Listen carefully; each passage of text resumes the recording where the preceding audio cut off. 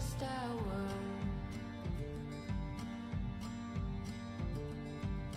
I felt so sure that I heard something. Was it my heart pounding in my ears? Or was it you knocking at my door, beckoning me?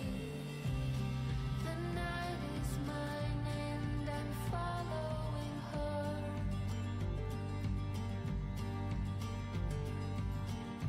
Through ravines stained with the darkest hour.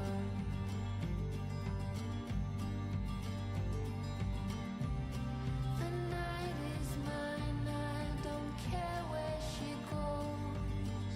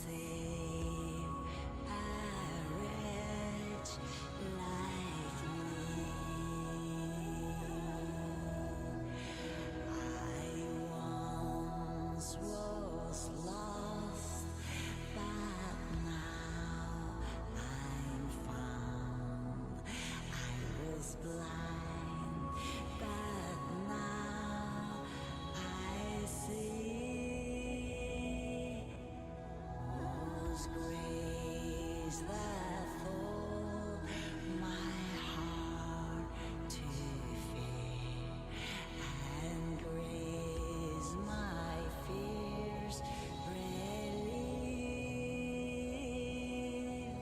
How precious did that grace appear the hour I first believed.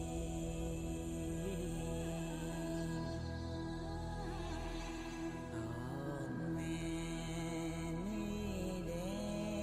danger toils and snares we have already come. Was grace that brought us safe so far, and grace will lead us home.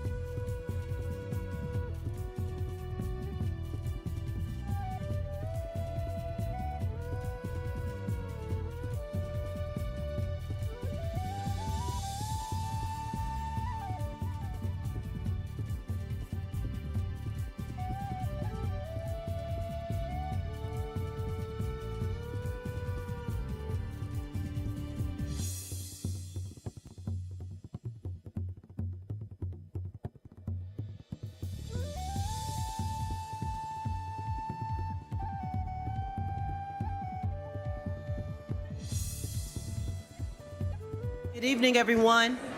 We are going to begin our meeting in just a few minutes. Welcome. Welcome to the Government Center. Welcome to the Government Center. We're going to begin our meeting in just a minute or two. I'm happy to see so many faces here in the chamber. I will say, if you do not have a seat in the chamber, and there's some seats here and there, but if you do not have a seat in the chamber, you're going to have to move out into the foyer, and there are televisions there where you can watch and see everything that's going on, okay? So just make your way out to the foyer if you can, if you have not secured a seat. So welcome to Charlotte City Council meeting on March 18th. My name is Dante Anderson. I am the Mayor Pro Tem, and I will begin the meeting by introductions, and we will start with our City Clerk. Stephanie Kelly, City Clerk. Dimple Ashmira, and welcome everyone. Good evening. I am Marjorie Molina. I represent East Charlotte, District 5. Good evening, Renee Johnson, and I'm honored to represent District 4. Good evening, Liz Babson, Assistant City Manager for the City of Charlotte. Good evening, Dante Anderson, Mayor Pro Tem and District 1 Rep. Malcolm Graham, Charlotte City Council, District 2. Ed Driggs. Is anybody here from District 7 tonight?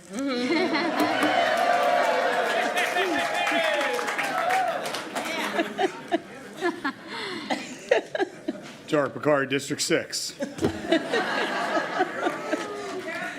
Good evening. I'm Victoria Watlington, and I have the pleasure of serving you at large. Terry Hagler-Gray, Senior Assistant City Attorney. Excellent. So we begin our meeting with an invocation, an expression, and inspiration, followed by the Pledge of Allegiance. The invocation by a Charlotte City Council member is intended to solemnize our proceedings. We celebrate the religious diversity of our entire community, including those without religious faith. And tonight, Councilmember Johnson will provide us with the invocation. Thank you, Mayor Pro Tem. We can bow our heads. Dear Lord, please grant us the serenity to accept the things we cannot change, the courage to walk boldly and lead boldly to change the things we can, and the wisdom to know the difference. Amen. Amen. Amen. Please rise if you can for our Pledge of Allegiance.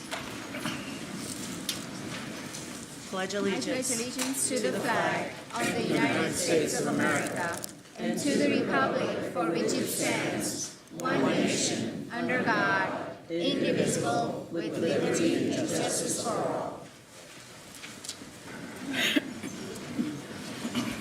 So tonight is our zoning meeting, and I will go through the explanation of the zoning process. The zoning process begins with applications submitted to our planning staff for review. There are two types of cases here on the agenda this evening. We have our decisions, and then we have our hearings. Decisions on cases for which a public hearing has already occurred, so there's no further public comment on the decisions this evening. For our hearings, if anyone wishing to speak we ask that you come and see the city clerk before the beginning of that particular hearing. And we will have staff presentations, of course, for all of our hearings. They do not have a time limit. The petitioner will have 3 minutes combined to present on the case unless there are 2 different exceptions. The first one is if there is opposition that's signed up to speak against that petition. And then the second one is if staff is in opposition of the petition, then in both those cases, the petitioner will get 10 minutes and the opposition will get 10 minutes in aggregate, and then the petitioner will get 2 minutes for a rebuttal. If there is no one that's supposed to speak up, to speak against it, then staff will just provide a brief presentation, and the public hearing will be closed and we'll move on. The petition goes to the Zoning Committee and Planning Commission for review and recommendation, And that particular committee is chaired by Mr. Welton, and I will pass it over to him so he can introduce that committee. Mr. Welton? Thank you, Madam Mayor Pro Tem, and thank you, Council. My name is Douglas A. Welton, and I serve as the chairman of the Zoning Committee of the Planning Commission. Allow me to introduce my fellow members of the committee, Will Russell, Shauna Neely, Rick Winokur, Terry Lansdale, Rebecca Wilden, and Clayton Seeley. The Zoning Committee will meet on Tuesday, April 2nd at 5 p.m. here at the Government Center. At that meeting, the Zoning Committee will meet to discuss and make recommendations on the petitions that have a public hearing here tonight. The public is welcome to attend that meeting, but please note it is not a continuation of the public hearing that is happening here tonight. Prior to that meeting, you are welcome to contact us and provide input. You can find contact information and information about each petition on the city's website at charlotteplanning.org. Thank you, Madam Mayor Pro Tem. Thank you, Mr. Welton. So as we begin, I understand that we have some deferrals and withdrawals from tonight's meeting. So, Mr. Pettine, would you like to speak to those? Yes, thank you, Mayor Pro Tem. We've got several decisions that have requested a deferral as well as some hearings. We'll start with decisions. I'll read those off in order for us. So item 24, petition 2020-071. Item 25, 2022-216. Item 26, 2022-224.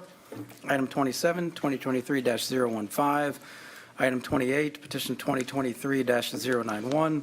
And item 29, petition 2023-159. All of those are decisions requesting a deferral to our April 15th meeting.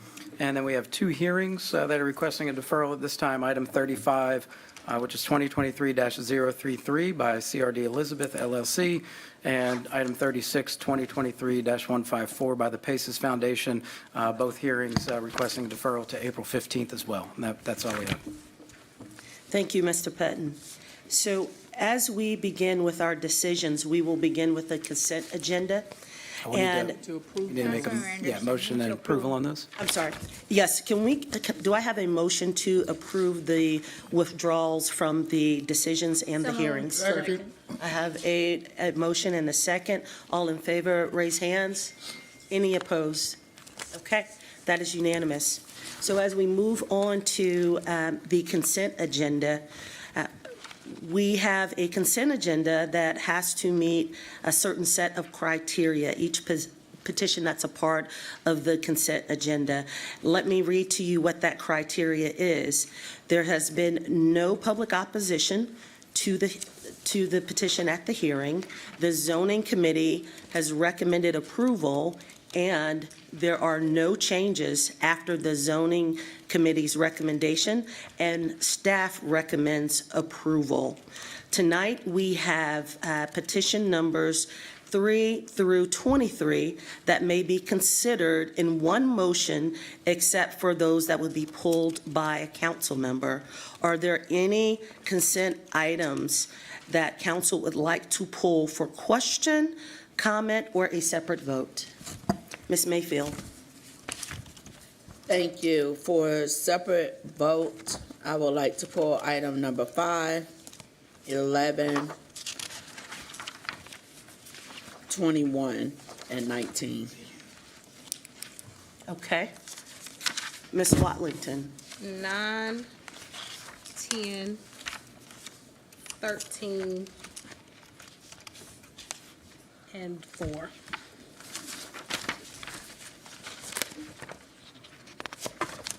Okay. Ms. Brown. Number 6. 36. Just a moment. 36. Decision. 6. 6. Okay.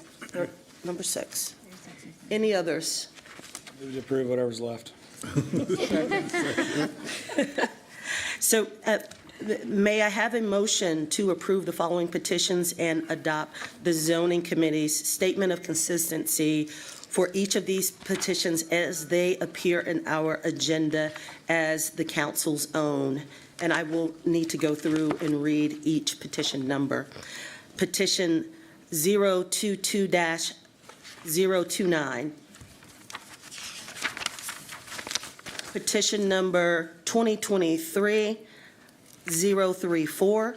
2023-047, 2023-134, 2023-142, 2023-143, 2023-146, 2023-147, 2023-148, 2023-153, 2023-161, and 2023-162. Move to approve and adopt. Second. I have a motion and second. All in favor, raise hands. Any opposed? That is unanimous. Okay, we will walk through the ones that have been pulled. So let's go to petition number 4. Petition number 2022-107 by Park Memo LLC. I'll get to that in my book. What's up in here? Approximately located on 1 acre on the south side of Parkwood Avenue, east of Hawthorne Lane, north of Belvedere Avenue, and west of the plaza in District 1, my district. The current zoning is N1C. Proposed zoning is UR-2. Do I have a motion to approve and adopt? So moved. So moved. I have a motion and a second. Do I have a comment on this particular one? Ms. Mayfield? Mr. Patton, question, it was noted by committee, question regarding the dumpsters on this. I believe we spoke earlier on the map, the dumpsters are located towards the front. Is that, has it been identified that that is the designated location for the dumpsters, or is there a opportunity where that's going to be moved? So, yeah, they've got them set up, just, you can see on the pointer there where those two squares are. That would be the potential dumpster location. That would be if they chose to do a dumpster, that could be the location. They could also move that in permitting if there's a better spot for it. They may also do private collection through a third party where they would have rollouts, but it just wouldn't be collected by the city, which is probably the likely route. But the dumpsters are proposed to be there, but they can move in permitting if there's another location that's better for them. So what we're approving and what's in front of us is this particular submittal, but you're saying through permitting, if we were to move forward with this, then they can make changes and decide to move either location or decide to go with private, and that doesn't have to be designated on the front end? Yeah, they'd have to make a request to move the potential location, and we would have to evaluate it, make sure that it doesn't create any additional impact than where it already is located. So if it's closer to an existing residence, that probably wouldn't be something we'd be comfortable with. But if they moved it to, the back end of this driveway, that may be something we would consider. But there's a process where they'd have to request that be changed, and we would look at it, review it, and decide if it was something we could do administratively or if it'd have to go through another rezoning to get that approved. Thank you. Any other comments? Okay, we have a motion and a second. All in favor of approving this petition, raise hands. Any opposition? 2 opposition? Did you catch that? Watlington. We move on to agenda item number 5, petition number 2022-154 by Real Estate Properties Holding LLC, approximately 6.5 acres located on the southeast intersection of Sledge Road and Shopton Road West, west of Still Creek Road in the ETJ, closest to District Number 3, Ms. Brown's district, and also closest to Commissioner Leake's district for the County Commissioner, District Number 2. The current zoning is in 1A. Proposed zoning is in 1D. Do I have a motion to adopt and approve? So move. Second. Thank you. I have a motion and a second. Do I have any comments on this one? No? Yes. The one you pulled it? Yes. Ms. I did. Mayfield? Okay. Mr. Patton, just for clarification, it was noted in here and the language site plan amendment, but I'm going to follow the lead on the district rep, but this is a conventional with no site plan attached. So I was just trying to get clarification on the language. So this one's just a conventional N1D, so there's no site plan. The next item, 6, has a site plan amendment, but item 5 is a conventional N1A to N1D petition. It started off conditional, they converted to a conventional, so there's no site plan or site plan amendment on this one. So, and we had this conversation earlier, just for point of fact and for the minutes, I have concerns because we have a number of these that were approved earlier that are conventional with no associated site plan, which means community doesn't know exactly what is going to be built in their approximate area. I also asked for staff, as we made the changes through the UDO and the language going from N1A to N1D, to give a listing of what is developable under these new designations, to at least get an idea of what it potentially can be, because we're also receiving quite a few amendments on petitions that were approved years ago where they're making changes to what was initially shared with the community as far as the site plan. Thank you. Ms. Watlington? I just want to make sure, I'm looking at the transportation summary, and it talks about a site plan to include the commitments related to transportation. Was that something that has since changed, or is that a future? It may be a carryover from when it was additionally, it started out, like I said, as a UR2 and a legacy district conditional.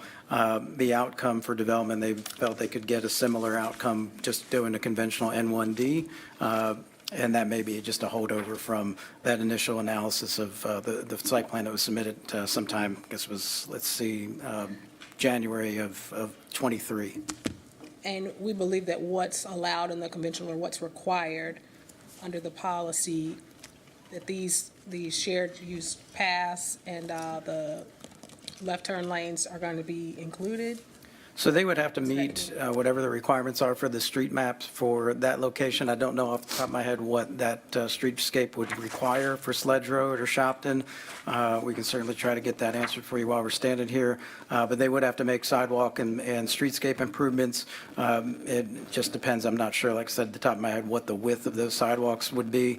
But they would have to do all that even by right. They may also have to do some additional analysis transportation-wise, just depending on what they submit as a by right plan that they may not have even gotten captured during the rezoning process. So the by right actually may get them into some transportation analysis, like I said, that wouldn't have been required under that conditional. Okay, thank you.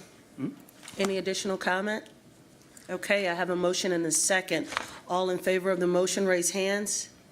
Any opposed? That is unanimous. We move on to agenda item number 6, petition number 2022-210 by RRPVI SEBP Charlotte LP. The location is approximately 45.67 acres, located on the west side of South Tryon, north side of Clanton Road, and east side of I-77 in District 3, Ms. Brown's district. The current zoning is ML1, CG, B2CD, and MUD O. The proposed zoning is MUD O SPA, with 5 years vesting rights. Do I have a motion to adopt and approve? So move. Second. I have a motion and a second. Any comments on Yes. this one? Right here. Ms. Brown? Yes, thank you so much, Madam Mayor Pro Tem. I really appreciate that. I've been working with this project. It was very near and dear to me, and I spoke diligently with numerous of people and tried to reach community as they did, and unsuccessful in doing so. And so they sent me all of their notes, all of their documents on community meetings, the engagements, their efforts in trying to get with community to see what their input would be. This is 45 point, give me 1 second.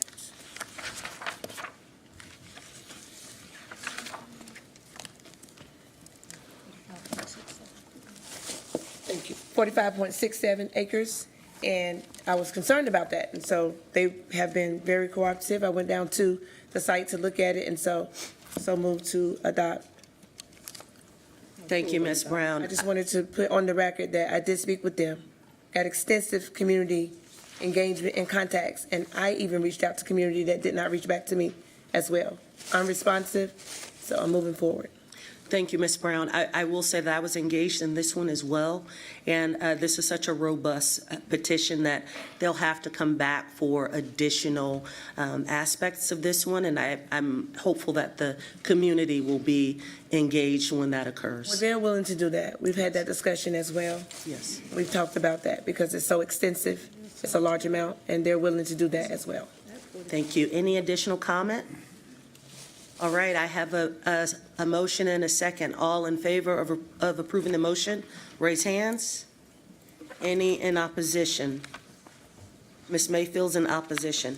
We move on to agenda item number 9, petition number 2023-111 by Tarun Jitani.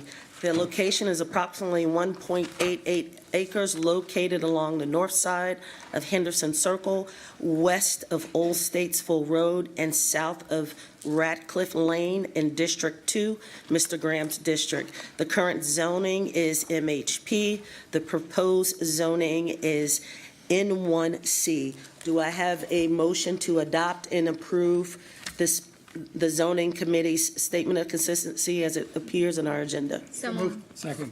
I have a motion and a second. Any comment on this particular petition? Ms. Watlington? Yep, I just wanted to comment on this particular one because it is similar in a lot of ways to some of the ones that give me pause as we move through these parcel by parcel rezonings. When I see something that will be significantly different than what is surrounding it, I'm always interested to know how does that impact the overall plan. So not a huge fan of these because it is an N1C. I would expect that it's going to maintain some level of similarity to the rest of the area. If this was something else, I would probably not support it. But I do just want to highlight again my concern with seeing more and more of these spot rezonings, if you will. I would love to see a little bit more clarity around what's allowable, as Ms. Mayfield said, but also I'd like to see a bit more of a zoom out on these to understand how these one-by-one changes might impact the intended or the intent on the policy map. Thank you. Any addition? Ms. Ajmer? Thank you. I just want to highlight that this petition is consistent with the 2040 policy map, so I'll be supporting it, and I ask my colleagues to support it. Thank you. Thank you. Any additional comment? Okay, we have a motion and second. All in favor of the motion, raise hands. Any opposed? That is unanimous. We move on to agenda item number 10, petition number 2023-125 by Clay Robinson. The location is approximately 8.035 acres located along the west side of Statesville Avenue and the south side of Tipton Drive in District 1, my district. The current zoning is ML1 and N2B. The proposed zoning is IMU. Do I have a motion to adopt and approve the zoning committee's statement of consistency as it appears in our agenda? So moved. I have a motion and a second. Any comments on item 10? Yep. Ms. Watlington? I just wanted to quickly ask staff to just speak a little bit to what innovative mixed use is as a district, just so Sure. folks know what to expect. Yeah, the intent of IMU is really intended to accommodate areas that have been traditionally industrial or had some sort of non-residential use, maybe now transitioning to some things that are more akin to like light industrial, artisan industrial, some commercial, indoor recreation, some residential uses, commercial uses. So the IMU district is essentially functioning as a mixed-use district that allows some of those areas to transition from older existing uses to something that's a little more conducive to creating a mixed-use environment, a little bit better pedestrian interface, so some different standards for that. But overall, it's really a transitional type of district where we see particular places like I said, that has some existing uses that maybe past their lifespan, but somebody wants to reuse the building to do something different. And that's where the IMU district is a tool that we've got now in the UDO to try to accommodate that. Thank you. Any additional comments? All right, I have a motion and a second. All in favor to approve the motion, raise hands. Any in opposition? Okay, that is unanimous. We move on to item number 11, petition number 2023-131 by Wengyang Yi. The location is approximately .764 acres located along the east side of South Boulevard, north of East Woodlawn, and west of Connecting Road in District 1, my district. The current zoning is ML2. Proposed zoning is TOD-NC. The zoning committee voted 6-0 to approve this petition. Do I have a motion to approve and adopt the zoning committee's statement of consistency as it appears on our agenda? So moved. Second. I have a motion and a second. Any comments on item number 11? Ms. Mayfield? Thank you. So, for transparency's sake, I have concerns very similar to my colleague with the spot rezoning directly across the street for TOD. This is a manufacturing and logistics area all on that side. So the challenge is, for me, is it seems that staff is directing how the development is going to go, not necessarily individual staff, but with our policy language. We have very little manufacturing and logistical areas throughout the city with all of the development that we're seeing.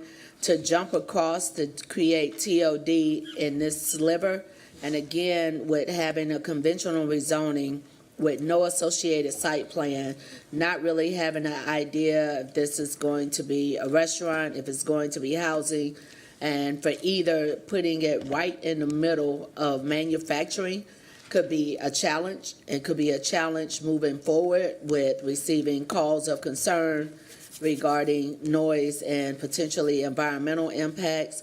I am not going to be supporting this one. I know TOD pretty much has a blanket, which most conventional rezonings do, have a blanket to just move forward.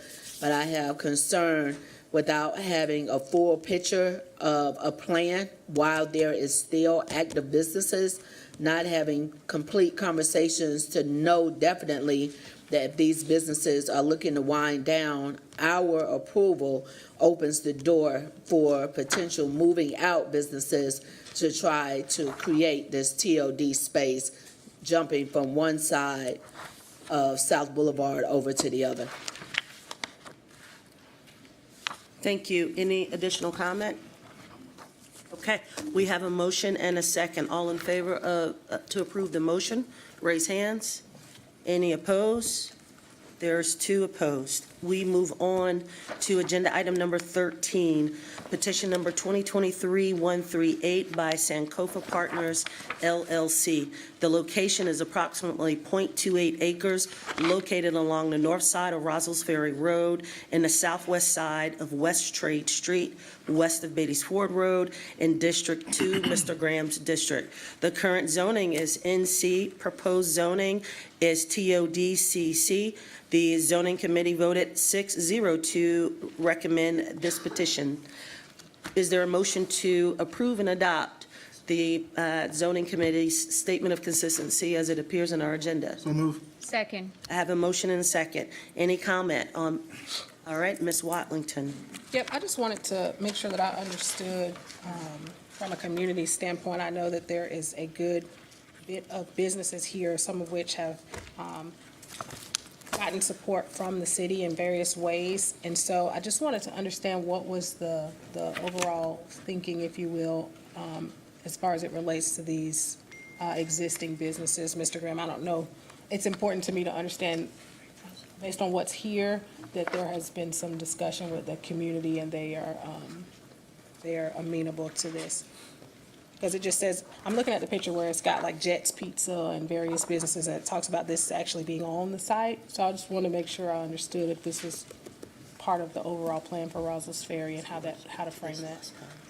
Yeah, thank you, Ms. Wellington, for the question. Based on my recollection in terms of talking to number of community members and as well as the business leaders that surround the 5 Point corridors, no one really had any heartburn at all in terms of supporting this petition.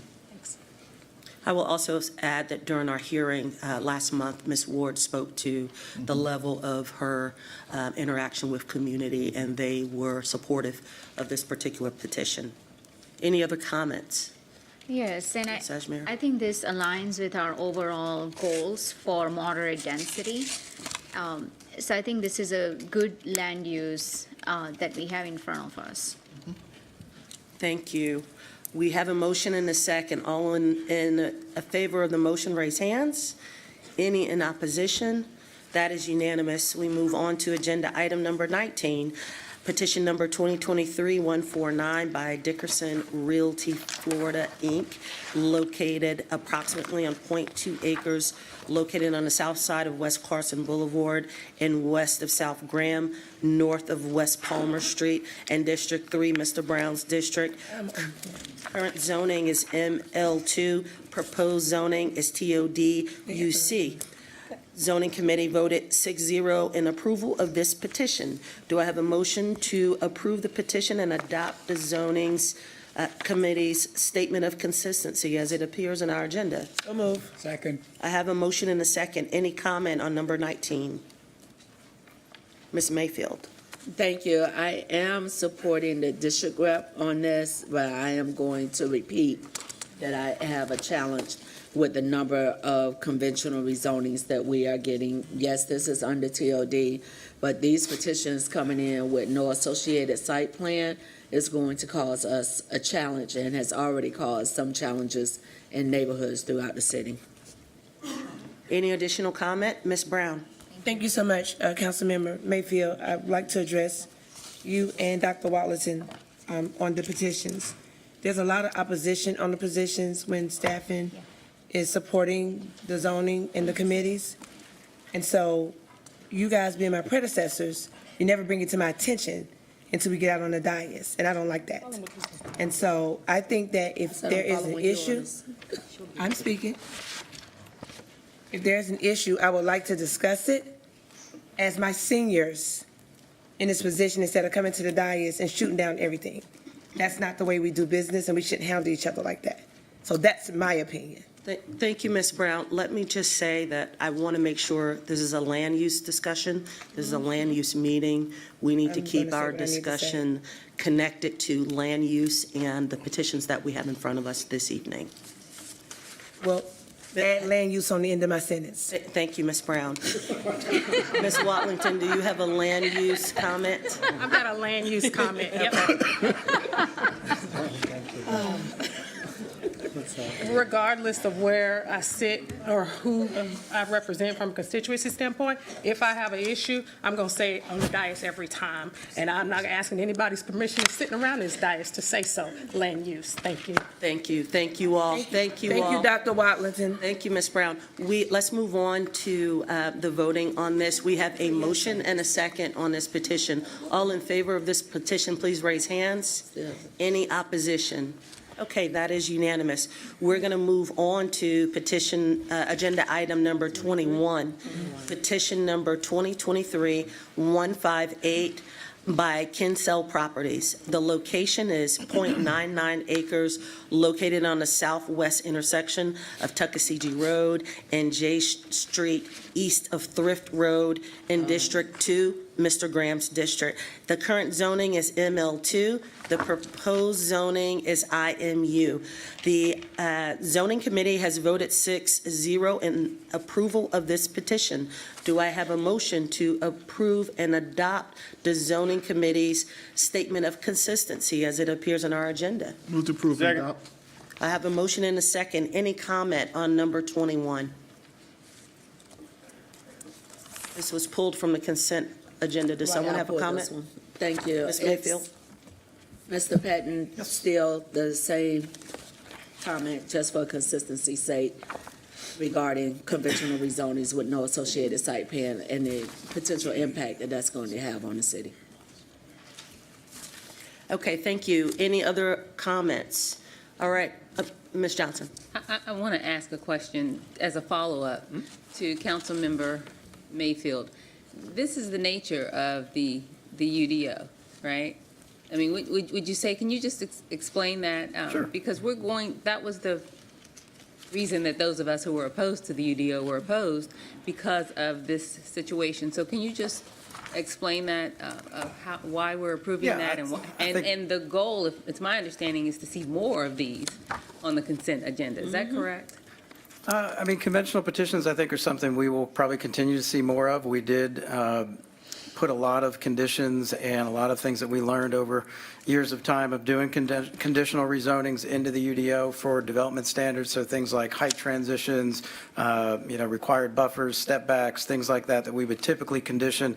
This particular area, for context, we did a lot of MUD optional rezonings, and essentially that MUD optional was really to keep the existing buildings in place, provide some optional provisions to allow the adaptive reuse of those buildings, but on top of all that, it would also allow all uses under MUD. So if those buildings get torn down over time, they could get built back under MUD standards for residential, retail. So rather than going through, the conditional process for a lot of these and do all these under MUD-O, the IMU district allows a lot of those buildings that are adaptive reuse buildings to be maintained on site, and then long-term, if they want to transition to new uses where they tear the site, the building down and redevelop, they've got the same flexibility they would under MUD optional. So essentially, we really learned that we were doing optional provisions just to maintain the existing structure and to deal with some parking, whereas now the IMU district allows us to do some of that just conventionally and gives the same flexibility. So I wouldn't say that IMU from MUD-O is a direct disassociation. I think there is some correlation between the two. I think long-term, are we going to continue to see conventional petitions? I think we will probably continue to see that trend. I will advocate the one thing that we've put into the UDO, as well as the community meetings for conventional petitions, which do require folks to still talk to the community regardless of what they're proposing. And we've seen some. We've got one this evening that's a great example of those community conversations sometimes lead to conditions. So we start at the foundation of consistency with the policy map. If it is, we try to go down a conventional path. Community conversations occur that may transition to a conditional need, but I think we will continue to see a little bit of a transition to see more conventional. I don't think we'll stop seeing conditional at all, but I think we will start to see a better balance of conventional and conditional versus when it was really conditional heavy over the last 10, 15 years. So that I would say that's probably a trend we'll continue to see. Okay, so although that community meetings will be required, the specific or the specificity as far as site plans and all of that will not be. Right. So that they go to the community meeting, they can say, we are thinking about doing X, Y, and Z, but they also have the option to do A, B, and C, whatever is allowed under the ordinance. So there is those conversations, but it does then prompt the community to think about, use restrictions or things that they may not like to see on the site. And they can say, well, we'd like you to provide those as site conditions. And, sometimes the petitioner will say, we can do that. That's not a problem. And like I said, we've got one of those examples this evening in Councilmember Graham's district where both parties worked together really well and got to a point where even the community sent an email this afternoon saying, we'll be there tonight in full support. So I think that's why we knew that going into this, we may see more conventionals. That's why the importance of the community meeting up front is there. And we'll continue to just use that as a tool to see if there's things that need to be addressed from the community standpoint, which I think is a good direction for us to go in. And it still keeps the community informed and gives them an opportunity to have say on things that they may not have had any notice on at all, other than just a quick letter 2 weeks before a hearing. Okay, thank you. Mm-hmm. Thank you. Mr. Driggs? I just want to say I agree with Ms. Johnson. Let's be very plain, okay? It was the intention of the UDO to go to more conventional. I objected to it at the time because it removes council further from the decisions or knowing exactly what's going to happen and the community. But that's what was adopted, and it was a modern idiom in terms of land use decisions that you have a standardized set of rules that allows things to proceed without the site plan. So it was what we intended. I didn't like it then, and I don't like it now. Thank you. Thank you. Any additional comments? Okay, we have a motion and a second on the table. All in favor of the motion, please raise hands. Any in opposition? That is unanimous. So we have completed the consent agenda and all of the pull-outs from the consent agenda. We will now move on to our decisions for the evening. We begin with agenda item number 30, petition number 2021-085 by Raven Property Group LLC. The location is approximately 5.86 acres, located on the east side of China Grove Church Road, south of Westinghouse Boulevard, and north of Blue Railway in District 3, Miss Brown's district.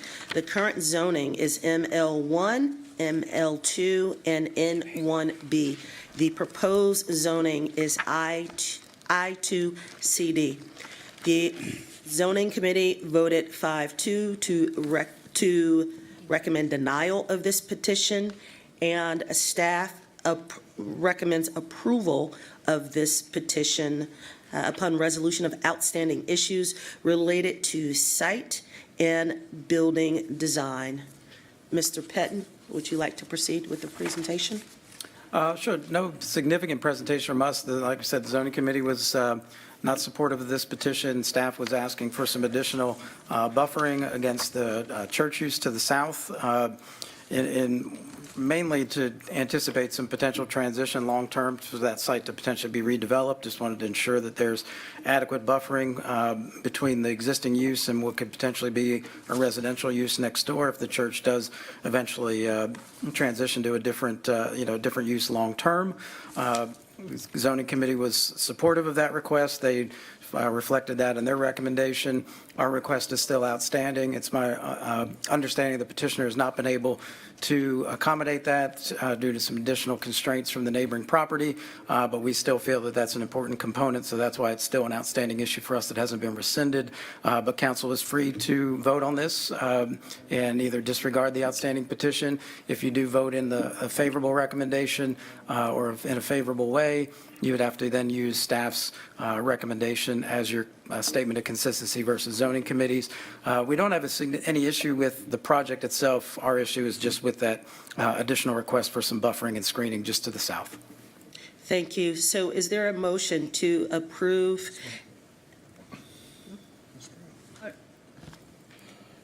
Hang on, Ms. Brown. Hang on. Let me get the motion. Is there a motion to approve and adopt the staff's statement of consistency as it appears in our agenda?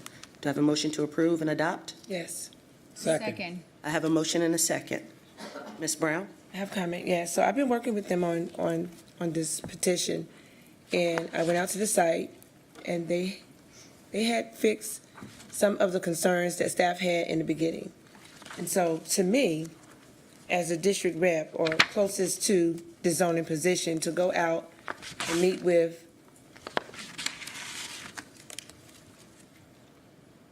them in regards to their concerns, they have already responded to staff. They fixed some of the concerns. They're asking for an additional buffer, which is going to interfere with the business, which is the people that I went to go see, that own their business in the parking lot. The buffer that they want is going to extend over into their business. So it would be unfair to me to deny this because of them asking for an additional buffer. They asked for one, they did it for them. They asked for a second one. They would have to go and acquire more property from the church, buy that property from the church. If it's approved, the church may not do that for them. So I'm going to move forward with supporting them with what they have done. Thank you. Ms. Ajmer, did you have a comment? Yes, thank you, Councilmember Anderson. So I agree with Councilmember Brown's point here. She's making a good point. I read zoning committee's deliberations. I read the discussions that you all had. You're all bringing up valid concerns, but let's keep in mind that as city grows at such a fast pace, there is a need for truck parking space. And I'll be supporting this based on district reps' recommendations, as well as the need for more truck parking space. We have seen District Council Member Johnson Graham bringing up various concerns around truck parking issues in their districts. So I think this really helps us alleviate a larger problem that we have in our community. So, I'm inclined to support this, and I'll support it. Thank you. Thank you, Ms. Ajamir. Ms. Brown, did you have a Yes, follow-up? I do. I want to follow up. Thank you so much, Councilmember Ajamir. In addition to that, when you go and you look at the spot where they mark, you can see it right here. The site has been marked with a red star surrounded by mixed industrial and single-family attached. That's the area that I actually went out to and looked at. And so it would be, to me, unfair, again, as I stated, to ask them to do that. And there's no guarantees that they're going to be able to buy or acquire more property when they've already went out and purchased some property from the site location. So to ask them to go out and purchase additional property, I don't think that's necessary to do it. Not disregarding what staff is saying, they have very valid points, but at the same time, I've been working one-on-one with them, and I think I'm going to move forward with supporting them as a district rep. Thank you, Ms. Brown. We have a motion and a second on the table. All in favor in approval of that motion, raise hands. Any in opposition? That is unanimous. We move on to agenda item number 31, petition number 2022-079 by Will Pappas Corporate Parcel Owner LLC. The location is approximately 2.23 acres located on the southwest intersection of Pearl Parkway and Kenilworth Avenue, east of Harding Place in District 1, my district. The current zoning is OFC and NC. The proposed zoning is MUD O. The zoning committee voted 6-0 to recommend approval of this petition, and staff recommends approval of this petition. This particular petition did have some changes since the hearing, and Mr. Pettin, would you like to review those changes? Sure. This petition made a few changes after the zoning committee. They did reduce the residential unit count from 450 to 425. They did modify the site plan to identify a third development area along Pearl Parkway that would have a max building height of 160 feet. They also added the following note to the plan, that the petitioner would commit to provide 10 attainable housing units for rent on the site and/or the existing Solis Midtown apartment community, which is adjacent to the site. 5 of those units would be set aside for households earning 60% or less of the area median income and will be located in Solis Midtown, which is the apartment community just next door. These units would be available after receiving approval of this petition and before the start of construction on the site, or within 2 years of the rezoning approval, whichever comes first. Then they stated that the remaining 5 units will be reserved for households earning 80% or less AMI, and they would be located possibly in Solis Midtown or on the site being developed under this petition, and they would be leased prior to the final certificate of occupancy for residential units in Phase 4 of the subject site. All 10 units would be restricted for a period of 20 years. So those are the changes. Staff believe that they're minor. They were predicated from conversations with the community, do not warrant any additional review by the zoning committee. Move not Take send any back. questions. Second. I have a motion to not send back to the zoning committee in a second. All in favor, raise hands. I wanted to make a comment. Comment? Would you like Yes. Send back. to, on the send back? No, To not send back or on the actual motion? The actual motion. Yeah, so we'll hang on to this. And do you have a comment, Ms. Mayfield, on not to send Raise back? my hand to Okay. not send back. All in favor to not send back? Any opposed? Okay, that is unanimous. Now, do I have a motion to adopt and approve the zoning commitments? Second. Thank you. I have a motion and a second. Any comments? Ms. Mayfield?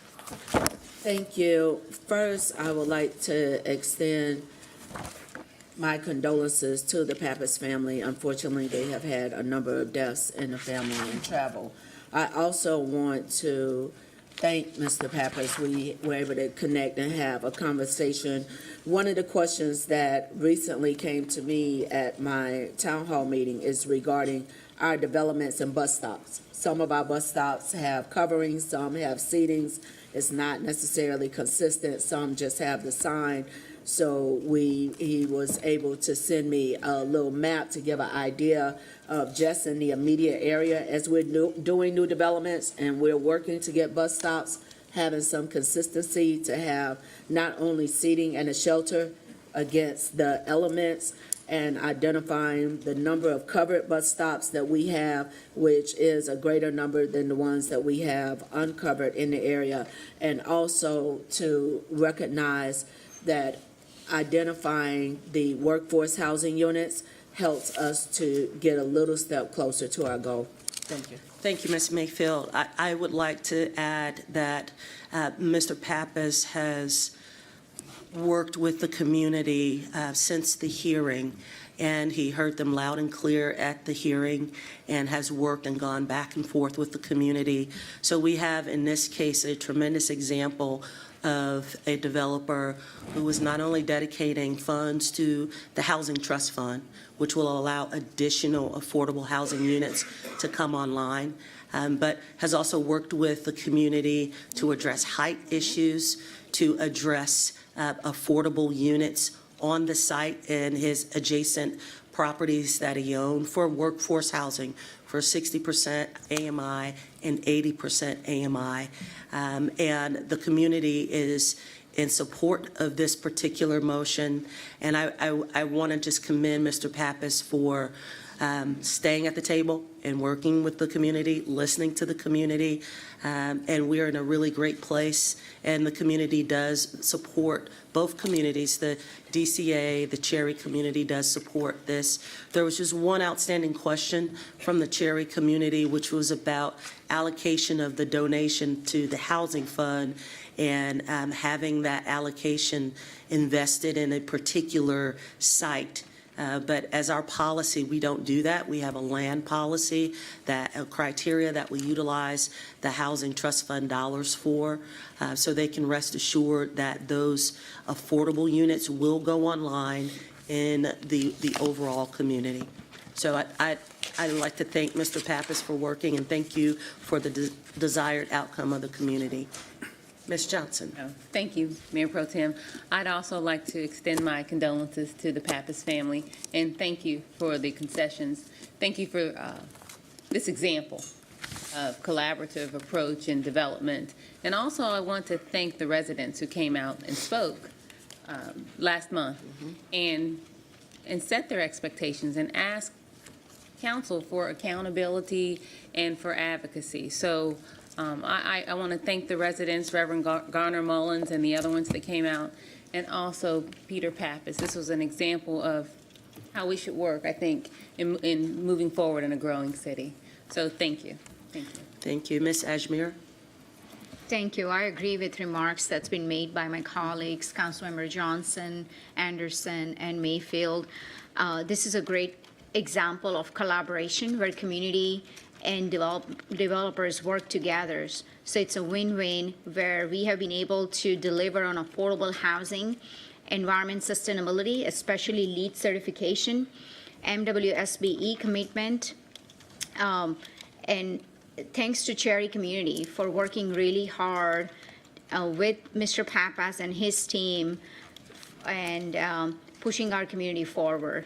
And I hope we can see that in as we see other rezonings come in front of us, that continued collaboration, so that council is not put in a situation to pick a side.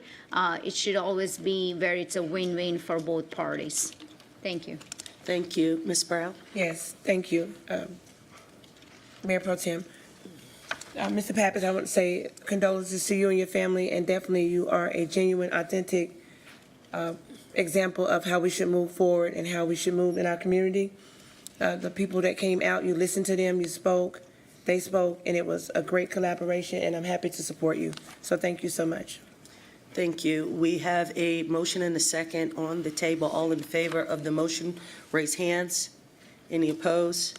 That is unanimous. Condolences to the Pappas family. We'll move on to agenda item number 32, petition number 2023-018 by NVR Inc.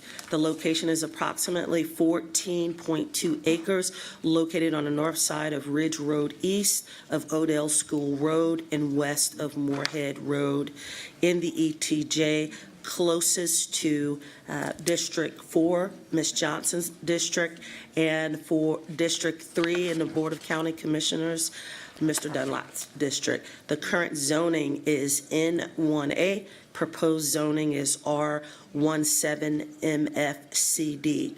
The zoning committee voted 6-0 to recommend approval of the petition, and staff recommends the approval of this petition. Do I have a motion and a second to adopt and approve the zoning's statement of consistency as it is in our agenda? Motion to adopt and approve. Second. I have a motion and a second. Any comment? All in favor, raise hands. Any opposed? That is unanimous. We move on to number 33, petition item number 2023-095 by Men in Motion Home Renovation, LLC.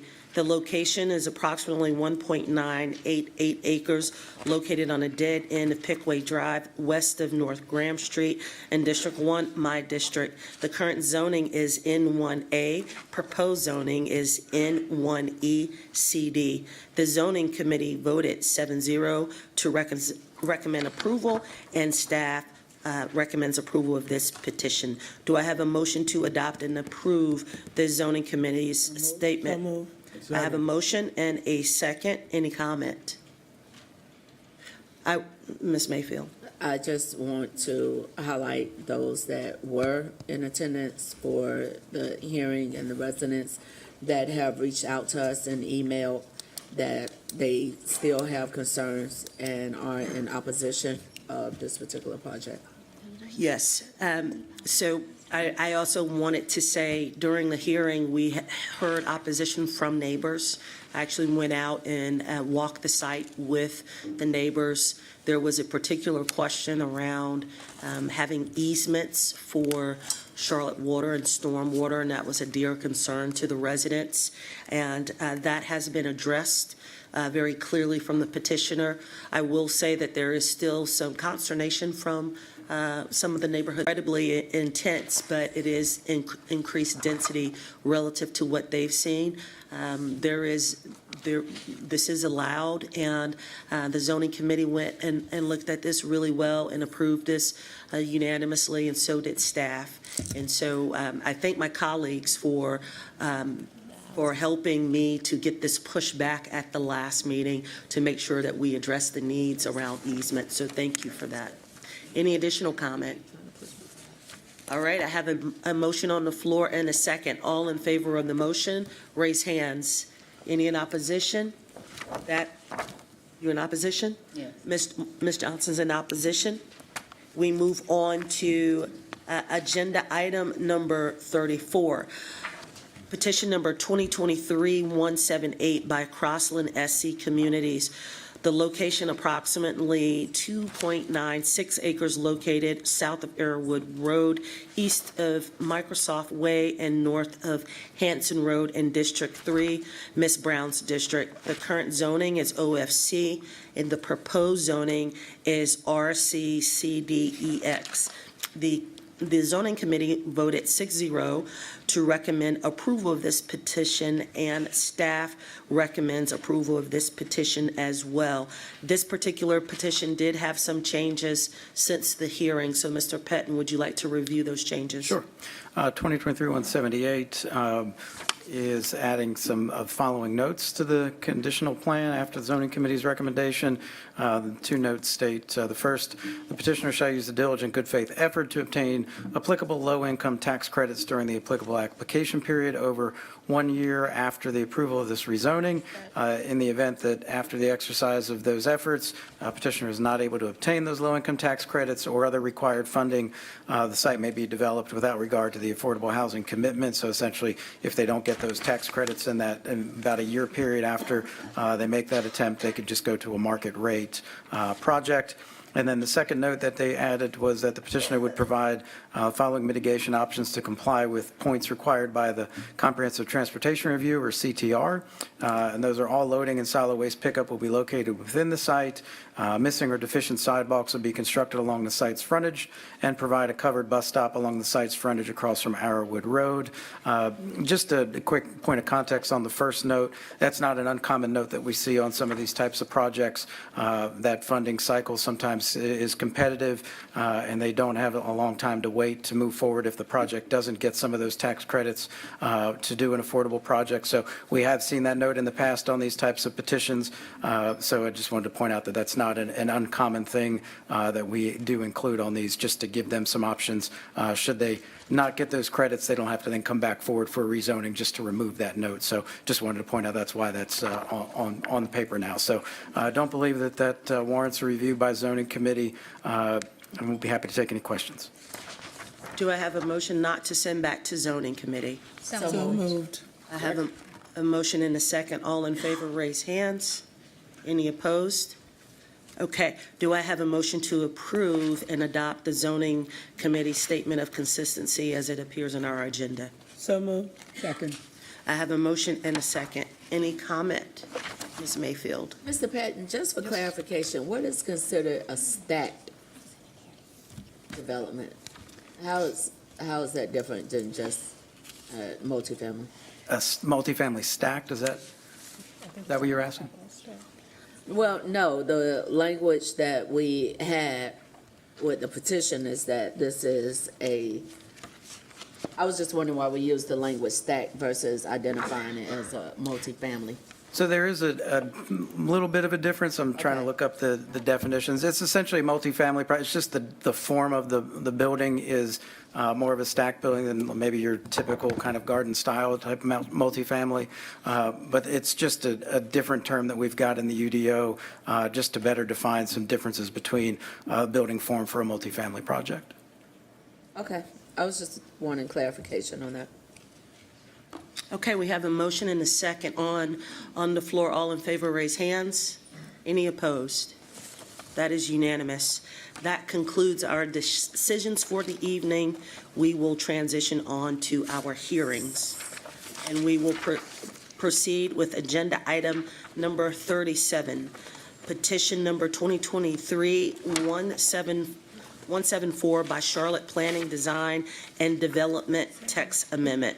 The purpose of this text amendment is to update the campus zoning districts to, 1, restructure the use matrix of these districts, adding specific uses for OFC, IC1, IC2.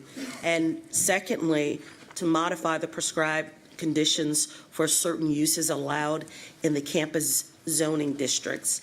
And thirdly, create a new general office OG zoning district. Staff recommends approval of this petition. Mr. Patton, do you have a presentation on this one? Yes, thank you, Mayor Pro Tem. So we'll go into talk about campus zoning districts and campus place types for this text amendment. Just to get started, we have 4 general districts currently in the UDO that are supportive of the campus place type. So again, place types are kind of the overarching policy. We have zoning districts that then facilitate the goals of those place types. So in those campus place types, you've got IC1, IC2, OFC, and RC. So those are our institutional districts, our office flex campus, and our research campus. So which kind of uses are allowed in those campus zoning districts, and what campus uses concerns will this text amendment address? So when we rolled out the UDO and we had this approach of campuses and campus place types and those zoning districts that accommodate those, there was some general confusion just over the approach to permitted uses in those districts. The use matrix didn't really list them individually. So let's say in the OFC district, you may not see office as a permitted use, but certainly an office campus is permitted. So we realized that maybe wasn't the, an approach that everybody was able to quickly grasp and get their arms around. And also we realized that there were concentrations of office uses that aren't really part of a campus, but are mapped as a campus place type, which would suggest the need for us to kind of have a new office district. So When we talk about the uses in those districts, and what we'll address here, we'll amend the use matrix, which would show the individual uses are permitted in those campus districts. It would also add some prescribed conditions to stipulate when certain uses have to be actually related to the overall campus as a whole. So if you've got somewhere that may be a restaurant in some of those place types or in those campus districts, it may have to be something that is tied to the overall campus use, like an educational facility or a hospital. So this text amendment will go in and make some amendments to, really clean up that use table and better define and show which uses are permitted in which districts, and get in, again, some of those prescribed conditions. So currently, the campus use approach looks like this on our in Chapter 15 of the UDO. Again, it lists each of the campus types as a district use, so you can see we've got educational campus, government campus, religious campus, et cetera. And then the specific individual uses allowed in those campus uses like office, retail, or restaurant are really found in the use definitions in the campus type in Article 15. So you'd have to scroll down past that use table, read the definition of what's in a medical campus, and you might see things like office or retail or restaurant. So again, going through that, the user experience wasn't very user-friendly for us to keep it that way. So that's one of the reasons we've got this amendment in front of you this evening. You can just kind of see on the left, you've got the current use matrix, which is just a partial example of this. But you can see in those IC1, IC2, and OFC districts, there's really no X's or PCs there, which indicates when uses are allowed by right or when they're allowed by prescribed conditions. And you can see on the right-hand side where we've got the proposed use matrix, that's where you can see that we've gone in and we've started to populate some of those uses. So you can see, okay, if I want to do an art gallery on an institutional campus, how would I go about that? You'd scroll then down, you'd know, okay, it's an allowed use. What are the conditions that I need to meet in order to get that use established? And it would have a definition and describe what those conditions are rather than trying to parse through it and go down to understand what's allowed in these larger campus settings. This really just better clarifies it and shows us that, we've got a better, again, breakdown and specificity in where those uses are allowed and what kind of conditions that they're allowed in. So when we go to the prescribed condition changes, again, as I had mentioned, certain uses are going to have a PC in the use table, which when you see that, it means there are prescribed conditions, which are things that are allowed by right, but you have to meet certain standards in order for that use to be allowed in that district. So, for example, a financial institution, when located in an institutional District 1 or institutional District 2, the financial institution would be allowed, but it had to be related or as a component intended to serve and support that educational campus or that government campus or medical campus. So it couldn't just be a standalone use that just didn't have any correlation back to the overall campus. Same with, let's say, like a gas station would be intended to serve fueling for fleet vehicles, but not include like a retail component where everyday folks could drive in and get gas for their vehicle.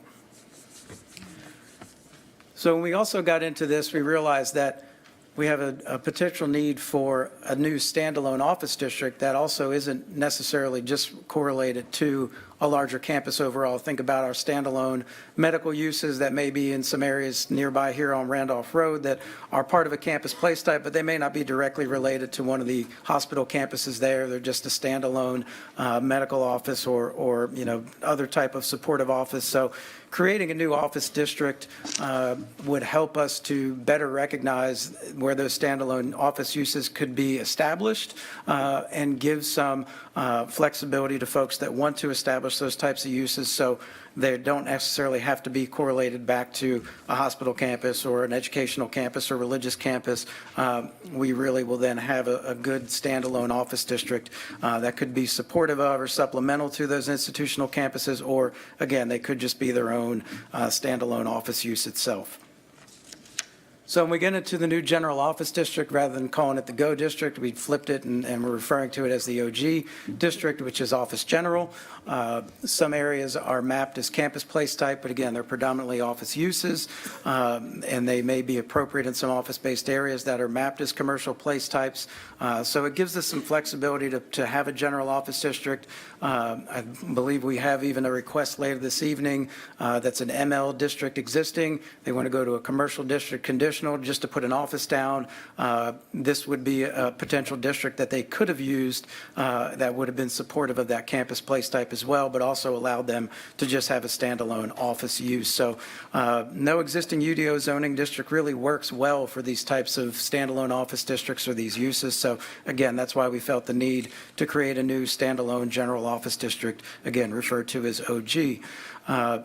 Some of the key development standards in the new potential district would be predominant uses would be office, some limited retail and restaurant. No residential, no industrial uses would be permitted in this district. We would have setbacks typically about 20 to 40 feet from future back of curb, according to whatever the street type is that they're located on. 10-foot side yards, 20-foot rear yards. Again, these setbacks are similar to what we have in the IC1 and OFC districts, but they would be applied here similarly in this new potential OG district. Height would be limited to 50 feet. You could be able to get up to 80 feet with the bonus structure that we've got in place. Those are things like attributing to additional open space, community benefits, using LEED certification for your buildings. So again, you could get up to potentially 80, but that requires additional bonus features. Also, we'd have build-to zones in this, which would apply only on a main street, and that would be a 0 to 20-foot build-to zone. Max building length would be 500 feet, 700 feet with some additional design elements. Transparency, which is how those ground floors are treated and what those ground floor treatments look like. 40% on the ground floor, 15% transparency on your upper floors. That's similar to all our other campus districts, so pretty consistent that way. If we have, an OG district next to an IC1 or IC2 that's part of a larger campus, we'd get similar outcomes. We would just have a different tool to accommodate maybe a standalone use that's either supportive or unrelated to that overall campus. Parking. Tier 1, which would be a minimum parking requirement, would have no maximum requirement. A typical minimum requirement for would be like one space per 750 square feet of gross floor area. So that's generally the text amendment. Again, in kind of a nutshell, we've got the need to clean up our use tables to better specify when some of those office uses that are in campuses are allowed, rather than just having to kind of scroll through and maybe read to try to figure out on your own. This makes it a little more clear. And then also coming up and proposing a new just standalone office district, which we think would be very conducive to, again, supporting some standalone office uses and will help us to better see some of these visions of a campus overall, but allow some individual uses that are generally supportive of those campuses in those OG districts. So with that, we'll turn it over for questions and discussions and turn it over to you. Thank you, Mr. Patton. Do we have any questions? Ms. Johnson. Thank you, Mayor Pro Tem. Thank you, Mr. Patton. Are these campus districts specific to educational campuses? They can be. We again have a lot of uses that are allowed. I'll go back to this slide. So our current campus uses are educational campus, government campus, so similar to where we're standing tonight. Medical campus, so think of your atriums and Novants. Religious campuses, your churches, social services, continuing care communities. So some of our senior living facilities would be considered as campuses. So those were typically the umbrella approach that we took for that place type. So I noticed there were 2 community meetings, I guess. Did we meet with the leaders of our large campuses such as Charlotte and Johnson C. Smith and CPCC? I'm going to look over and see if I can. No, I don't believe we met with individual campus operators. We did meet with some other members. I believe, did we meet with UAC on some of these? Our Ordinance Advisory Committee looked over this, but we didn't go out and specifically talk to, CP or UNCC. But we do know that we've heard concerns, particularly from, some of the campus operators, particularly some of the hospitals where we see a lot of those office uses. Like I said, let's think about Randolph Road. As you go down, you've got a lot of standalone physical therapy offices that aren't related necessarily to Novant, but need a place that are generally kind of supportive, but they don't really fit in that IC1 or IC2 or even the OFC district. So having this standalone district would allow them to get into compliance, to have a zoning district that allows them to redevelop or expand. So we did hear some of that from those campus operators early on when we had the UDO kind of roll out, and we've been kind of working through this change for a little bit now, knowing that we had to kind of clean some of this up. So we didn't have any direct conversations on this particular text amendment, but it is an issue we've heard from some of those operators for over the last several months since the UDO has been in effect. Okay, so as the proud university representative, I'm wearing my green, not just for brain injury awareness, but for the 49ers also. So I want to make sure that we connect, or there's a meeting with the university leaders just to get their feedback on the issue. Okay, thank you. No problem. Thank you. Any other comment? Move to close the hearing. I have a motion to close the hearing in a second. All in favor, raise hands. Any in opposition? That is unanimous. We will move on to agenda item number 38, petition number 2022-017 by Alton Oliver Self Jr., located approximately on 1.66 acres, located on the south side of Mount Holly Huntersville Road, west of Brookshire Boulevard and east of Bellhaven Boulevard in District 2, Mr. Graham's district. The current zoning is in 1A. Proposed zoning is B2 CD LWPA. The staff recommends approval of this petition upon resolution of outstanding issues related to transportation and environment. We don't have any opposition, so after staff's presentation, Ms. Grant, you will be able to speak for 3 minutes. Thank you. All right, thank you. 2022-017 is about 1.66 acres on Mount Holly Huntersville Road, just between Bellhaven Boulevard and Abington Holly Drive. It's currently zoned N1A, and the proposed zoning is for B2 conditional. And the adopted place type on the policy map, you can see this is neighborhood 1. We do have commercial directly adjacent on both sides of Mount Holly's Huntersville, as well as some neighborhood 2 there just to the east, and some community activity center also out there on Cool Oak Drive. The proposal would be to permit a car wash, which would include a 4,500 square foot structure and accessory uses, which are permitted in the B2 zoning district, would accommodate a Class B 27-foot buffer along the eastern and southern property boundaries, and then a 20.25-foot Class B buffer along the western property boundary. Also provides a dedication of 50 feet of right-of-way from the center line of Mount Holly Huntersville Road, as well as an installation of an 8-foot planting strip and 12-foot multi-use path along that frontage also. We'd have one access point via a modified driveway from Mount Holly Huntersville with a minimum 100-foot stem. And then it would place the building to present a front to Mount Holly Huntersville Road. So all the entry points for the drive-in component of the car wash itself and the parking and all of that would be behind that structure that's fronting Mount Holly Huntersville. Would limit blank wall expanses facing that road to 20 feet and also design the building to include vertical bays or articulated architectural features. As mentioned, staff does support the petition upon resolution of outstanding issues, just some transportation items and some environment items to clean up. While it's inconsistent with the policy map recommendation, we do see it as a reasonable extension of that commercial place type as we transition over to what is neighborhood 2 and then that community activity center. So we didn't have any significant concerns, particularly also given the conditional nature of just this particular use being permitted. And so we are, again, supportive of the petition upon resolution of those issues. And we will turn it over now to the petitioner and answer any questions you may have following their presentation. Thank you. Thank you, Ms. Grant. Good evening, Mayor Pro Tem, members of council, members of the zoning committee. My name is Bridget Grant. I'm a land use consultant with Moran Van Allen. Pleased to be here tonight representing Tony Self on this petition.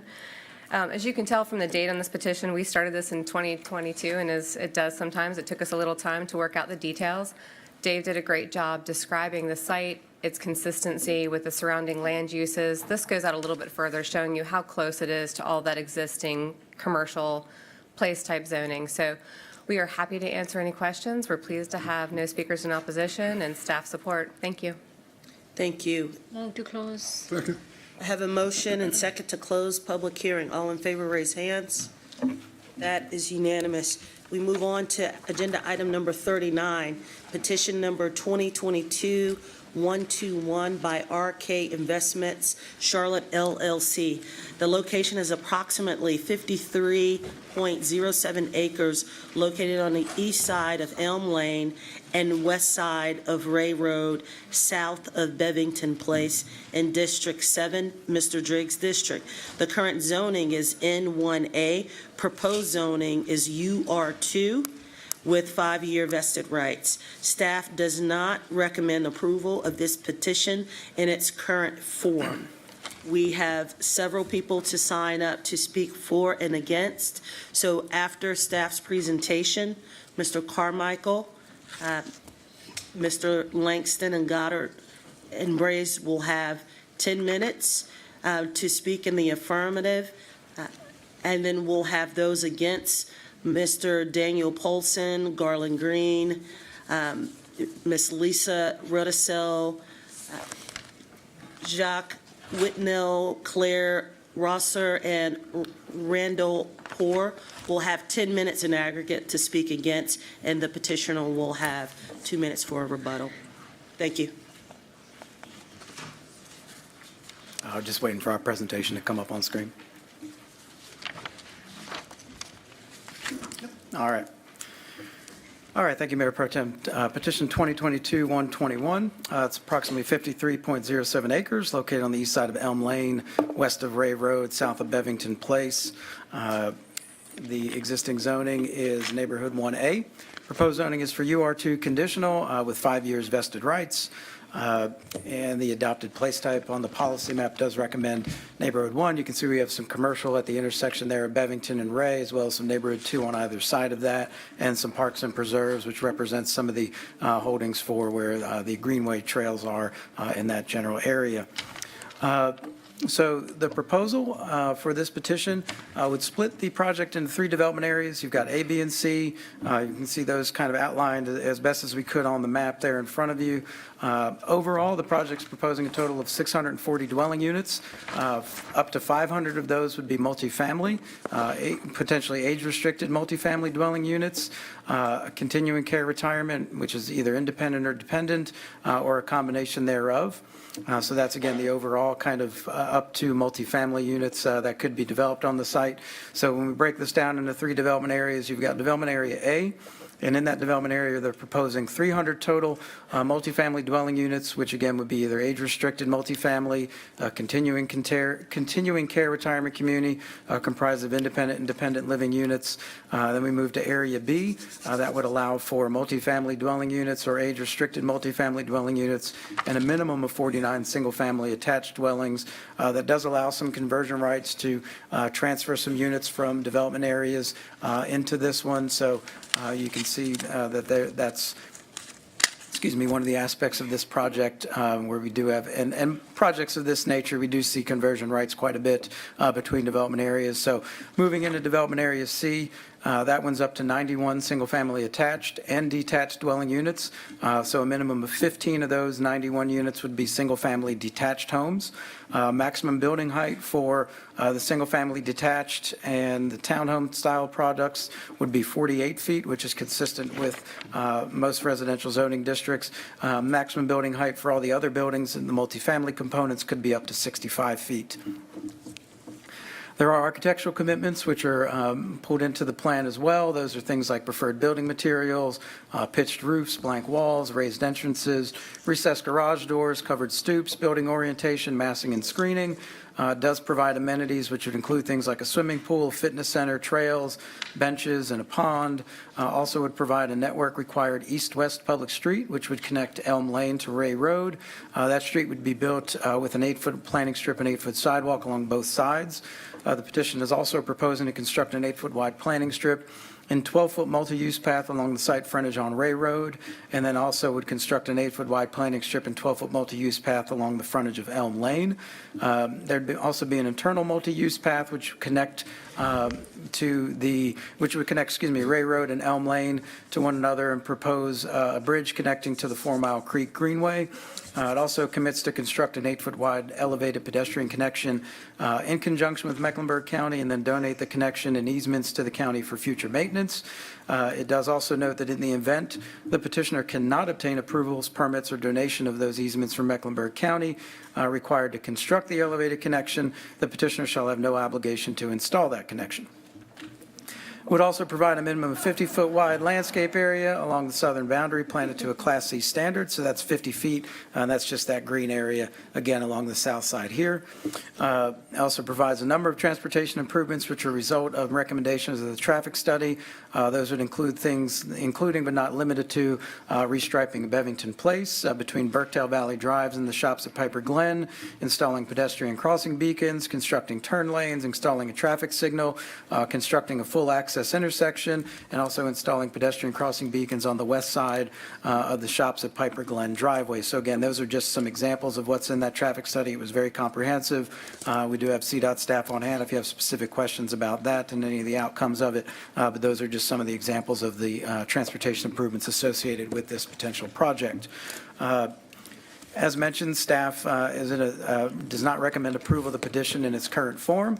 We will continue to work with all parties to sort through any outstanding issues and concerns raised, to try and revisit our recommendation as we go through the process from here. We stated it is inconsistent with the policy map recommendation for the neighborhood one place type. So with that, we will turn it over to the petitioner and the public, and we will take any questions following their two presentations. So thank you. Thank you, Mr. Pettin. Before we have Mr. Carmichael, for those in opposition whose name I read out just earlier, will you begin to make your way down to this podium? And again, you will have 10 minutes in aggregate once Mr. Carmichael is done. Thank you, Mr. Carmichael. Madam Mayor Pro Tem, members of City Council and Zoning Committee, I'm John Carmichael on behalf of the petitioner. With me tonight are Tom Brassey, the petitioner, Matt Langston, and Randy Goddard. This 53-acre site is located between Ray Road and Elm Lane, just south of Bevington Place. Highway 51 is to the north of the site off of this map. Elm Lane and Ray Road intersect with Highway 51. The shops of Piper Glen are located to the north of the site on Bevington Place. The 4 Mile Creek Greenway is located immediately to the north of the site and continues to the west across Elm Lane. This is an aerial. Once again, the county-owned property and Greenway are located to the north and to the west. The Piper Glen Golf Course is to the east across Ray Road. You've got single family to the east and then single family to the south of the site. The site is currently zoned N1A. Petitioners requesting that the site be rezoned to the UR2 CD zoning district to accommodate the development of 640 dwelling units on the site that could be comprised of multifamily dwelling units, age-restricted multifamily units, a continuing care retirement community, or townhome units. A maximum of 500 of those units could be multifamily units. This is the current site plan. It's been rotated, so north is planned right, Elm Lane to the top, Ray Road to the bottom, Bevington Place here, the shops at Piper Glen. There'd be an access point from Ray Road and an access point from Elm Lane. They'd be connected by an internal public street. Petitioner would install a right turn lane on southbound Ray Road at the access point, would improve the left turn lane on the Ray Road at the access point, and then install a traffic signal. A northbound right turn lane and a southbound left turn lane would be installed on Elm Lane at the Elm Lane access point. The townhome buildings would be located here, the southerly and westerly portions of the site. The multifamily buildings would be more centrally located to the north and northwesterly portion of the site, generally adjacent to the pond. The multifamily buildings would be set back a minimum of 150 feet from the back of curb on Ray. The townhome units would be set back a minimum of 100 feet from the back of curb on Ray. There'd be a 50-foot undisturbed tree-saved landscape area along the southern boundary line of the site. Architectural standards are part of the petitioner's conditional rezoning plan. Amenities for the residents would include a pool, fitness center, trails, benches, and the pond itself. This is a slide that shows the building heights. The multifamily buildings are in blue. They have a maximum height of 65 feet, and they're more centrally located, pulled away from the property edges. The townhomes in green have a maximum height of 48 feet. As the development proceeds south to these single-family homes located along the southern boundary, the massing and height of the structures decreases. This slide just reinforces the buffer on the southern portion of the site, the increased setbacks, and the increased screening that preserves the nature and character, we think at least, of the Ray Road corridor. So in terms of the pedestrian connectivity, the petitioner would install over 3 miles of new public and private sidewalks and multi-use paths. The heavy pink represents 12-foot wide multi-use paths that would be installed along portions of the site's frontages on Ray and Elm. They would then traverse into the site, maintaining their width, and connect to an 8-foot wide pedestrian bridge that would cross 4 Mile Creek, would be constructed by petitioner, and provide pedestrian and bike connectivity to the Greenway itself and ultimately to Bevington Place and the shops at Piper Glen. The smaller pink lines here represent the sidewalks and planing strips along both sides of the new internal public street. The purple lines represent the private sidewalks that would be installed on the site, and together they comprise about 3 miles. The blue line here is a potential alternate route for this multi-use path in order to preserve the willow oak trees on this portion of Ray Road. We're working with CDOT now. It would be an 8-foot wide sidewalk, back a curb. Pedestrians could cross to the traffic signal or at a new crosswalk at Old Course Drive. Once again, we're working with CDOT on that potential alternative. 30%, at least 30% of the site would be devoted to tree save areas. They're depicted in green on this slide. The tree save areas, there's a new tree save area on Elm Lane, and it's right here. So you got the tree save areas in green. It would comprise at least 30% of the site. Sections were created to show the impact of the tree save and the setbacks on the screening of the site. I would say that to prepare these exhibits, the petitioner had a precise canopy survey performed with drone technology to ascertain the actual heights of the trees themselves. This first section is cut at Ray Road at the southernmost townhomes. You can see the building's about 120 feet from Ray Road. The top of the building sits below the height of the tree canopy. And then this is Ray Road here, so there's sufficient screening here, we think. And then evergreens will be installed by the petitioner here as well. The second section is cut a little further north on Ray, next to the public road, right through those townhomes. The building's located 100 feet from Ray Road, and it once again sits below the height of the existing tree canopy. And once again, this is Ray Road to the left. The third section is further north on Ray. It cuts through the apartment buildings next to the pond. The apartment building is about 210 feet from Ray Road. The top sits below the heights of the existing tree canopy, and the petitioner will add the evergreen plantings here and here. The fourth section is actually on Elm Lane. It was just added. This is cut on Elm Lane at the northernmost townhome building. And this building is 93 feet from Elm, and you can see it is below the existing tree canopy right here. And then finally, we were asked to prepare a section into the site from the parking lot on Bevington Place that serves the 4 Mile Creek Greenway. It's about 364 feet, the building, from the parking lot. This is the property line. This is the pedestrian bridge that would cross 4 Mile Creek. And this is the height of the existing tree canopy, and the building, as you can see, is below that height. And then this is the sight line that would lead you above the top plane of the building. We have Evergreen about shrubs. 3 minutes left. I'm sorry? 3 minutes left. Thank you. Evergreen plantings will be installed here and here. These are the 10 goals of the comprehensive plan. The planning has determined that the proposal meets 5 of the goals. Petitioner believes that it meets most, if not all, of these goals. Petitioner would appreciate the opportunity to review this in more detail with the planning staff. These are some of the community benefits that the petitioner perceives would result from this proposal, including the 3 miles of the pedestrian walkways that we mentioned, the new bridge over 4 Mile Creek, a new pedestrian crossing on Bevington Place with rapid flasher beacons, subject to the approval of CDOT, a pedestrian refuge area and crosswalk on Ray and Old Course Drive, and then better bicycle and ped connectivity and just in total. In terms of transportation, the petitioner would install multiple intersection improvements and turn lane extensions, as well as a traffic signal on Ray Road at the project entrance. I will say that the petitioner will continue to work with neighborhood representatives and the planning staff on various elements of the plan, including density, over the coming weeks, and we'll make you aware of any revisions to the plan and to the requests that occur as a result of those meetings.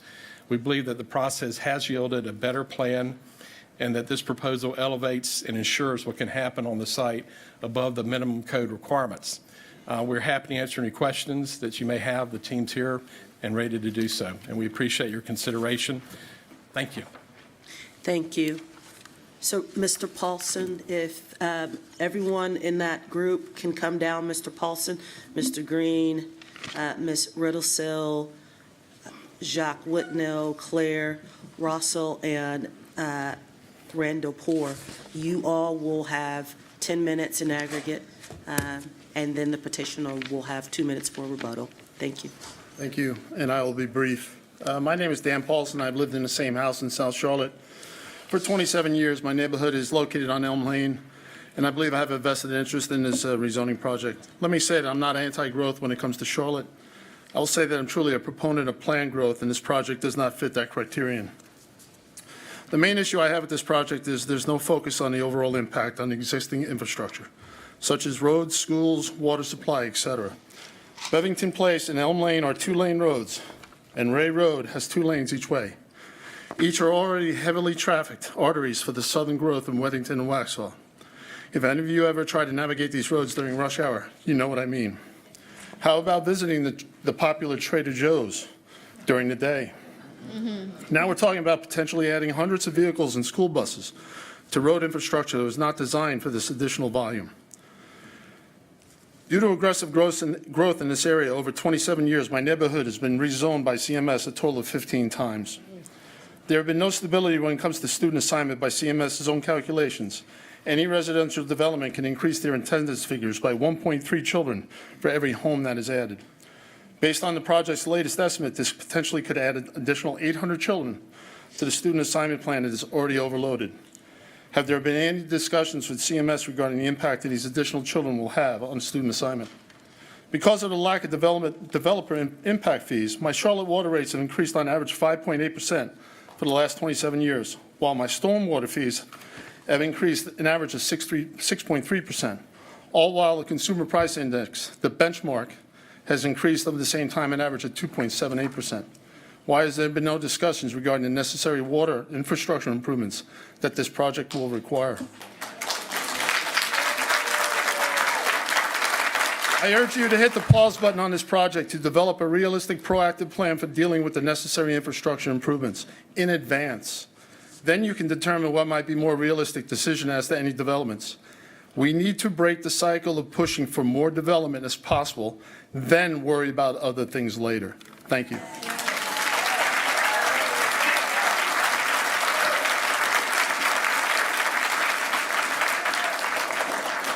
You have 7 minutes left. Does anyone else want to speak who is signed up to speak? You have 7 minutes left. My name is Garland Green. I live in South Charlotte, member of HOA Care Group, and I've been on this project for over a year. I brought 3 things with me for you. I brought you a brochure. Everyone should have one, including the zoning group. They say you won't read it, but I think you will. Additionally, I brought you a book where 20,000 people have signed up against this petition.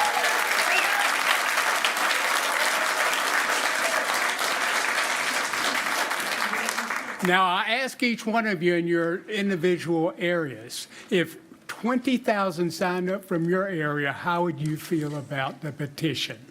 You would probably be opposed to it, okay? Now, I also brought some friends with me.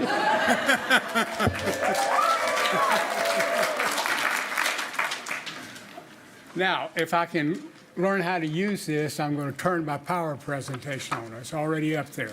An opportunity with City Council to do the right thing. 20,000 people are asking for your help. We want your help. And the number one thing you should ask yourself is, why is the petitioner not building standard homes, residential homes on a half an acre on wooded lots in this subdivision? That's what we're all about.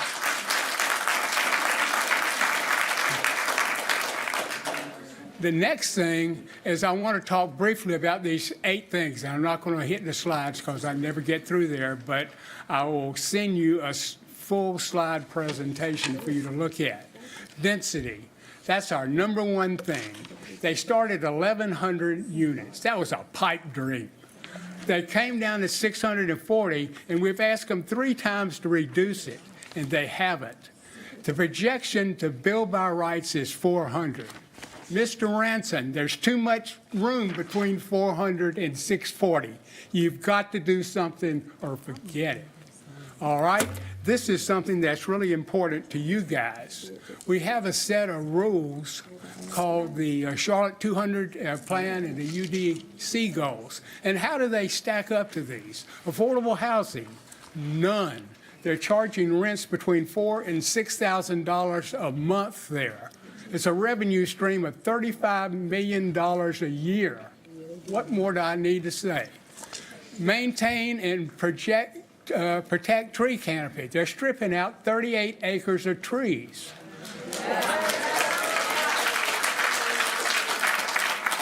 Increase and protect the natural lands. They're doing away with a natural forest. This is terrible. Preserve the character of the neighborhood. 65-foot high apartment buildings, 4 layers high, 4 stories, and above-ground podium parking underneath. You don't have anything like that in South Charlotte. It's a skyscraper apartment building. You have 4.5 minutes left. 4.5 minutes. You have a density 6 times the normal area.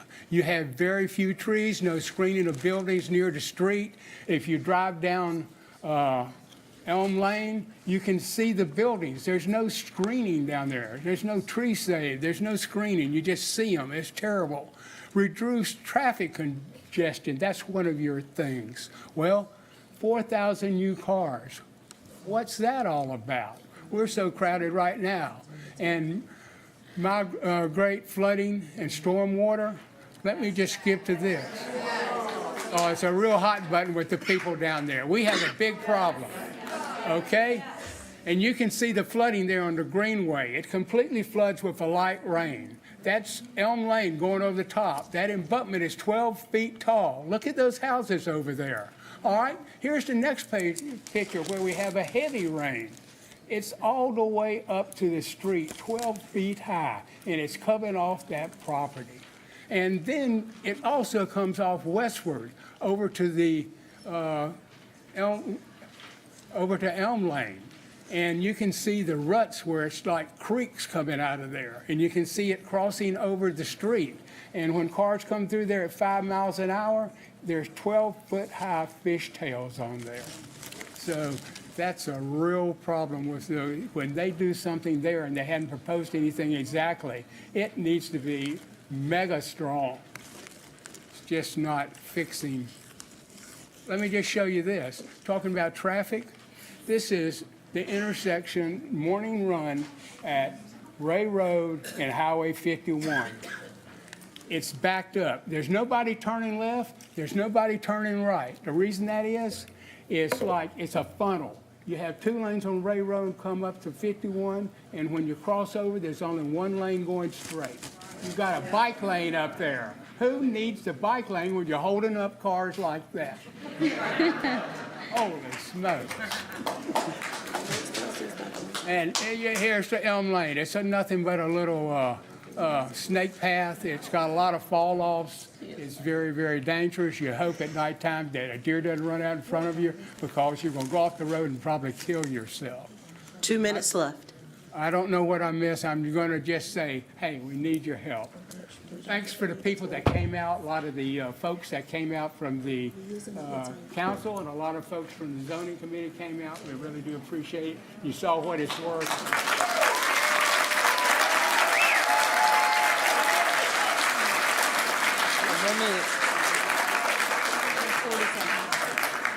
You have a minute and a half left.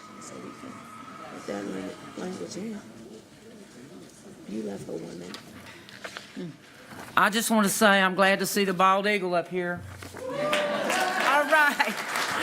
Our nesting bald eagle there in that vicinity, they say, is too far away to be considered a danger with this development. However, bald eagles are coastal fishing animals. That's why you don't see them here. They're mainly on the coast. So, I mean, I want us to protect our wildlife. I also want you to realize there are over 1 million people we know that depend on the Catawba River right now. And I want this zoning committee to consider stopping the depletion of our trees, surface areas, and so many cars that we have, the traffic jams, and you'll read on that piece of paper what the other things that I've had to say. Thank you.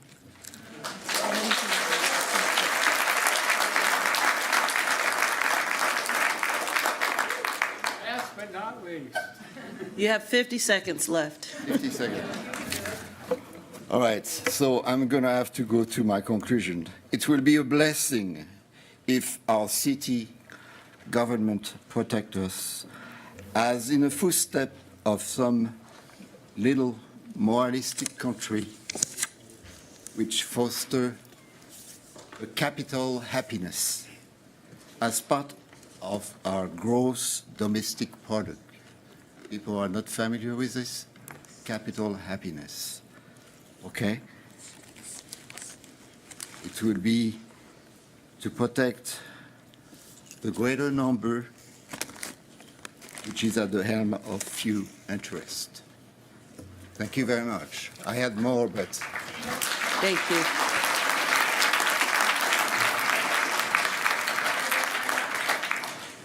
There's only 8 seconds left. So, yeah. Thank you. Thank you all for coming to speak. Mr. Carmichael, you have 2 minutes for your rebuttal.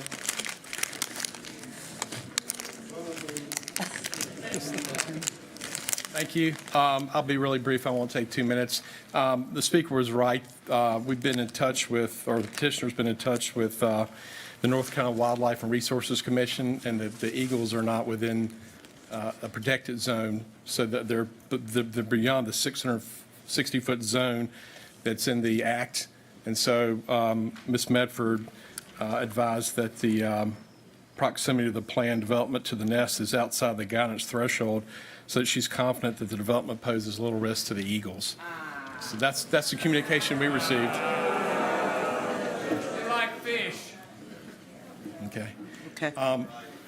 And in terms of the student, I'm not disputing what the gentleman said, but the CMS report I received said it would add 215 students. I'm not. Please allow him to speak. You have a minute left, Mr. Carmichael. Mr. Patton would have that information, but I'm not saying that the schools aren't overcrowded. I'm saying that's the information on the CMS report. There's going to be a new high school that's going to open up in, I think it's 24 to 25. This site would go to that Relief High School. We think that it is more dense than what's surrounding the site, but we think, given the infrastructure, it's an appropriate location for the development of this density and of this quality. And we're happy to answer any questions. Have Mr. Goddard on transportation. This is Tom Brassey with the petitioner, and then this is Mr. Langston with Landworks. Okay. Thank you. Thank you. Thank you, Mr. Carmichael. We're going to open it up for comment. Mr. Driggs. Thank you, Mayor Pro Tem. Thank you all for coming tonight and for your patience. Your presence here sends a powerful statement, and I don't think it's lost on any of my colleagues or the staff or the petitioner. I want you to understand this is a work in progress. We're not done yet. I have made very clear that I will not support this petition that we heard about tonight in its current form.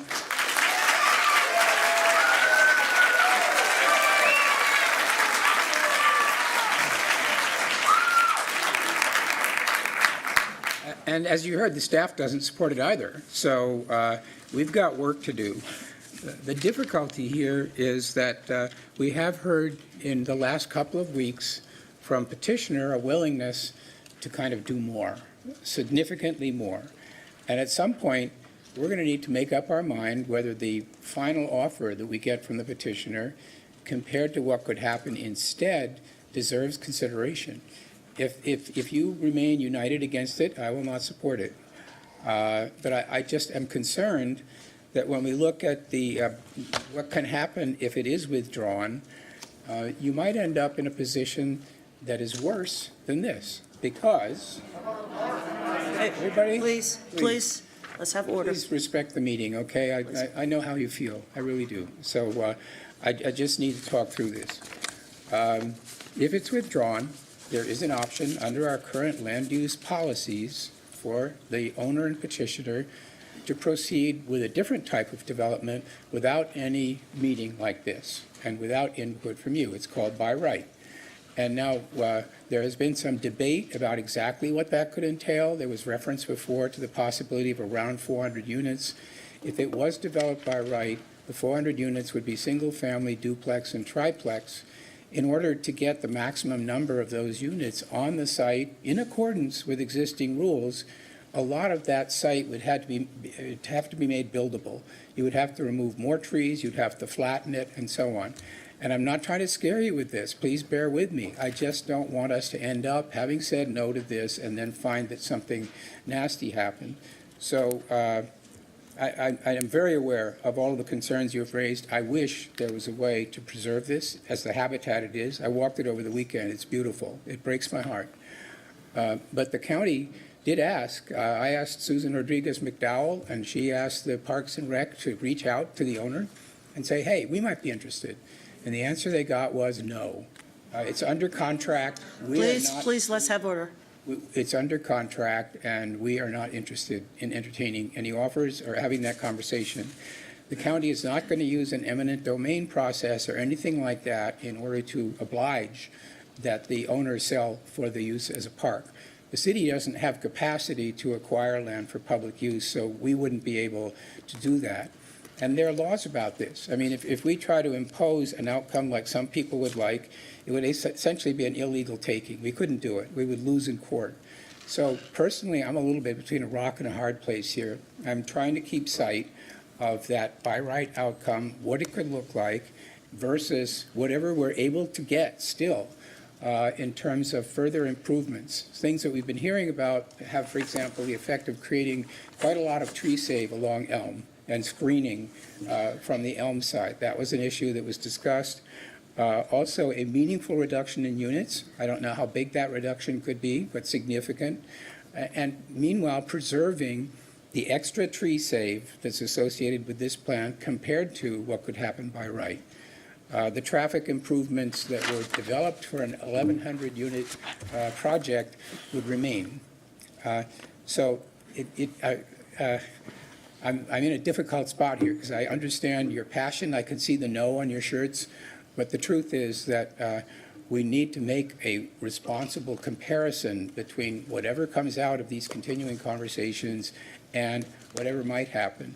Now, towards that end, I've already been told that the petitioner does not intend to go to the zoning committee this month, which means the soonest there could be any action, if at all, would be in May. And that will give us time to hear what they might be able to do. It will also give us time to think about it. I've been working with a group led by Tom Coyne of about 15 members of HOA boards to try and just consolidate all the input that we have from you into a conversation that does make that comparison. If that group hears something that it feels is worth your consideration, then they and I will convene a meeting, an open meeting, and we will all have a chance to talk about it. And we'll see then whether people prefer to just take the chance on the by right or any subsequent petition, or whether there has been a significant enough improvement in this plan to warrant your support. So I think that's kind of where we are. And again, I would dearly love to just sort of accede to the no on your shirt. I'm just afraid that it's actually not in your best interest. And I hope you'll bear with me while we proceed and then make a decision in the end about whether or not to allow this to come to a vote. And the answer is very possibly no. But I want to make that decision based on your proper understanding of what it is that's on offer and what it could happen instead. Recognizing that we are getting close to the point where we have half as many units as were originally proposed, still obviously more than anybody thinks could happen by right, but in the context of the traffic improvements and the way the trees are saved, a lot of those willow oaks are preserved. There's a good buffer along Ray and Elm in terms of the kind of things we're talking about now. If you walk the site, as a number of us did this weekend, it's really quite striking how far away the roads are from the nearest building. So all I ask you at this point is please hang on and wait. Nothing will happen without you being notified as to what it is we're looking at and whether or not there was a recommendation from the working group for you all to join in a conversation about it. If their answer is no, it stops. And if their answer is it's worth looking at, then we have the meeting and we present it and we talk it over. And again, if there is, if you remain united in opposition, then I will see to it it doesn't happen. Thank you. Thank you. Ms. Ajmera? Thank you, Councilmember Anderson. I share Councilmember Drake's concerns. In fact, Mr. Drake and I have had conversations about this and bald eagles several times. I have met with some of the community members. I have personally driven by the site, and I hear you when you say it's 2-lane roads. In fact, I was stuck in traffic on my way home.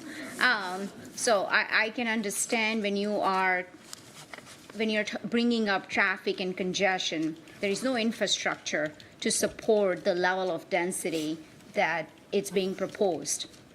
So like Councilmember Drake said, I cannot support it in its current form. Staff is not supporting it.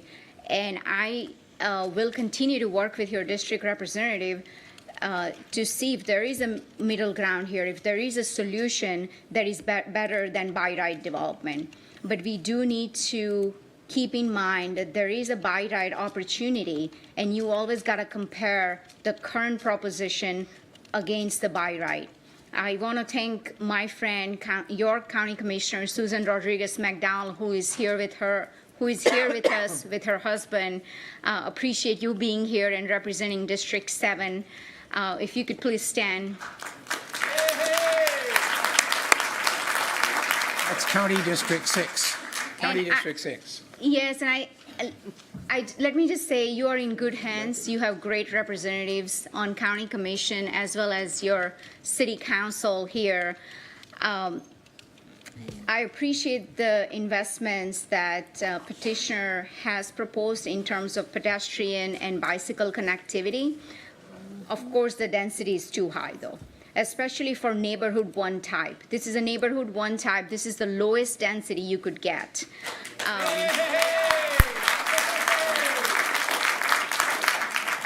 So when you bring up quality of life concerns, I understand that. And when you talk about environmental issues, those are near and dear to my heart, especially our protection of our natural resources. And let me tell you, we do read your emails. We may not be able to respond to every email that we get, maybe 20,000, but I do read your emails, and I have had meetings with you all, and we got your package. I see you have given us homework to do. We'll read this. I'll read this later on, but I'll continue to work with your district representative to see if there is a middle ground that we can work towards. But thank you all for being here.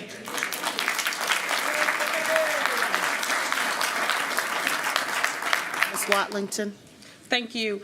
I won't belabor the point, but absolutely, as Councilmembers Driggs and Ajmera said, this one is a tough one because of the situation where it is scarier than the rezoning. I think that tells us we've got a policy gap, right? Because when by right is something that is not acceptable to the community, we need to raise our standard. And that, I think, is one of the largest lessons that we are seeing, especially with our new regulations. If what can happen without community intervention, imagine had you not come tonight. Imagine had you not been writing emails that we are reading. Imagine had you not been galvanizing and working with the district rep. What could happen without your input at all is not even bare minimum acceptable, and that is a huge problem. And so I challenge my colleagues, I challenge staff to go back and to the drawing board and take the themes from each one of these rezonings that we see that are highly contested and figure out how to improve the process. Because all of us are here because we want the highest quality of life it's possible, and the minimum should be reflected in our policies. We should never be in a situation where we've got to choose between a rock and a hard place. So I'm committed to continuing to do that work.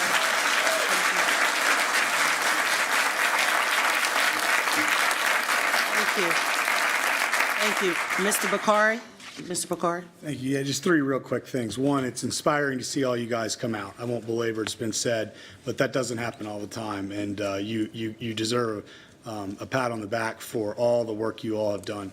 Two, as someone who's gone through a lot of years of rezonings, with this one being high profile, I'll just tell you independently, I've seen your Councilmember Driggs, working on this for a long time. I've kept my finger on the pulse. I would just say that he is doing an awful lot of work. You may not like all the things that he says, but as someone who tries to be an honest broker in my district for my complex rezonings, I recognize that. I see that he's doing that, and I hope you take him at face value that he's just laid out a month or two or however long gauntlet from today until this comes to fruition, where he is committed to you. If you stay united in opposition, he'll do that. I have no reason in my experience with him that he's ever laid out something like that. So you should feel confident working in good faith that the deck isn't set against you, but there are some things he's going to have you contemplate. But I wanted to make sure you just independently got a little validation. I know how tricky these are, and this has been a tricky one.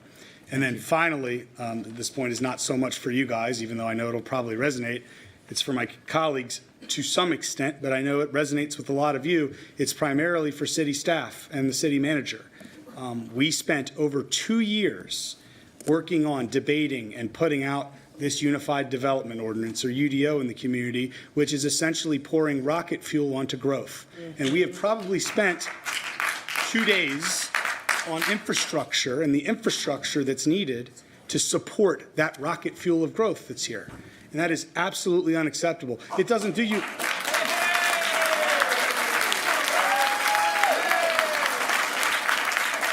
It doesn't do you any good, unfortunately, because here we are, right? And this is not a developer problem at their doorstep. It's our problem. Right. And so my call, again, I know most of you agree with a lot of these things. The call is on city staff and the city manager. This is just the beginning post-UDO of the uprising we will see at the by right growth that we have dumped at doorsteps, and we have not spent any time whatsoever related to what we have on the rocket fuel, figuring out how to put infrastructure around this growth. And we need... Thank you. We need an infrastructure investment committee or something that is formally focused every day, making this the top priority. So I hope, again, I don't mean, you all know this, city staff, city manager, I hope that's the message they take away, because this won't stop. Thank you all. Thank you. Ms. Molina?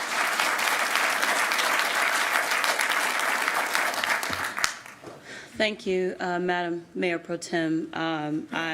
I don't want to belabor any points that have been made by my colleagues. I want to tell you all, thank you for being here tonight. In my time on council, I've never seen a community meeting with that many people in attendance. I mean, my goodness. The organization that you have is astounding. And as somebody who is on the opposite side of the political aisle, I want you to know that your representative has spoken to all of us. This is a very tough petition. I represent East Charlotte, and I've been in the same position, listening to the community members that I represent and lift their voices up, and they've had similar concerns. Infrastructure is something that we've got to work on. We know that. We owe that to you as taxpayers. We hear you. We're listening to you. I want to assure you, I'm saying this with the most respect that I could possibly offer. You have one of the most capable of us working on this petition, someone who's been on the council for 10 years and who understands zoning very intimately. And of course, this is a group decision, and so we all have to hear this. But I want you all to know that we hear you, we see you, and I think I don't want to speak for everyone else, but even I have actually gone to drive in this area to make sure that I had a proper understanding of what was taking place. And so your concerns are duly noted. It was someone who spoke. I can see your name, or I can see your face when you said about the infrastructure now versus later. Man, that hit me. That was a deep one, because there have been some times where we will conditionally approve something knowing that we still have work to do. And so your ask is unique in that I think it just brings myself and my colleagues, some general attention to say, we know we got work to do. I like some of the suggestions that have actually come up from my colleagues. We're going to have to sit down and think about how we approach this going forward. So again, I want to tell you all thank you. It means a lot. We represent you. We're here because you guys put us here.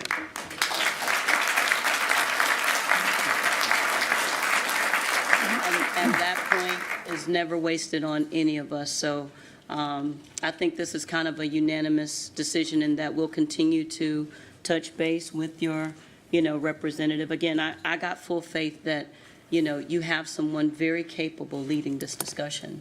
And understanding what it means, what could happen in a by right situation, and I hope everyone understands what that means. That means if we pull our hands from this, right, that means that the developer can do what the Unified Development Ordinance says that they can do without ever coming to council.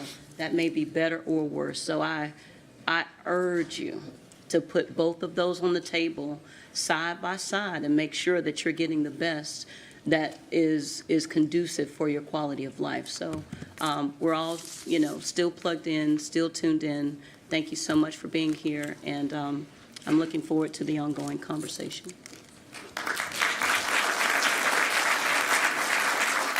Ms. Johnson? Thank you, Mayor Pro Tem. I just want to thank the residents for coming out. My green is for the university and brain injury awareness, but also because these are my people, okay?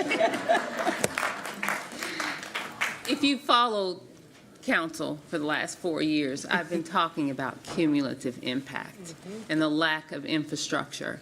And because of that, I've gotten this reputation for being anti-development, so much so that, there was a movement that I even lost my seat. So I just want you all, I want to thank you for illustrating how frustrated the residents are in Charlotte. Thank you. We've talked about the UDO, we've talked about the lack of infrastructure. Councilmember Bakari and I, there was a bipartisan approach to lead and champion an infrastructure meeting, and that was 2 days, right? And now we're still talking about it, waiting on action. So we need this kind of uprising or this galvanization. We need this from all sides of the city. What you're talking about, yes, it's a very high profile, but this is happening in residents and communities all throughout the city. So thank you for being here. I know that your councilman is listening to you. He's going to work with the developers, but he's right as far as the by right. So that's what we need to work on as a council, is those policies. So again, thank you for coming out. Thank you for being the face or the coalition or the collaboration of the frustration in the city, the lack of infrastructure, the lack of attention to cumulative impact, the lack of attention to the schools. Someone mentioned the lack of impact fees. I will say that's a state legislation, so if that's something that you all can reach out to your state legislators as well, that would help us. Impact fees, as well as inclusionary zoning while you're talking to them, okay? So, but again, thank you for coming out. Thank you, Commissioner Rodriguez, and we look forward to continued discussion about this petition. Thank you.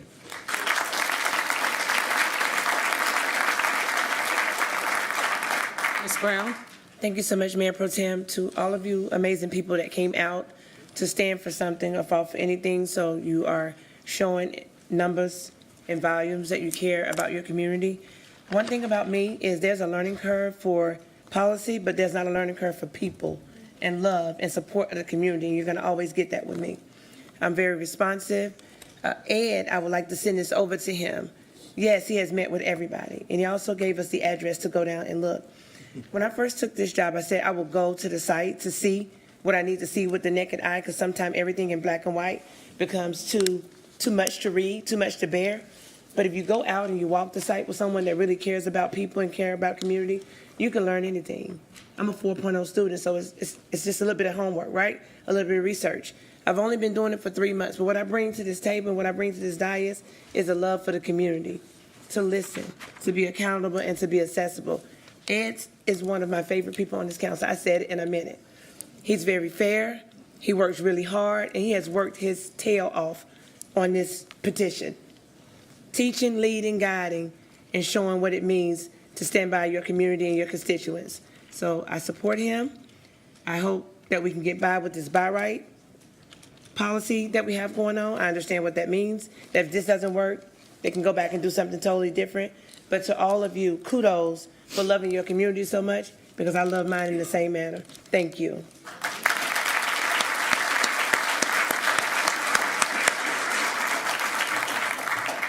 Thank you. In closing, I would just like to echo the sentiments of my colleagues. I did have the opportunity to come out and tour the site and walk with some of your residents and spent well over an hour out there listening to all of the concerns. And I do also echo the sentiment that Mr. Driggs has been working tirelessly in the background and will continue to work to come out to what is a best solution in this particular situation. So thank you for your level of engagement, your level of engagement in the community meetings, your level of engagement here. It really is setting the tone for how communities throughout the city should be involved. So thank you for coming out. As you heard, there's more to come, more work to be done on this one. So please continue to be engaged and liaise with Mr. Driggs, your representative.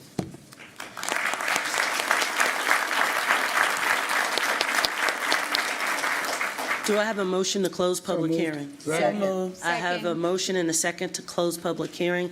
All in favor, raise hands. Any opposed? That is unanimous. Thank y'all for coming out. I want to say thank you all for coming out. If you'd like to stay and listen Please to stay. all the other hearings, you're more than welcome to. And now. But otherwise, we'll give you just a minute to move out. If you could do so a little bit quietly in just a second, we'll start the meeting back up. About quietly, but they'll go.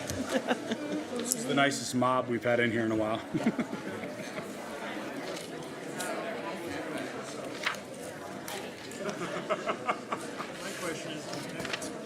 Okay, we're going to start the meeting back up. If you can just be quiet as you exit, and thank you for coming. We're going to move on to agenda item number 40, petition number 2023-046 by Childress Klein Properties in Charlotte Mecklenburg Schools. The location is approximately 124.6 acres located on the east side of Tom Short Road, west of Red Rust Lane, and north of Audrey Kell in District 7, Mr. Driggs District. The current zoning is MX1, INNOV. The proposed zoning is MX2, INNOV with 5-year vested rights. The staff recommends approval of this petition with resolution of outstanding issues related to transportation and land use. We do have some opposition signed up for this particular petition. So after staff's presentation, Mr. Brown and Keith McVeigh and others will have 10 minutes to speak in the affirmative, and Marion Black and Glenn Desinger will have 10 minutes to speak in opposition. Thank you. Thank you. This site is just under 125 acres located along the east side of Tom Short Road, west of Red Rust Lane, and north of Audrey Kell Road. In the immediate vicinity, it's largely dominated by single-family neighborhoods with small pockets of commercial and middle-density residential developments interspersed throughout. The site is currently zoned mixed-use residential innovative 1, and that's from a 2004 rezoning request that was conditional. And they are proposing to go to MX2 innovative, so that's mixed-use residential innovative 2, and that is also requesting vesting rights. The policy map calls for neighborhood 1 for this property. The proposal itself is to allow for the development of a secondary school and up to 682 multifamily units, 211 attached dwelling units, and 24 single-family residential units. It commits to having no fewer than 125 of the attached dwelling units and no fewer than 12 of the single-family detached units. Development areas A through F are called out on the site plan. Area A may be developed with a school along with the associated uses, and it has a maximum building height of 60 feet. Areas D and E may be developed with 682 multifamily or attached dwelling units. And in Area D, there's also the large 12-acre natural preserve area that will contain trails and other natural amenities. That will be privately maintained but publicly accessible. They commit to a maximum building height of 50 feet for Area D and 65 for Area E. Development Area C may be developed with up to 24 single-family detached homes, and that is along the southern boundary of the site. And that would have a maximum building height of 40 feet. Area B would be developed with 210 attached dwelling units or single-family detached homes with a maximum height of 65 feet. This area also proposes open space and community amenities with improved active open space areas. Development Area F, which is along the northern eastern portion of the site, may be developed with open space, stormwater structures, and trails. Innovative lot standards are being requested as part of this zoning district, and that relates to lot size, lot width, front setback, rear yard, side yards, building coverage, and building orientation. The petitioner worked closely with CDOT and NCDOT to identify transportation improvements for the north and southbound I-4085 ramps, Providence Road, Golf Links Drive, Ardrey Kell Road, Valentine Commons Parkway, and Tom Short Road. And some of those improvements relate to new turn lanes, channelizing existing lanes, extending turn lanes, installing push buttons, and upgrading pedestrian infrastructure. And that's all detailed at much greater lengths in the approved traffic impact study. Access to the site would be off of Tom Short Road and the extension of Golf Links Drive, as well as other public street extensions as illustrated on the site plan. There could be a potential secondary access off Tom Short Road in Development Area B, but that's being further discussed with CDOT and the petitioner. A subdivision street exception was approved to allow for the conversion of Camp Verde Lane from a public street to a 12-foot multi-use path. So that would allow for pedestrian access up here to the school site rather than another vehicular access, and that improves safety. It commits to work with CDOT and the community to fund up to 6 speed humps or other traffic calming measures throughout the area. And they detail proposed internal sidewalks and planting strips. The site plan provides details on architectural design standards related to primary building materials, building placement, facade modulations, a maximum of 6 units in one building for attached dwelling buildings, raised residential entrances, pitched roofs, usable porches and stoops, minimized design for garage doors, connecting walkways to street sidewalks, screening equipment, and garage access via alleyways for attached dwellings. An 8-foot planting strip and 12-foot multi-use path would be constructed along Tom Short Road. Golf Links Drive would be improved with either an 8-foot planting strip and 12-foot shared use path, or with an 8-foot planting strip, 8-foot sidewalk, and 2 5-foot bike lanes. A 200-foot Class C buffer is proposed along the northern boundary. And the petitioner worked with reviewers in stormwater to provide additional conditional notes. And those notes state that land disturbing activities occurring on the site that exceed 10% of the built upon area. A peak control shall be installed for 10-year, 25-year, 6-hour storm, and additional peak control provided for the storm frequency such as 50 or 100-year, as determined by the stormwater administrator based on a downstream flood analysis provided by the petitioner. The petitioner also added a note that states that development within the SWAMR PCSO buffer shall be coordinated with and subject to approval by Stormwater Services and mitigate if required by city ordinance. The petitioner acknowledges intermittent and perennial stream delineation reports are subject to review and approval upon submission of development plans for permitting and are not approved with rezoning decisions. So that's just a bit of extra verbiage that we don't usually see in the rezoning process that goes a little bit above and beyond to provide additional stormwater notes there. A minimum of 25% of the site will be provided as passive open space, and a minimum of 17% of the site will be provided as improved active open space. And a playground would also be constructed. The petitioner also collaborated with Parks and Rec to commit to convey to the county a 100-foot permanent greenway easement, and that would be within the 200-foot buffer that we see noted on the site plan as the 200-foot Class C buffer. Staff recommends approval of this petition upon resolution of outstanding issues that relate to a couple of transportation items and 2 land use items. The proposal would provide a mixture of housing types that diversifies the residential product offered in the area, which is mostly single-family detached homes, as you saw in that aerial. It's worth noting that this petition would increase density of housing while still maintaining a maximum density that is fewer than 9 units per acre. The overall design of the site also emphasizes contextual sensitivity by orienting the densest building forms towards the center of the site, furthest away from those existing single-family neighborhoods. And they also provide that contextual sensitivity with that 200-foot buffer along the northern boundary and the commitment to single-family detached homes along the southern boundary.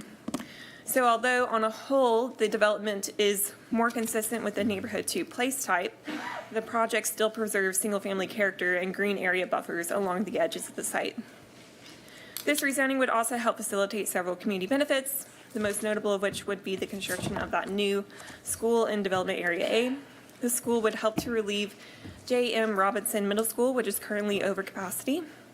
The commitments to sizable reservations of active and passive open space and the recreation opportunities active provided within those would help to further some of the goals of the comprehensive plan.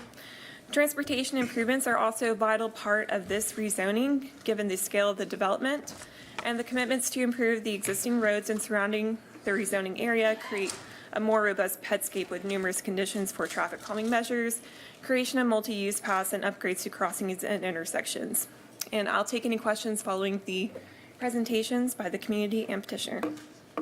Thank you, Mr. Brown and Mr. LaClaria. Welcome. You have 10 minutes. Thank you very much. I may wait for the presentation to load here. There we go. Great. Thank you, Mayor Pro Tem, members of council, and members of the zoning committee.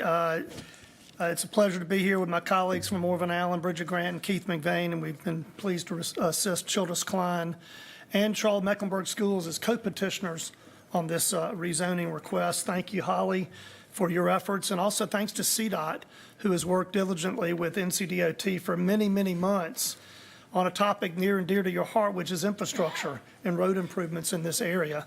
We're really pleased to have the staff recommendation on this rezoning. We believe it'll bring a mix of residential housing and a well-designed site plan with large open space areas, trails, and very much the opportunity to bring the highly sought-after middle school to this site. I also want to appreciate the efforts of Dave Clark and Fran Paneras as board leaders of the Stone Creek Ranch community that's located next door and with whom we've worked for many, many months. While Mr. Clark and Ms. Paneros remain concerned about the requested number of units and the apartments, we appreciate the work we've done together to address a number of items, many of which were on the screen tonight. Stormwater. We're providing enhanced stormwater requirements over and above what the ordinance calls for. Cut-through traffic. We'll talk briefly about that. We've tried to work with Councilmember Driggs, who we also thank for his diligence, to engage NCDOT on efforts on Tom Short Road, because it is an older road that we think can have improvements. And we're actually making 3 significant improvements on Tom Short Road. Again, we thank Councilmember Driggs. We've also reached out to others, and we appreciate their efforts, including Ms. Black and Mr. Denziger, who will be speaking in opposition tonight. We just firmly believe that, as supported by the positive staff recommendation, that we're proposing is a reasonable amount of density when you consider we're a half a mile walking distance to the Ray Village Activity Center, fairly close to Waverly on Providence Road. And we're also providing for the opportunity for community benefits with the Charlotte Mecklenburg School. I'm going to move through quickly some things just to hit some high points. I'm not going to repeat. Holly provided a lot of detail. We appreciate that. I'm just going to emphasize the green space, the open space that we're providing on this particular plan. This goes back 20 years ago when it was rezoned with a lot of property in the area. This gives you a flavor. This was on the left is what was back in 2004, largely undeveloped land. If you look to the right, there's a golf course. Right now, that golf course is the Ray Village Mixed Use Activity Center, and further to the right, Waverly has been developed since that time, and we're in close proximity to those improvements. This is the master plan, and again, I won't go through a lot except to highlight again the open space and the opportunity that the 200-foot Flat Branch Creek along the north and the 12 acres, actually a little bit more than that, of the natural preserve area with trails that we're proposing will provide not only tremendous open space, but also an opportunity to locate the multifamily communities significant distances from the existing Stone Creek Ranch community.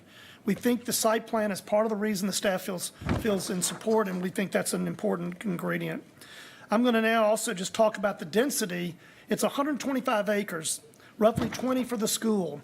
When you consider what we're doing on open space, we're at about 8.7 units per acre in density for the development, not including the school. If you put the school in, we're at 7.4 units per acre for the entire site. Me speaking of the school, I'm going to turn it over briefly to Dennis Lacaria just to hit the high points of the importance of the school to this effort. Thank you, Jeff. Thank you, Madam Mayor, Pro Tem, members of council. It's good to be with you this evening. Dennis Lacaria, Executive Director of Facilities Management for CMS. We are a co-petitioner, and as much as we like Mr. Brown, we are not paying for his services, so that's why I'm here this evening. We handle this ourselves. So this school was funded as part of the 2023 bond referendum. We appreciate your support and the voters of Mecklenburg County who authorized that. The boundaries for this school have already been drawn. We undertook a very long process that a lot of you were also aware of and engaged in to determine those boundaries. So those have been set, and we know who's going to be going to this school when it opens. We are relieving and changing the school makeup for everything from Alexander Graham and Sedgefield all the way south through Quail Hollow, J.M. Robinson, South Charlotte Middle School. So there are significant changes to demography and makeup of all of the schools in that entire part of the county because of the opportunity we're presented here with this school. We first approached the Cato family about this property in 2008. This is something that we've long identified as a perfect site for a Relief Middle School. The Cato family's been a good partner for us over the years. Polo Ridge Elementary School is on former Cato property, for example. So we're very excited about the opportunity to finally bring this to fruition and be able to build a baseline middle school that we're estimating will open with about 874 students, although it has a 1,200 student nominal capacity. And we're targeting August of 2026 for opening, assuming a successful rezoning. Thank you, Dennis. I just wanted to hit some high points on the concerted efforts to work with the community, and particularly the Stone Creek Ranch Board. One of the key issues, we had 2 large community meetings in addition to that, in addition to numerous smaller group meetings. What we've looked at is first and foremost cut through traffic, and we've been able to work to have a pedestrian-only connection at Camp Verde Road, which is an important ingredient. And we've also looked at providing for funding for speed humps upon CDOT's policies being approved or being adhered to, and also a choker road design to try to prevent cut-through traffic in the community. So that's one of the items that we've talked about there. We've talked about the importance of stormwater management tonight, and it's becoming, next to traffic, something more important to y'all than anything. Well, we can't control what's happening with Katy Lake or the Stone Creek Ranch ponds. Those communities were developed before the comprehensive stormwater ordinance. What we can try to do is make sure that our effort on our project is going to do a good job to ensure that we're not making things worse. And in fact, we're not only going to adhere to the ordinance, but Childress Klein has been agreed to go deeper in terms of their ponds and larger by adhering to the 50 and 100-year storm events. So we're actually going to be exceeding the ordinance requirements in our conditional zoning to try to address the stormwater concerns. Next, if you talk about the efforts, Tom Short Road is a challenging road, and we appreciate Councilmember Driggs' efforts We've tried to work with the community to engage NCDOT. It's a state road to try to deal with some stormwater flooding that occurs on that road. And we're also providing for improvements in this area. Traffic moves quickly on this road because you can build up a lot of steam coming from Audrey Kell. We'll have a traffic signal, turn lanes at the entrance to Golf Links, and we believe that will slow down traffic significantly because it's right in the midpoint of the road. Improvements at Valentine Commons Parkway, improvements at Audrey Kell, we believe will provide support. And also a potential traffic signal at the Ray STEM Academy that would happen we believe, in the second or third phase of the development. You have 2 minutes left. Okay, thank you so much. Transportation improvements, this is challenging. South Charlotte has transportation challenges. The city has transportation challenges. Many of you talk about that with great regularity. We had not only the CDOT folks look at the traffic study, NCDOT and NCDOT's congestion management. And we have done a really good job, we believe, in trying to address some of the concerns. I've mentioned the improvements on Tom Short Road. In addition, the Golf Links will provide a whole new network street through to Ray Farms and into Providence Road. There are extensions that we're providing for some lanes on Providence Road. In addition, some improvements that will be happening at the ramps, all because NCDOT has looked at this. So we think we're doing a very good job as well on transportation efforts there. Let me just close by saying that we understand there's concerns about apartments and more development in the south of Charlotte, and throughout the districts that many of you represent and those of you at large. We believe, though, that we're doing a very good job of working with the community. The multifamily units that they would love to see us trying to trim the number of units, we're within a half mile of the Ray Activity Village, and we think we're unique in that regard versus some of the other developments that may be happening farther afield. So that's why we think this is appropriate. We hope you will agree. We do appreciate the work both from Stone Creek Ranch and also Ms. Black and Mr. Danziger, and we hope to continue talking to people. Thank you so much. Thank you. Ms. Black and Mr. Denzinger, if you would come down.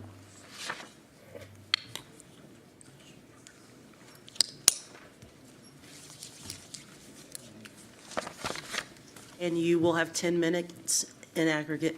Thank you. Sure.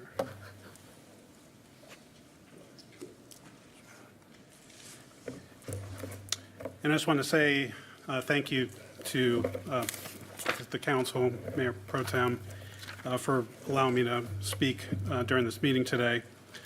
I see there's still some green shirts left. We have a community here that's supporting us.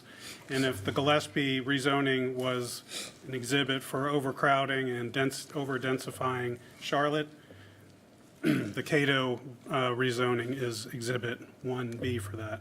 So the same issues that we've been talking about, and you all have been talking about as well, are the issues that we face with the Cato redevelopment as well.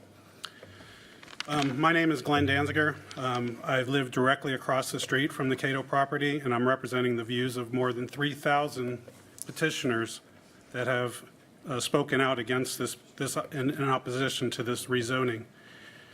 We have provided binders to you as well with the information that will hopefully help clarify and make the decision easier for you.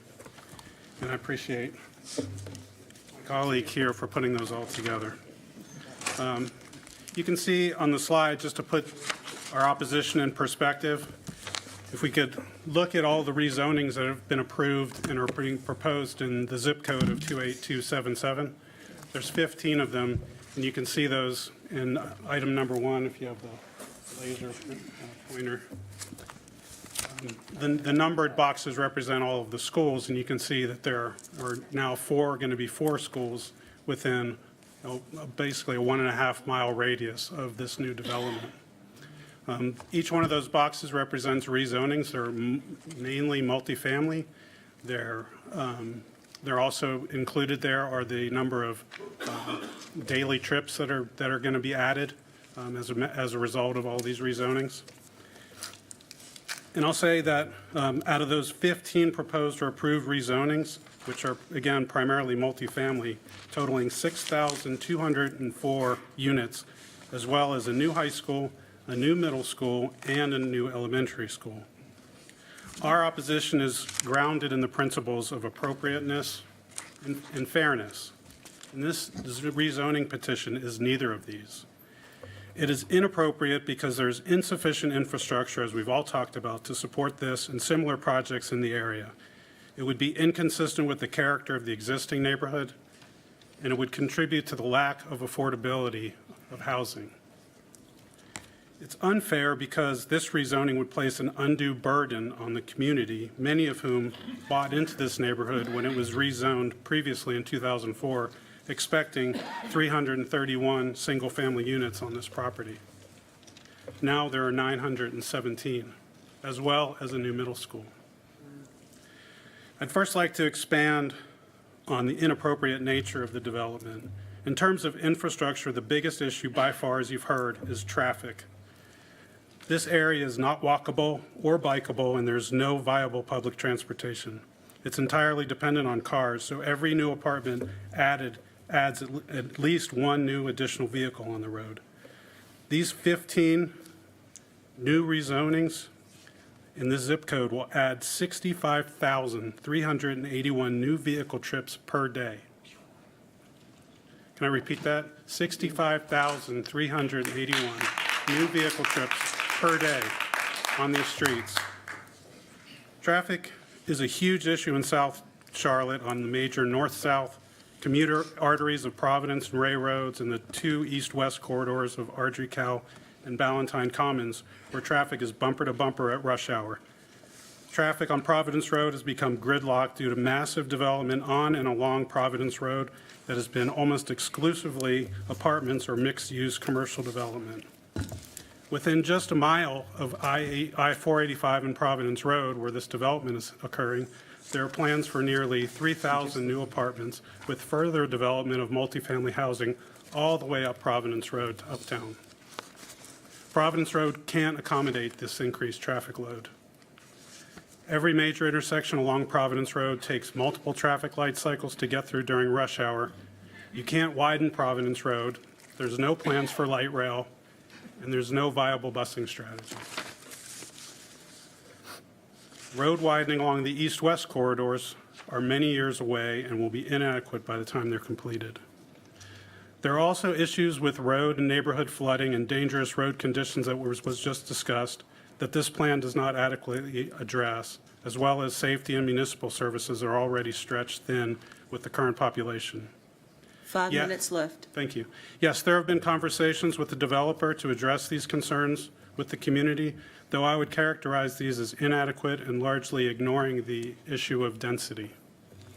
In terms of fit with the surrounding neighborhood, you can flip to the next slide. This development is not consistent with the character of the existing neighborhood. This rezoning places 682 new apartments right in the middle of single-family homes. It's completely surrounded by single-family homes. This neighborhood may be close to the Ray Farms and Waverly mixed-use developments, but it's not Ray Farms and it's not Waverly. It's a quiet suburban neighborhood, and we don't want it to be like Ray Farms or Waverly. We don't want to see 4-story apartment buildings instead of tree canopies when we look outside our windows. We don't want our kids having to navigate giant parking lots on their bikes or walking on the way to school. We don't want 6,655 new vehicle trips per day cutting through our neighborhood roads and causing safety concerns while our children play outside. And we don't want to experience the crime and noise that now occurs in Ray Farms and Waverly. There are also concerns that without a financial stake in their properties, rental tenants will be less committed to maintaining a safe and desirable community, as well as a general concern around having 682 rental units sandwiched directly between two schools with preteen children. Yes, Charlotte is growing and people need places to live, but the Charlotte metro area is at a massive deficit of single-family housing and has been since the financial crisis. A shortage of about 18,000 units per year has developed over that period of time, which now totals nearly 250,000 or a quarter of a million shortage of single-family homes for people to purchase. 3 minutes. There are a lot of reasons why home prices are unaffordable, but scarcity of new construction is one of the most significant and one of the most long-lasting. This development takes away 331 of those units that would have been otherwise built under the old zoning. While single-family houses have yet to return to where they were 13 years ago, multifamily is now 200% what it was before the financial crisis. And according to Goldman Sachs, South Charlotte is the second highest at-risk city in the country for the risk of overbuilding in multifamily. So by displacing 331 new single-family homes with rental apartments here and in many other projects across this area, what we get is more of what we don't need and less of what we do need. Home equity is the most valuable asset in Americans' financial portfolio, and you don't gain equity in a home by renting. Okay. So who is benefiting from this continued suppression of new single-family housing stock and replacing it with less necessary rental apartments? Not ordinary Charlotteans. The benefits accrue only to the wealthy landowners and the real estate developers. Is that fair? I ask you. Is that consistent with the 2040 vision? And I'd like to talk just a little bit more about fairness. After this property was rezoned to MX1 back in 2004 with a maximum of 331 single-family units, everyone who bought into this neighborhood, including myself, did so with the understanding that this property would have at most 331 single-family homes added to our neighborhood. With this second rezoning, not only will we have 3 times the number of housing units built, mostly apartments, but also a new middle school with nearly 1,000 kids. And although this development will relieve overcrowding at our middle schools, it's now going to add to the overcrowding at Polar Ridge Elementary that is also absorbing kids from the Ray Farm STEAM Academy after it converts to a full magnet next year. 30 seconds. Look, we're not saying no to development. We're just saying no to this kind of development and in this area. It's the wrong development, it's in the wrong place, and it's being built for the wrong reasons. This rezoning petition is simply not appropriate, and it's not fair. And council members, I please ask for your support in saying no to Cato. Thank you.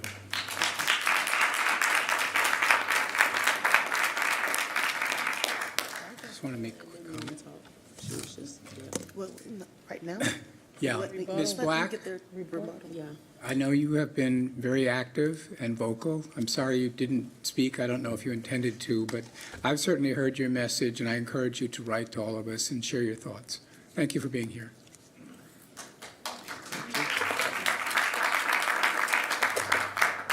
Mr. Brown, you have 2 minutes. Thank you very much. And we I do appreciate the efforts and the comments and the concerns. Just to hit a few of the high points. Respectfully, in terms of the traffic numbers that are before you, I just have to point out that includes, for example, of those numbers, close to 2/3 of that is related to the Ballantyne redevelopment, which we think really is a different submarket and has substantial road improvements that are coming with regard to that development as well. We understand the infrastructure needs. We have worked tirelessly for months on the traffic work to provide improvements, not just at the ramps and on Providence Road, not just a new network street, but also to try to alleviate some of the concerns about Tom Short Road. These are tangible things that will be happening as a result of the project. Respectfully, we think this neighborhood is moving in the direction of walkability.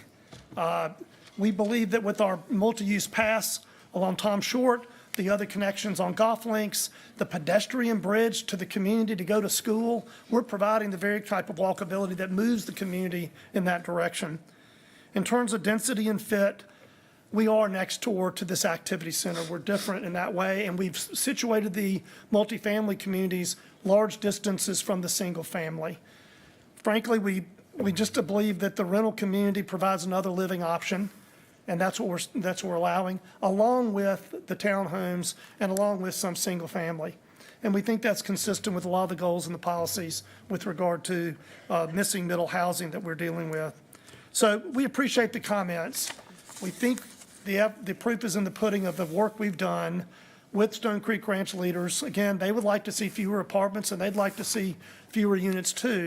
But we think this is an opportunity to provide for the housing goals of the community in a way that adds infrastructure, adds walkability, and creates a school in a critical location. Thank you. Thank you, Mr. Brown. Thank you. We will now open it up for discussion. Mr. Driggs? Yes, good evening. It's my big night tonight. Yeah. So there are some similar issues here to what we just discussed at some length about Gillespie concerning the emphasis on construction versus the infrastructure. And clearly we're wrestling with that. My first reaction when I heard about this was, wow, on Tom Short. I used to ride my bike through there, and I don't see that as a high-traffic area. I mean, I don't like the idea of that as a high-traffic area. There are some perils on the road that we have talked about that need to be addressed. So that's clearly an issue. A lot of discussion about the stormwater, which continues.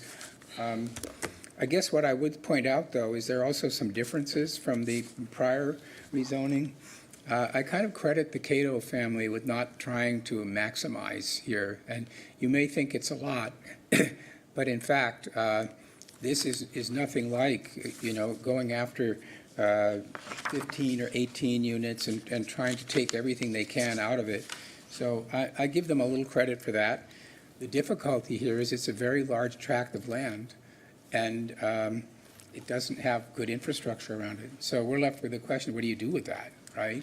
Because a density of the number, as Mr. Brown indicated, by itself is in our current environment not an aggressive number. We see a lot of that. And there are some features about this that are appealing. So I'm still a bit stuck on the issue of the juxtaposition of this housing type with that housing type. We're having to deal with that in a number of locations. There's another one coming up on Kuykendall, if people are aware of that, on Providence Road. The council is going to need to think about exactly how we manage these things, because something like this comes along, and based on the context and the rules that we have right now, it seems okay, if you can get around the traffic. And we have a study that says, the experts are saying that the traffic is in fact mitigated. So I think we need to be very thoughtful about what kind of pressure we apply here to change this, or whether maybe we think about just denying it entirely, because we will need to ask ourselves, never mind by right, I'm just saying we're going to need to ask ourselves, what do we think is right at a place like that? This is 125 acres with one farm on it right now. And down in South Charlotte, that happens. We're kind of filling in gradually all of these formerly huge properties. Ray was one, the Waverly Development's one, and now we have this right in the middle of Stone Creek Ranch. It's got, it's like this was a hole in the Stone Creek Ranch neighborhood before. So we're going to have to work on this, and I will continue to work with the petitioner to see how well we can respond to some of the issues that have been raised here. But as I mentioned before, we are once again in a position where just saying no or insisting that they be single-family units. The UDO, as I think you may know, in the 2040 plan, actually abolished a single-family zoning category entirely. And that was the reason a number of us, bipartisan opposition, said that's too extreme. It's one thing to kind of push for higher density. It's another thing no longer to have any single-family only zoning categories. But the truth is that's where we are. So I look forward to working with nearby residents and considering the issues. I thought the statement that was made about the concerns you have was very well presented, and we will continue to work on it and see what kind of responses are possible from the petitioner. I think the presence of the school there is a community asset, although it brings with it traffic concerns because of its location. But certainly South Charlotte needs schools, and we are grateful for the investment. Thank you, Dennis. And since we talked before about the schools overcrowding, I'm inclined to want to allow something that creates more school capacity to proceed. But Again, this is going to be, there will be more of these. I mean, there are a couple other locations I can think of that are going to raise a lot of the same questions, and I hope we have a robust council conversation on how we respond to that. Thank you. Thank you. Ms. Ajmira? Yes, thank you. Councilmember Drix is right. It's almost 125 acres. This is almost double of what we've seen previously. So this is huge. I appreciate, like Councilmember Drake said, that this helps address overcrowding in schools, especially in South Charlotte. But the density is high because this will revise our policy map from neighborhood 1 to neighborhood 2 for this specific site.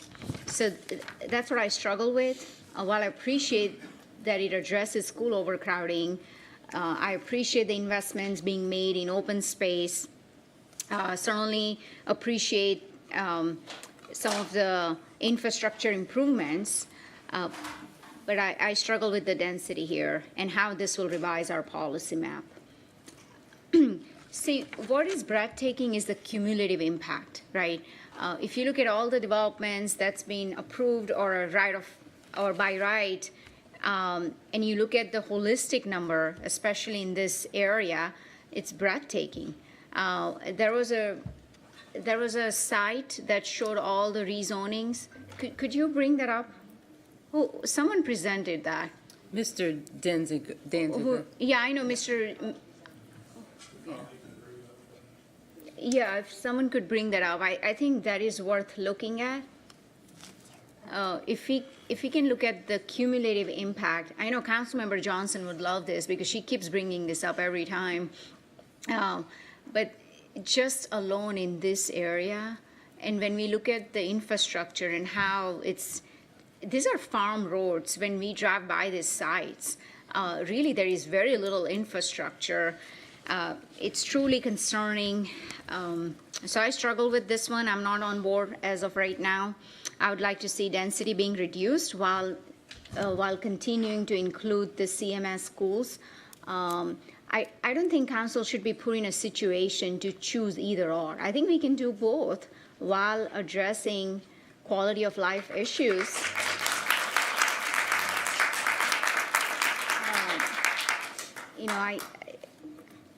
So I hope that a petitioner will continue to work with the residents to address the quality of life issues that they are bringing up. Those are valid concerns. And can we look at the side where we have multifamily versus single-family breakdown? Because I didn't quite catch the numbers. So 125 acres, how many single-family residents and how many multifamily units? So are you talking about the proposal itself, or are you talking about the area broadly? No, the proposal. Okay. I'm talking about specifically this proposal, because Okay, yeah. I just want to make sure we are not violating any meeting rules. We have to specifically talk about this Yes. rezoning. So if you can bring up that slide where we have the breakdown, what is the single family? How many are single family units? How many are multifamily units? I just need to see a breakdown. So it would be up to 682 multifamily, that's apartment-style buildings, 211 attached units, so townhome-style structures, and then 24 of the single-family detached units, and that's in Development Area C, which is the only development area where you see buildings close to the existing neighborhood, so they oriented their least dense type residential product against that neighborhood, the single-family detached units. Okay, so 24 single family, true single family. Yes, correct.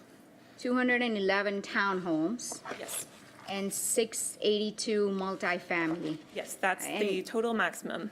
Okay, so how the numbers are skewed towards multifamily, to one of the speaker's concerns, I think it was Mr. Denzinger?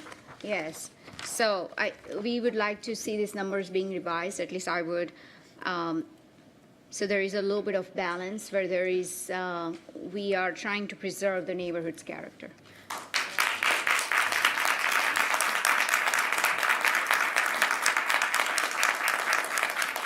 And that's all I have. Thank you. Thank you. Ms. Johnson? Thank you. Can Mr. Denzinger come back up, please? I have some questions.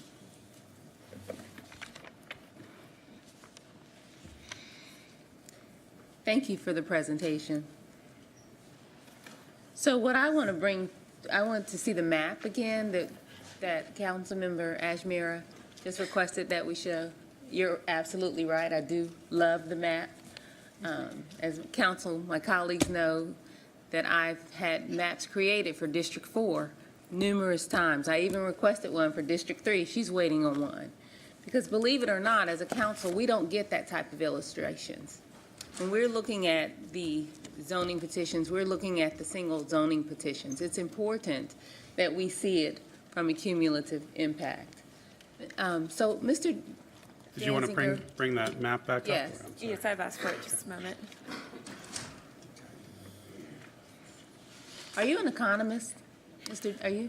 No, I'm a risk manager in banking. Okay. So I do a lot of economist work. Okay. We need you on some committees. Are you on any city committees? I'm happy to help, yeah. Okay, all right. Thank you. Okay. So if you look at this map, if you see all of those trips, from a policy perspective, we only receive traffic impact studies if there are only 2,500 trips. And so if you look at all of these petitions, I think there's only 4 of those that would generate a traffic impact study. So we've talked about, from a council perspective, that cumulative impact. What we need is, when the number reaches 2,500 cumulatively, that we're doing traffic impact. So this is one of the reasons you see the imbalance in improvements versus development. So is someone from CDOT, can someone from CDOT come up?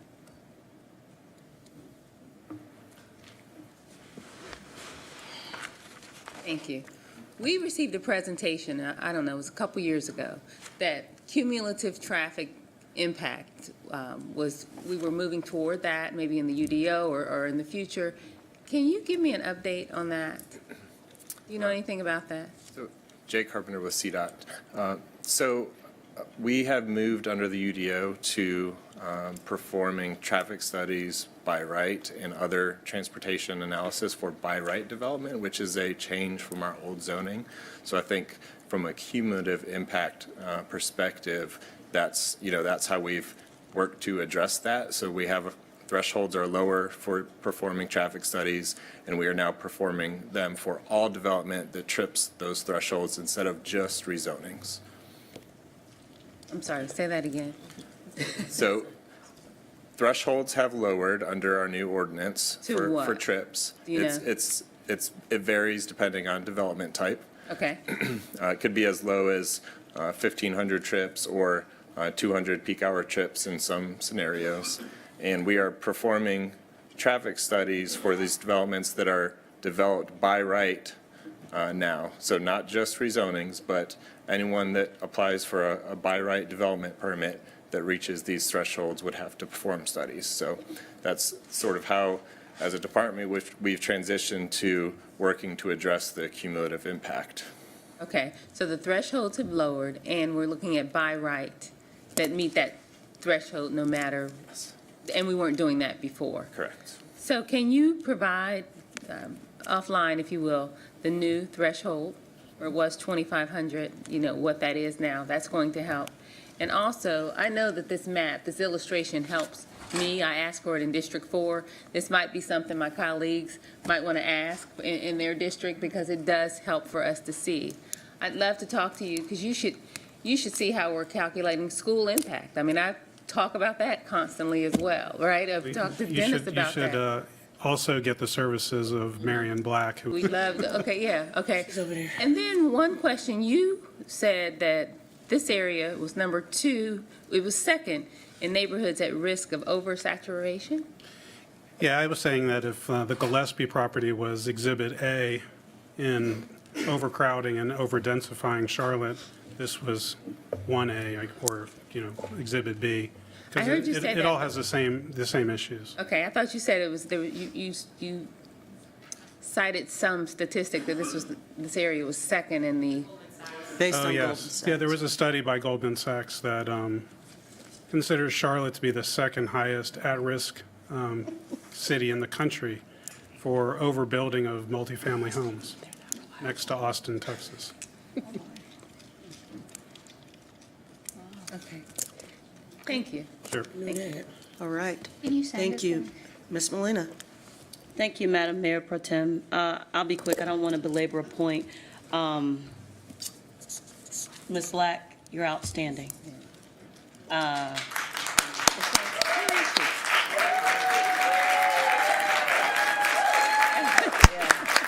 So I don't know if anybody can see this, but this is like a whole binder that we got last week. And it is one of the most thorough explanations that I've gotten since I've sat at this dais. So thank you so much.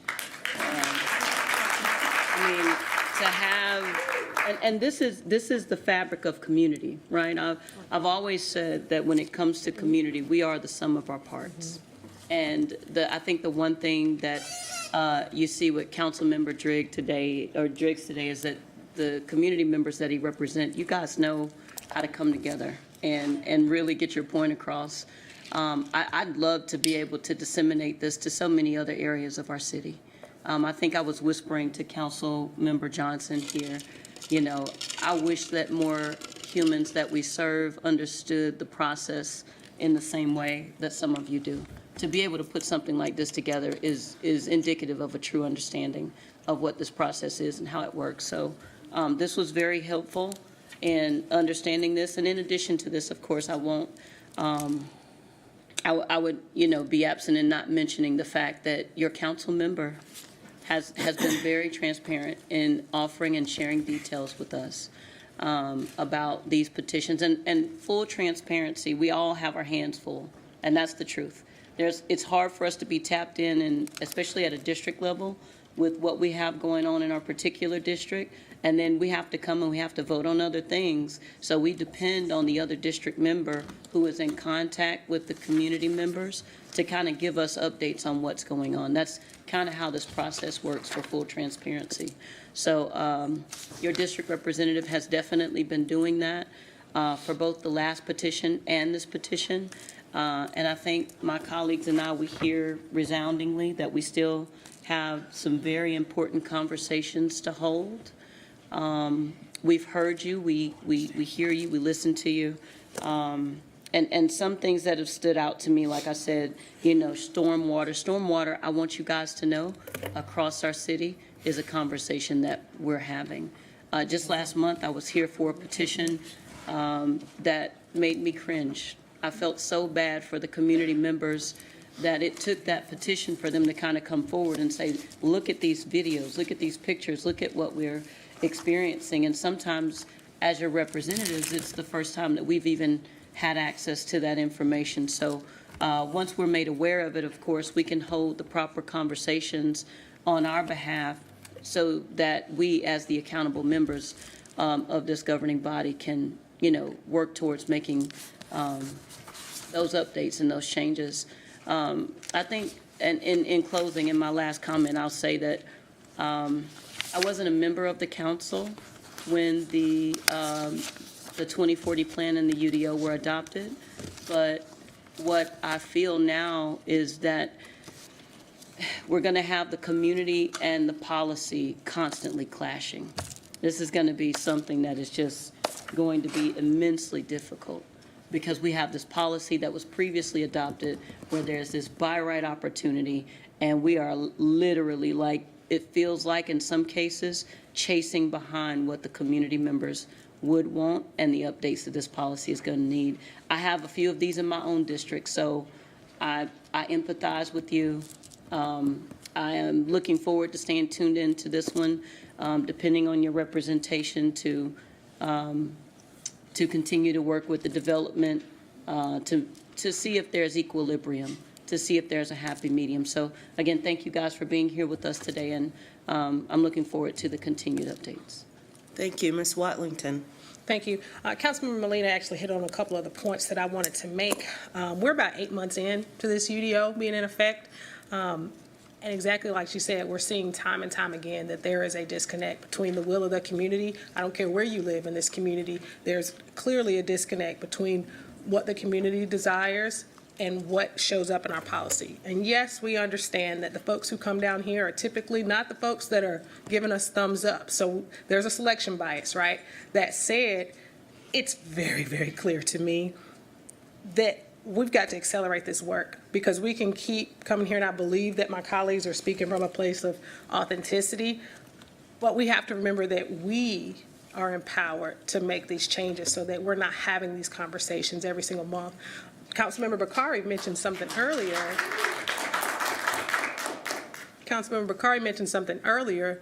Alluding to the idea that most of us sitting around this dais are amenable to making adjustments.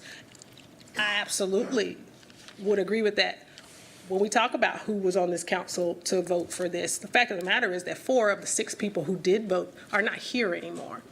And so they're not dealing with the aftermath of what many of us around this dais lifted up as potential issues. Doesn't mean that we want to completely walk back every single thing that is in the UDO, but it does mean that, using language from my colleague here, a lot of this stuff was foreseeable and it's time to fix it. So I would like to just say right now that at this point, we've got to do something. And to that end, I know that we're not going to be talking specifically about policy today, but we know that there's a couple of items sitting within the Transportation and Planning Committee that are being looked at right now. I challenge us to go further. I challenge us, particularly ACM Babson, I challenge us to accelerate the work. We have heard enough themes over the last 8 months to put it into committee, to start working around how do we make these adjustments so we don't have to sit before our constituents anymore and keep offering condolences to what we know is something we can change. So, Second. yeah. So moved. Ms. Brown. Thank you so much, Mayor Pro Tem. I just want to say thank you so much. I saw your book, Ms. Black, when it was dropped off. Our packages get dropped off at our door, and I was like, wow, this is amazing. You're an amazing lady, you really are. And when you come out and you express your concerns, we definitely listen. To Mr. Brown, thank you so much for meeting me on the property site. I actually got to see the home and the vehicles parked inside of the Cato property. And when I walked up, I initially saw a black gate, all of the wooded area, and the cameras up there. And I said, wow, who in the world owns all of this property? And I said to Mr. Brown, because I'm transparent, I was like, I wouldn't sell this. This is beautiful. Me and my kids can be out here running and playing. It's just a lot of land. But I also noticed that when you go down that street, there's a lot of open area. It runs to their home, right, the cul-de-sac, or the end of the road, I would say, because there's nothing else on the end except for the homes. I physically wanted to see what the area was like, and so Ed suggested, always going to look at the site, visual. I'm a visual person, so yes, I'm running to the sites. I don't know if everybody do it, but I go to the sites. I need to go to the sites because I'm new and I need to see it, and then I can put everything together into perspective. This is really hard work. The UDO, the 2040, lot of difficult stuff, like books and pages of stuff. So yeah, I agree that condense, going back and looking at it and see how it worked and it's effective for everybody on the council, for the residents to look at, because that by right, we're still looking at that. No matter what goes on, we got to come to, I think, common ground where we all can work together. In a perfect world, right, that would be the best thing that we can do, but we know there's going to be some type of opposition. I would like to say to you, Mr. Brown, and to the residents, I know that we can come with Ed as the leader of this triangle to come to some kind of common ground and work together. But it says a lot about development when you invite us out there to show us specifically what it is and take your time out of your schedule to walk the area and show me, because I had questions, lots of them. Bridget and Jeff drove me around in their car, and I parked, and I wanted to know, and I wanted to learn. So thank y'all so much for coming out. I look forward to seeing what Ed does as he head up this project. It is his district, and working together to make sure that we can come to some type of common ground. So thank y'all so much. No pressure. No pressure. Thank you, Ms. Brown. So I'd just like to say, I want to thank the community for coming out and the level of engagement, echo the sentiments of my colleagues. But I also would like to thank the petitioner.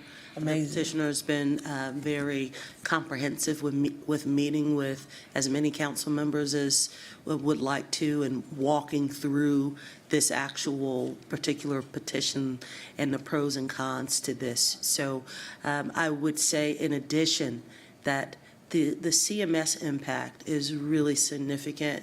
Dennis, I mean, you're talking about an impact to schools like Sedgefield and Alexander Graham, which are, Sedgefield is well north of Woodlawn. So it's not purely an impact just for South Charlotte. It is an extensive impact as it relates to our middle schools in the city. So bringing a new school online will have a ripple effect throughout the entire southeast area of Charlotte as well. So, and lastly, I want to just acknowledge that, the comments around the UDO, and we have been very clear that the UDO is a living document. So it's a policy that council did adopt. With incredible input from the community, not just one touch point or two touch points, a plethora of touch points. But as we grow as a city and we begin to feel the effects of the UDO and try to understand some opportunities for improvement, we will do that. It's a living document, but it is our policy. That council has voted on and has been years in the making. So thank you for the community. Thank you for being engaged. Please continue to stay engaged. And I know that Mr. Driggs will continue to lead you in the right direction as it relates to thinking about the balance, the pros and cons of this particular petition. I still have questions for the petition. You do? Yes. Okay. I'm sorry, Ms. Mayfield. Thank you. So I have a couple of questions regarding our language that we have in here, because we have in here, we use the language of what may be developed quite a bit, but for the multifamily, for it not to exceed 682. So, Mr. Brown, it would be helpful if we're talking about partnering with CMS to ask your clients if there is a willingness to actually designate in language the ability for diverse price point housing. Basically, if we're going to commit to build a school, are we creating housing for the teachers, for the service workers that's going to help maintain that school? Are we looking at between this multi-level development, we only have up to or may develop 24 single family, but we have language in here that gives flexibility. Development area C may be developed with up to 24 single-family detached homes. The number of single-family detached homes may be increased by 3 units by reducing the unit count in development area B. So we do a lot of shuffling between the multiple areas, identifying if there's a commitment for accessibility for our workers, or that's going to be at that school, for the families who may be attending this school, because not everyone is going to come in at a specific socioeconomic price point. We know that our teachers are not making the salaries for today's market. That type of commitment will be helpful. I would also like to find out, we have in here in the proposals for the innovative lot standards, we know the minimum standard on the side yard for a single-family detached is only 5 feet. Well, we also went through a pandemic. The minimum, we say, is to have at least 6 feet away from each other in order not to catch basic germs. It would be helpful because we have seen a lot of developments that have come out, new builds over the last few years. That 5 feet, that extra foot makes a big difference in quality of life and accessibility for accessing your home. Something that may seem very simple, like having your yard mowed. If you're not able to mow your own yard and you have a company come in to mow your yard, that 5 feet, if they are driving a larger machine and you have a landscaping company, then your shrubbery, if you actually decide to plant shrubbery along the side of your home, that is going to be destroyed. So something that may seem like a very simple step, especially when we're only talking about 24 single-family units, that 1 foot on each side to make it 6 feet could make a big difference in the quality of life for the individuals, and also looking at what are we doing to make sure that this is a development that is attempting to reach our goals in the community of creating a truly diverse community. Because having a school, but having teachers having to drive an hour plus to get to and from that school versus having easier access, and even all the service workers, whatever role that they may play to keep that school up and running, would be helpful to know that that was taken into consideration. Thank you. Do I have a motion to close public hearing? So moved. I have a motion and a second to close public hearing. All in favor, raise hands. Any opposed? That's unanimous. We'll move on to agenda item number 41, petition number 2023-062 by White Point Partners. The location approximately 2.59 acres located along the south side of Commonwealth Ave, west of the plaza and east of Pecan Ave. In District 1, my district. The current zoning is NC. The proposed zoning is CAC 2CD.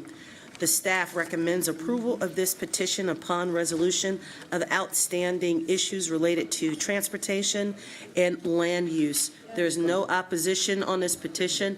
Mr. McVeigh and Mr. Lavelle will have 3 minutes after staff's presentation. Thank you. Thank you. This site is just over 2.5 acres along the south side of Commonwealth Avenue, along the west side of the plaza and east of Pecan Avenue.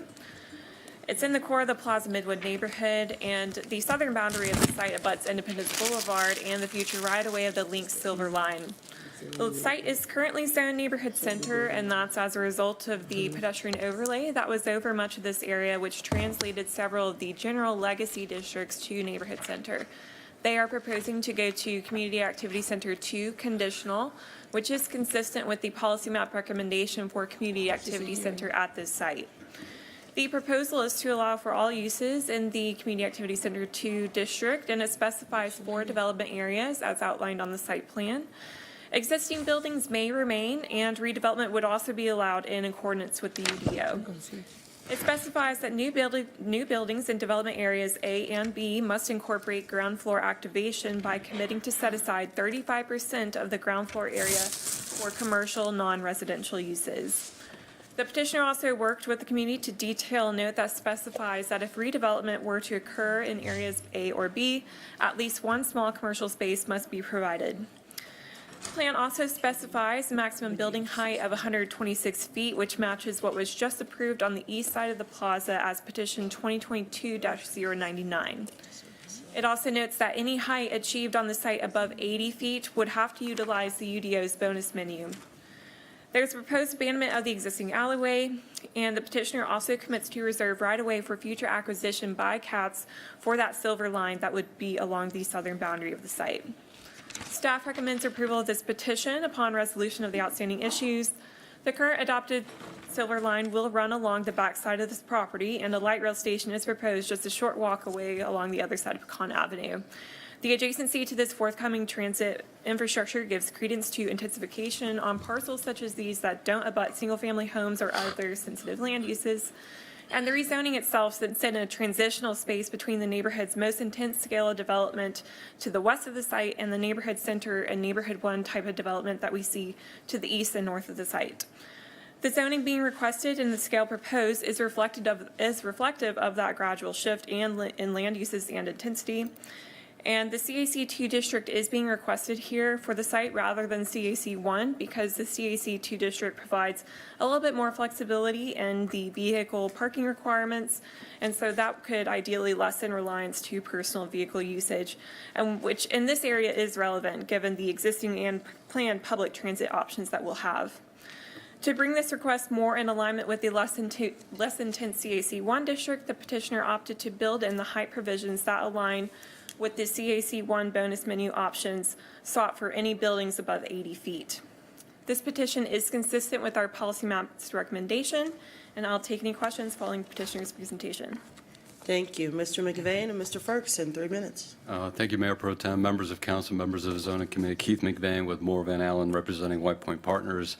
Jay Lavelle with White Point Partners sends his apologies. He had a sick child that kept him at home tonight, but he will keep abreast of the petition as we move forward. Also here assisting us is Hattie Pavlichenko, writer with Land Design, available to answer questions. Russell Ferguson with the Plaza Midwood Merchants Association is also part of our presentation. We've been working with Russell as well as the Commonwealth Morningside Neighborhood Association, and Alan Nelson representing the Commonwealth Morningside is also here. Petition's been working with them since we filed the petition, originally filed as a conventional, have converted to a conditional, as Holly mentioned, to address neighborhood concerns. And we will be making additional changes to the petition. Spoke with Mr. Ferguson and emailed Alan this morning about additional changes the petitioner will be making to the petition to address additional concerns regarding membership in both associations, contributions to their associations as new development occurs, working with the city to redo the streetscape along Commonwealth Avenue at the time of redevelopment. One thing I do want to mention as a part of this petition is the emphasis or the impetus for this petition, if I get the right word, is really not redevelopment in the short term or even the near future. It's really adaptive reuse of the existing buildings on the site. CAC2 allows Jay and his partners to do that without tearing down buildings to create additional parking. So that's really why CAC2, and then the conditions to address future conditions that might arise as part of redevelopment. Russell, I'll turn it over to you. Thanks. Mayor Pro Tem, District 1. Council, Zoning Committee, good to see you guys. I'm here in my capacity as a board member of Plaza Midwood Merchants, and as mentioned, it's been a little bit late breaking, but we're here standing in support because we've been working with the petitioner on this project with Commonwealth Morningside Association, which is also in the House tonight, and we're pretty confident that these next couple steps will have everything refined on the site plan, be able to support this going forward. We've been focusing on the pedestrian rail trail, which will highlight what goes with the Silver Line behind. Streetscape improvements on Commonwealth is something we'll be looking forward to working with CDOT on, with the community and petitioner together to make sure that fits the neighborhood, and mitigating some of the construction impacts and some of the impacts we've been dealing with construction. So we stand here on the support side, and we'll be working with petitioner to get this right and other community members. Thank you very much for your time. We're happy to answer questions. Thank you. Thank you. I do know I have a motion to close in a second. Do I have a second to close? Yes. All right. Before we do that, I would say I do appreciate you working with both Plaza Midwood Merchants and Commonwealth Morningside. As you know, those communities they support adaptive reuse. And so I look forward to seeing the revisions of the site plans as you have communicated with the community members and leaders. Thank you. I have a motion and a second to close public hearing. All in favor, raise hands. Any opposed? That is unanimous. We move on to item number 42, petition number 2023-176 by Smith Douglas Homes. The location is approximately 14.85 acres located on the southeast side of Paul Creek Road, east of Little Rock Road in District 2, Mr. Graham's district. Current zoning N1A, proposed zoning N2ACD. Staff does not recommend approval of this petition in its current form. And because staff doesn't recommend this petition after staff's presentation, Mr. Cullen Brown and Mr. Padilla will have 10 minutes to state their case in support of it. Thank you. All right, thank you, Madam Mayor Pro Tem and Council. Petition 2023-176 is located at the northeast side of Paul Creek Road, east of Little Rock Road. The site's approximately 14.85 acres in size and is currently the site of a single-family dwelling. The current zoning is N1A, Neighborhood 1, a conventional zoning district. The proposed zoning is N2ACD, Neighborhood 2, a conditional zoning district. 2040 policy map recommends the Neighborhood 1 place type for this site. The N2A district is inconsistent with the N1 place type.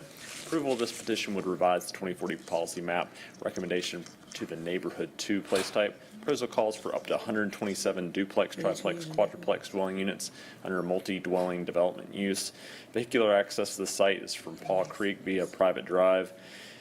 Primary exterior building materials will consist of brick, glass, stone, or synthetic equivalents, stucco, EPIS, metal, cementitious, or wood siding. Vinyl may not be used as primary building material, and concrete masonry units are prohibited. Pitched roofs have a minimum of 412. Usable front porches and stoops will be predominant features on units facing the public street. Blank walls shall be limited to 20 feet. Meter banks shall be located outside the right-of-way and screened from public view. There are several outstanding issues on the site dealing with site and building design, and one dealing with environment from urban forestry. Staff does not recommend approval in the current form. The proposed development pattern is not compatible with the surrounding context of the area, and the land use recommendation for the neighborhood one place type as the proposed use is a multi-dwelling development utilizing private alleys. The area is not served by public transportation. It lacks comprehensive sidewalk network, bike facilities, and is not within a half-mile walk or 2-mile bike or transit ride of essential amenities, goods, and services. I'm happy to take any questions after Mr. Brown's presentation. Thank you. Mr. Brown? Thank you, Mayor Pro Tem, Council members. Colin Brown on behalf of the petitioner, Smith Douglas Homes. Joe Padilla, who many of you may know from his time in the industry, is here as well. Thanks, Max, for that overview. As Max mentioned, this is in the Paw Creek area in Council Member Graham's district. The Smith Douglas team, we did do some early outreach with neighboring communities. We actually had a couple meetings with the board of the Northwest Coalition and have received their input as well. Actually got very good feedback from them. As Max pointed out, there's kind of interesting mix of uses. We've got a school across the street, we've got a fire station, a church, and then transition to the lower density single family neighborhood. The feedback that we heard from the community we had the meeting was actually quite positive. Sam Smith, and I'll let y'all speak to him if you would like, let him speak for himself, but he did say to us, hey, this is the type of residential housing we're looking for, and we're looking for sale housing, which is what Smith Douglas does. We are pursuing an N2 designation, so I won't get to the by right battle. But as Max mentioned, we're just talking about duplexes, triplexes, and quads. But there are some design standards that make that pretty difficult under the N1. So we've done this as a conditional, hitting on some of the themes tonight. We've done a conditional zoning to have a site plan, to have those commitments, to have some architectural commitments like you've heard. And generally, the community feedback we heard was this is positive. They're excited about home ownership in the community. And these are Smith Douglas's goal is to have a relatively attainable price point. So that is some of the reasons we are trying to manage our commitments on all the architectural features. However, we're optimistic. Staff has given us some points to work on. We hope that in kind of following the hearing, we can work with our design team, the Smith Douglas team, to come up with some modifications to the plan that can help us earn staff support. Again, we feel like the development type with these duplexes, triplexes, and quads are very similar to N1A, and with some site plan modifications, we hope we can get there. Happy to have community support, and we'll take any questions you have. Oh, yeah, I have a question. Ms. Ashmere? Thank you. So, Mr. Brown, you mentioned that we are looking at duplex, triplex, and quadplex. Isn't that already allowed in N1A? So was this filed before the UDO? No, and I don't want to get into what we could do under N1A. Yes, someone could develop this site under N1A. We think we get a better, there's some things about N1A that make it pretty difficult for a traditional townhome style layout. So I don't want to get into, we could do this by right. We've kind of come in, we said we'll provide a site plan that people can see. I think that's helpful for the neighborhood. Frankly, I think they'd rather see an N2 conditional sometimes than we don't know what we're going to get with N1A. So I think that's the response we've gotten. So yes, this product type could be built. Some of this could be built by right. We think this is a better plan. All right, we'll move to close. I have a motion to close. I have a second. All in favor of closing public hearing, raise hands. Any opposed? That is unanimous. We go on to agenda item number 43, petition number 2023-107 by Penmouth Holdings LLC, location approximately 12.3 acres, located along the north side of Rocky River Road and east side of John Russell Road in the ETJ, closest to District 4, Ms. Johnson's district, and for the Board of County Commissioners, District 3, Mr. Dunlap's district. The current zoning is NS. Proposed zoning is N2A. CD. Staff recommends approval of this petition upon resolution of outstanding issues related to the environment. After staff's presentation, Mr. Pennell and Mr. Price will have 3 minutes. Thank you. All right, thank you, Mayor Pro Tem.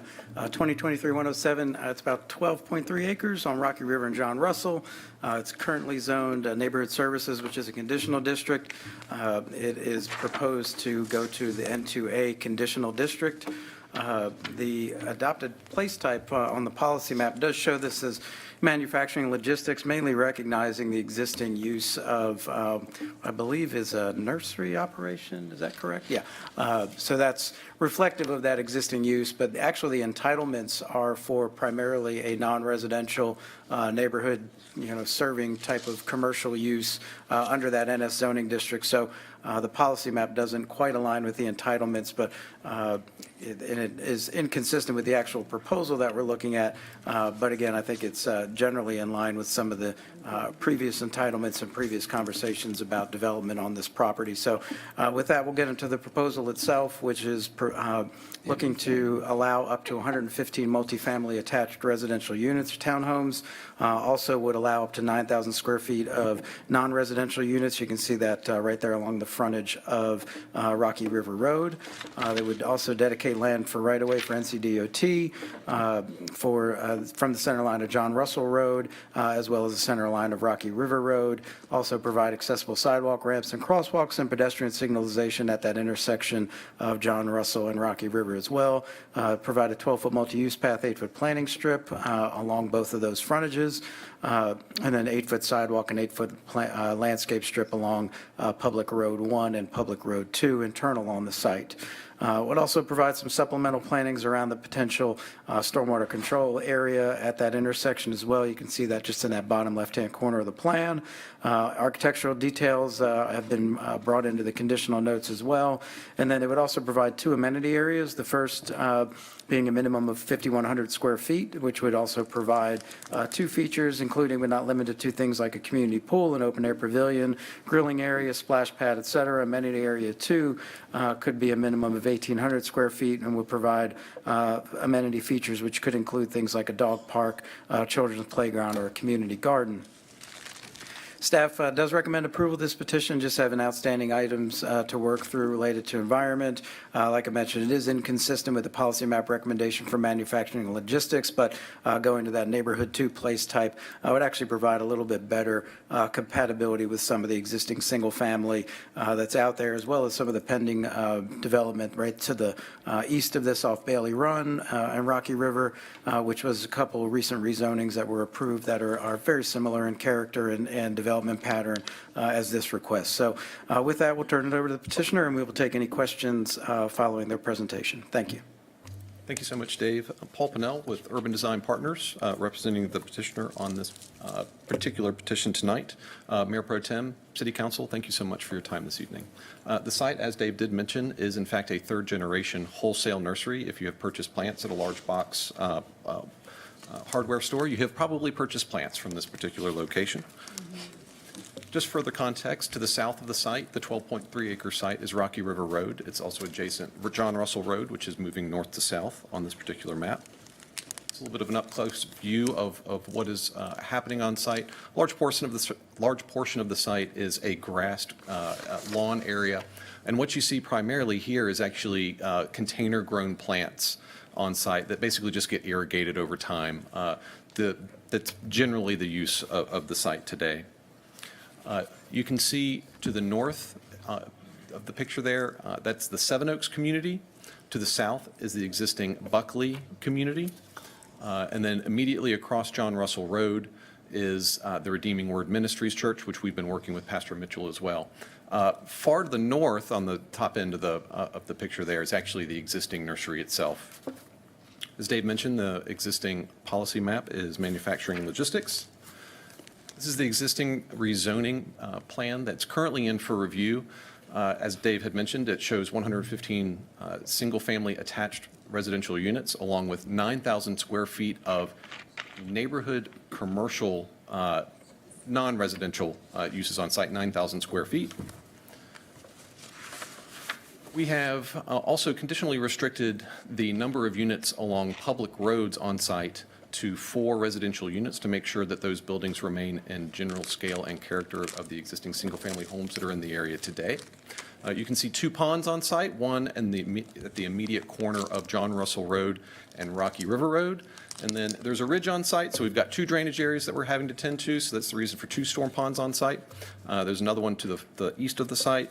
But just to go through a few of the community highlights here, we've got 9,000 square feet of neighborhood commercial uses, road widening along John Russell and Rocky River Road. Pedestrian signalization and crosswalks will be added at John Russell and Rocky River intersection.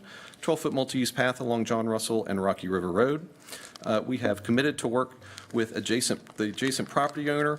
There's a 350-foot gap between this development and drawing a blank. Bailey Run.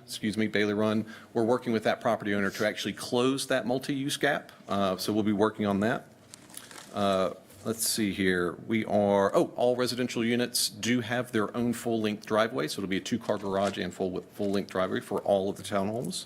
And then also, we're going to be sending in an annexation application to request to come into the city of Charlotte as well. Architectural features. Thank you. If you have any other questions, we can handle them during the Q&A. Any questions? Ms. Ajmera? Yes, thank you so much. Yes, I'm very familiar with this site. I don't live far away from this site. And in fact, I've been there for plans. I know you were going to mention something about architectural, so before I ask my question, do you want to finish that? Yes, I do. Thank you for the additional time. Toll Brothers will be the builder on site, so it is a higher-end home builder. And we have certain architectural features that are going to be incorporated into these residential units.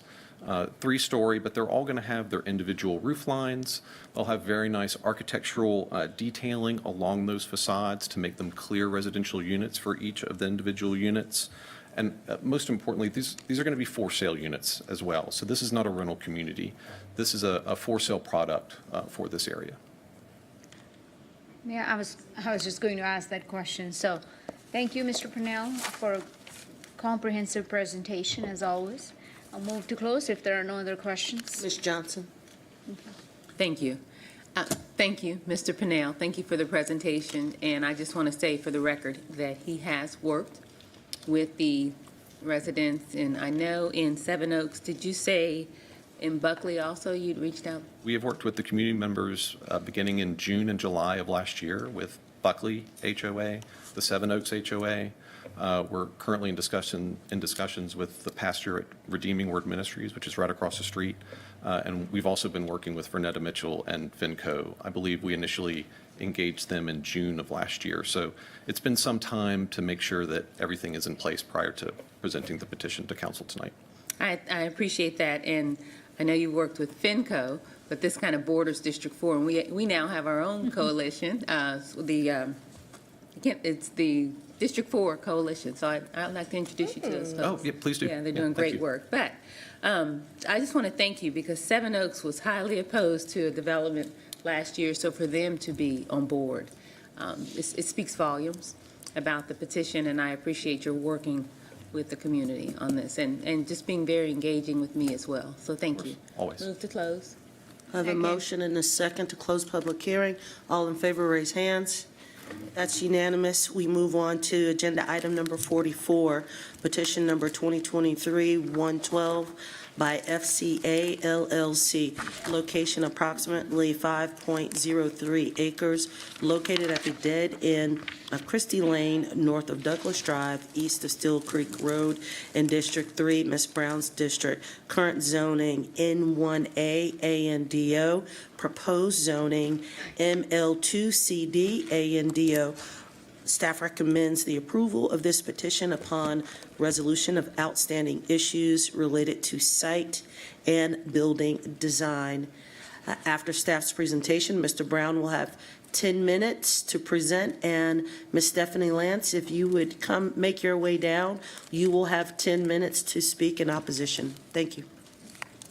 Thank you. Petition 2023-112 is just over 5 acres located on the northern end of Christie Lane, east of Steel Creek Road.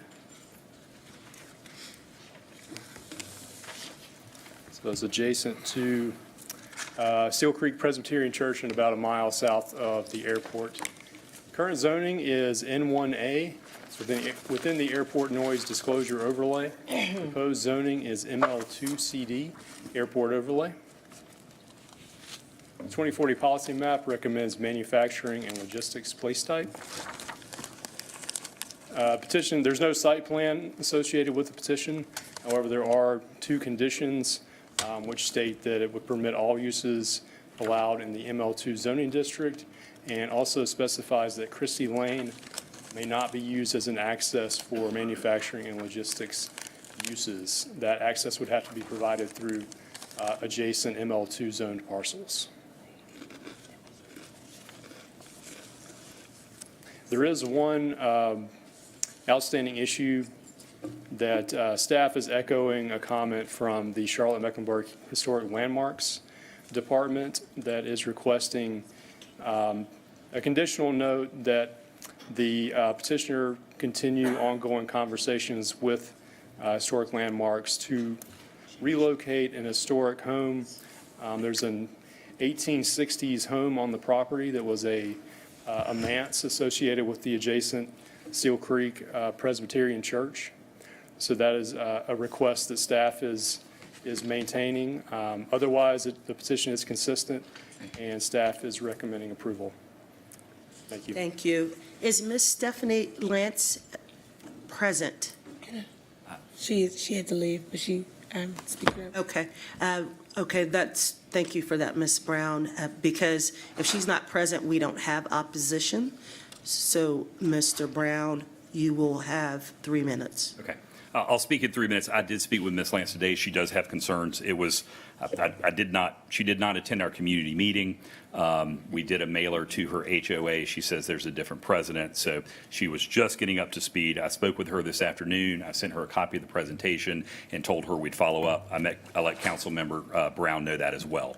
So we'll certainly follow up with her. But good overview from Joe. As he mentioned, my client, Foundry Commercials here, Bill Simmerville, is with me. We've got a 5-acre parcel that is really kind of an island surrounded by ML2 zoning. Everything around it is owned by the city of Charlotte. So our goal is to bring this into compliance with the zoning around it. Here's the 2040 plan. As you see, that kind of fills in the donut hole, makes a lot of sense. Joe mentioned we do have we did put this into a conditional environment too, so that if there were issues that come up and if Ms. Lands has a concern that we can address, we'll be able to address that through a condition. The one that we did have neighbors attend from the Christie Lane community.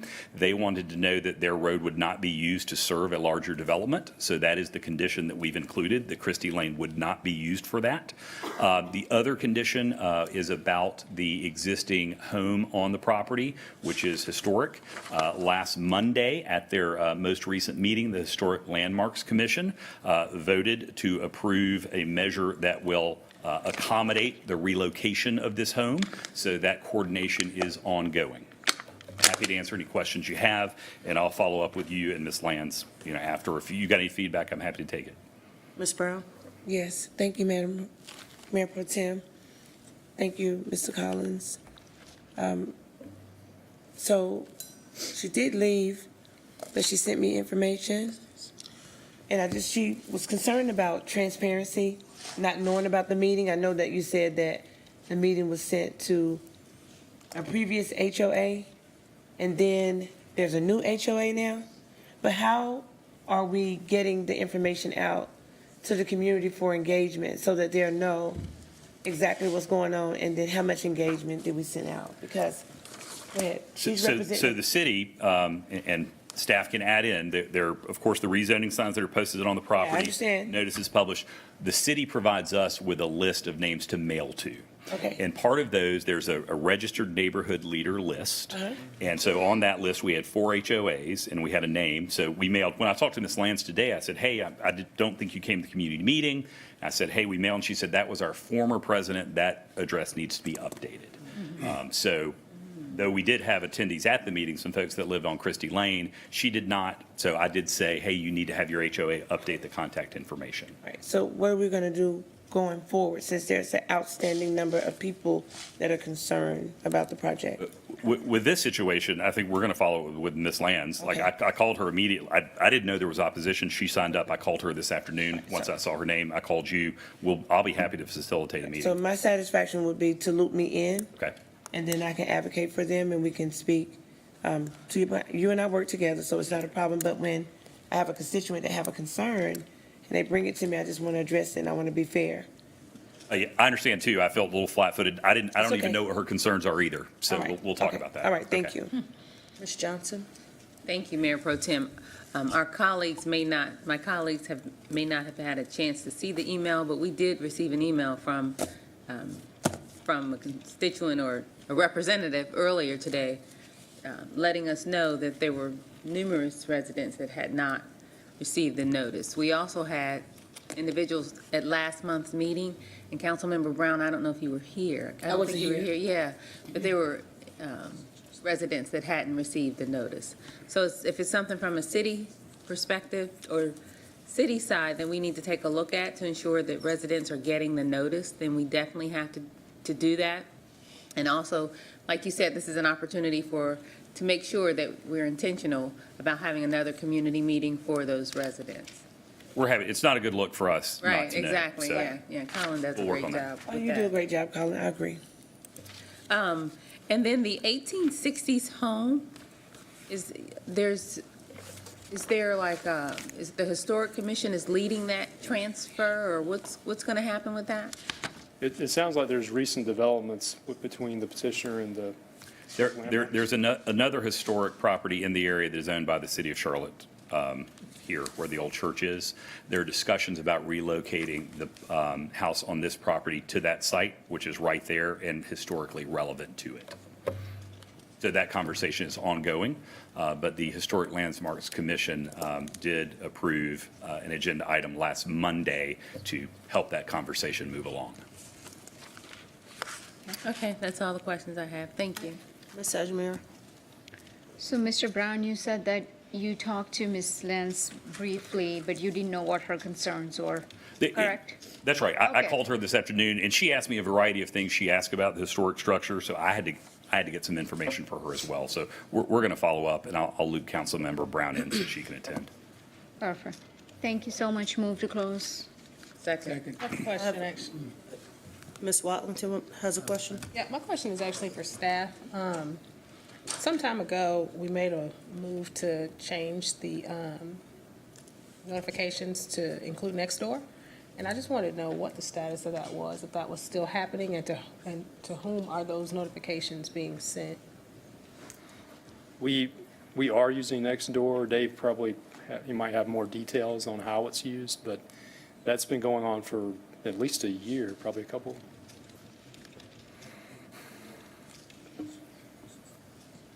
Yeah, so we do use Nextdoor. Every month, we send out notices for petitions that were just filed. So we've been doing that for, I guess, about, I would say, 2.5, probably getting on close to 3 years now, I would say. It was started back, I think, even pre-pandemic. We had some of the conversations about it. And so we do send those out. We send things out within a mile of the subject property, whereas our mail notices are only 300 feet. So we're capturing a whole lot more. But it's also, predetermined on if folks actually have access to the app and use it. But it is capturing a lot more residents that we normally wouldn't get through our mail notices just through that online platform. So seems to get a lot more, like I said, folks noticed of petitions, but we don't do that for public hearing notices. We just send those out via mail. But we do all of our courtesy notices, so like as soon as something's filed, we let folks know right out of the gates that there's a petition in their neighborhood. Like I said, it's within a mile of the site, so it captures a whole lot more than we do mailing-wise. Okay, I'd like to dig into that one a little bit more. Just, I'd like to understand how that overlaps with our neighborhood contact list and our neighborhood representatives, because if they don't happen to live within a mile because of where the parcel may be situated or whatever, I just want to make sure that that is, that's captured overall. So if I could just have a quick report or some kind of data that would show who's touched where. Yeah. And how that overlaps with how we're reaching our neighborhood leaders through some of our other communication channels, that'd be great. Yeah, and I think the other part about what Colin was mentioning earlier, the neighborhood leader list is also determined by the folks that go in and update it and maintain it online. So if somebody left that neighborhood organization and didn't provide a new contact, then we still have the old information in our database. So, but yeah, we can certainly catch up more offline and talk through it a little bit. So be happy to do that. Yep. Ms. Brown has a follow-up? Yes, thanks again, Mayor Pro Tem Anderson. I really appreciate that. So I know I want to make sure that I know the process with how we know who gets the information. And I was told, by the constituents that only one person got it. So we sent it out to all of those outlets, and it's not specific to you, but how do we know they're getting them? And I would like to be in the know for that, because to say if it's one or two people that don't get it, but this is a massive amount of people that say that they're not getting it. Right. So, we kind of use snail mail. You know, Yeah. as y'all give us addresses, we mail them. I'm always happy when someone attends the meeting, so we know that we had attendees at this meeting. The particular Ms. Lands, who I spoke to today, because I said, what is your neighborhood we mail to for? She said that the person whose name was on the list was no longer with the HOA. So I don't know. I'm happy. If she's got a group that wants to meet with us, we're happy to meet with them. I'll be leading that effort with you to make sure That's that we're great. just fair, and then when we come back, Okay. because it's one thing we make a conscious effort to make sure that they get the information, and then if they get the information and don't come, then we've done That's our another- due right. diligence, right? And I just want to make sure that that is what's done in this case, because there's more than 10 people that said that they were not aware Well, today and couldn't just, right. stop working on a Monday night and be here. So I'm happy that we heard from her today, so we can at least talk about it now. Yeah, because if she had not spoke up, we wouldn't know anything. known. I move to close. Yep, I already have a motion and a second, but we have Mr. Driggs. I didn't know you had Mr. Driggs, I'm sorry. No problem. And then Ms. Johnson followed. Okay, you too, sorry. Ms. Brown, I just wanted to point out, there is a long history of unreliability of that list. There's a procedure that says you have to use this list and mail to those people. If the neighborhoods don't maintain current information on that list, then the mailings don't reach the people that need to see them. Right, I understand. And so what I've done is tried to independently kind of look at what neighborhoods in question, find out about the HOA, and connect personally. It's just a suggestion, but I'm saying don't rely on that, because it's notoriously unreliable. It's always been a problem. Ms. Johnson? No. I have a question about the process. So we did have opposition. However, the opposition didn't make it tonight. So is this considered a no opposition petition so that it would be eligible for a consent agenda next month? Yes. You can always pull it. Frankly, I think it's fine with us, and I think Councilmember Brown would probably pull it anyway. So Okay. You can pull it. we'll just treat it like it had opposition. Yeah, okay. And Just we'll making treat sure. it that way. Something that you want to make sure that you pull. And then, when is the last time that the rezoning signs were updated? Say it again. Sign? The actual sign in the neighborhood. When's the last time those were updated? Was it posted or when it was the format? Yeah, I mean, have they been updated in recently? Contact. Yeah, Well, just the- they've gone through some recent updates, but mainly it's just the way the font and lettering looks on the sign. They're, I think, curved signs now instead of straight signs with hard corners. So not any real significant updates to it other than just how the sign is treated with, font size and information. But outside of that, that's no real material changes other than just appearance. Because it could be said that residents don't know what that means. So maybe if the signs were more clear, if there were, what is it, the QR code, or, I mean, that might be expensive, but if there's something, change is coming, or something just more clear, or, you know. It's I mean, the Z with information on that's pretty standard. We go, just about any jurisdiction in state and out of state has a similar sign. If you're in different communities, they typically have something that looks like ours does. Some I've seen have QR codes. We've talked through that. There's a different expense to that, just the way we print and manufacture signs. We'd have to generate a QR code individually for each one, rather than being able to maybe reuse and reproduce the signs over time. So, and it's also something we were concerned if folks have one, are they going to be driving, trying to scan it while they're driving by it? So there's pros and cons to it, but I'm happy to talk through it again and rethink if there's some ways we can approach it Or differently. just something more clear. We want engagement because, because even if they didn't get the notice, they see the sign if they live close enough to it. So if they know change is coming, we are growing, or something just very plain English that makes it clear to residents. So, so there's an equitable representation. Areas like Ballantyne, we saw 20,000 people. They're very engaged and understand the process. But we've got to do better as a city and outreach to individuals throughout the city. So, and I just think the sign, it might be a low-hanging fruit, just to be clear that there's a petition, or, contact city or something, or, I just think it. Yeah, we can certainly take a look and see if there's tweaks that can be made, and then work with the folks that manufacture the signs for us and see if there's anything that can be changed. Yeah. Okay. That's all I have. Thank you. Okay, I have a motion and a second twice to close public hearing. Ms. Brown, you have a pressing comment? I do, Okay. because it's my Go district. ahead. Everything I say is pressing in that district. So, Ms. Sorry, she's up there. Never mind, go ahead. Oh, Okay, go ahead. so everybody can't put together a book like this. This is amazing. Ms. Black, she's amazing. We can get her to do some things, but we have to advocate for our constituents. And this is for staff, as Mr. Brown is a fair person, we have a working relationship, which I think is pretty positive. When we mail out those tax bills, they go to the right address. And when we collect the money for the city, we get the right address, or we find a way to get it to the right address. This is just real stuff. And some of the zoning signs are on dead-end streets. A lot of people don't really know how to get mobilized. So that's what I intend to do, just help them mobilize, and this is a part of it.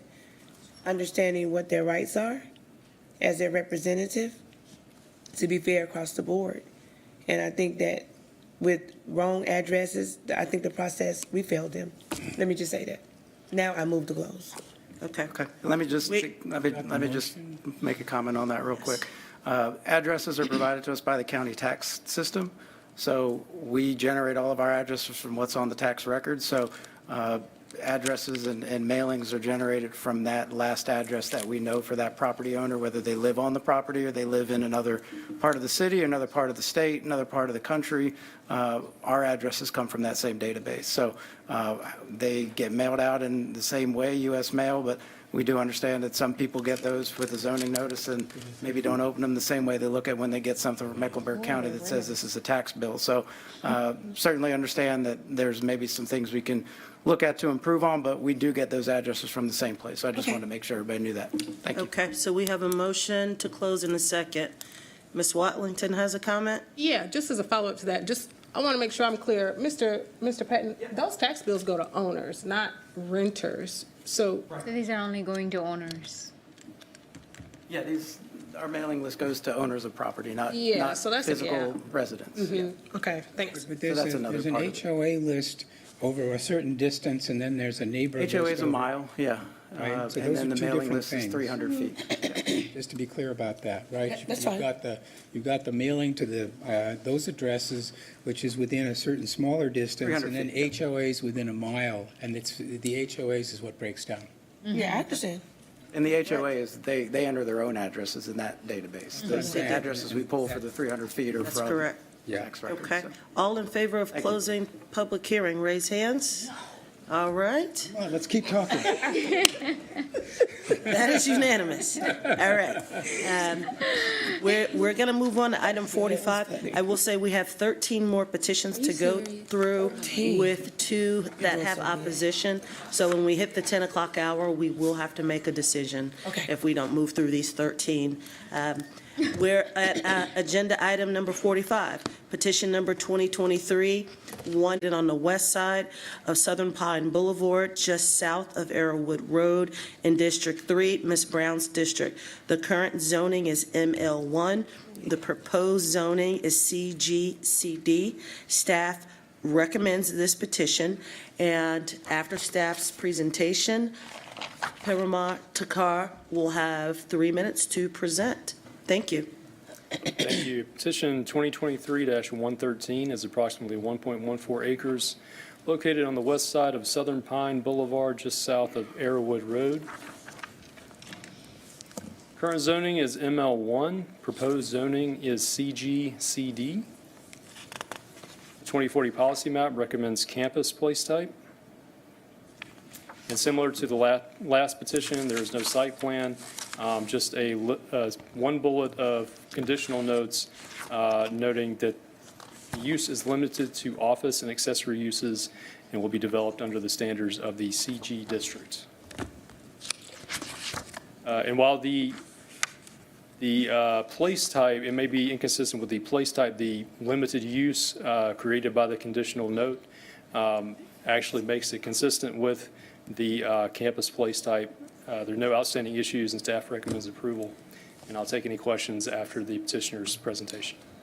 Thank you. You have 3 minutes. Good evening. It was my understanding that our submitted site plan would have been shown, so we did not present or prepare a presentation.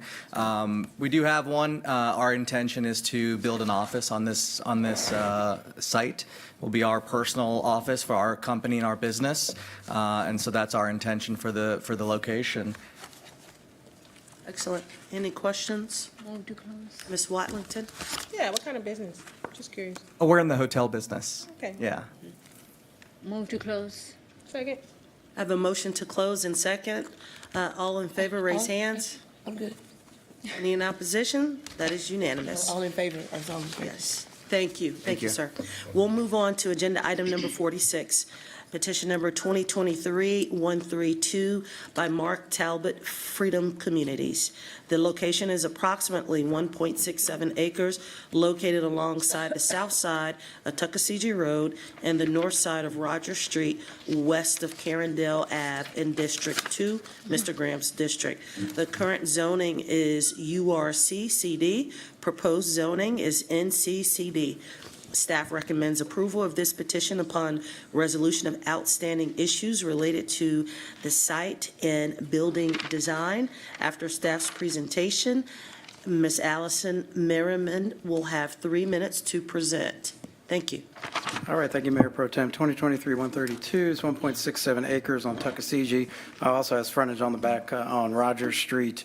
It's currently zoned URC conditional, which is an urban residential commercial district with site conditions. The proposed zoning is for neighborhood center conditional.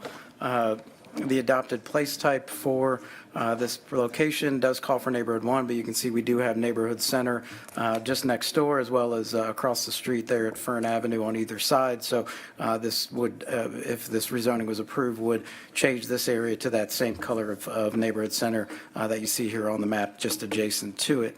The proposal, this is a petition I alluded to a few times earlier tonight, where it started out as conventional. They listened intently with the community, raised some concerns, and they all worked in partnership to try to pull together some conditions that would satisfy and alleviate some of those concerns, which, according to some emails this afternoon, they were successful in doing so, and the neighborhood is supportive of the request. The petition doesn't have a site plan. It just proposes the following site conditions.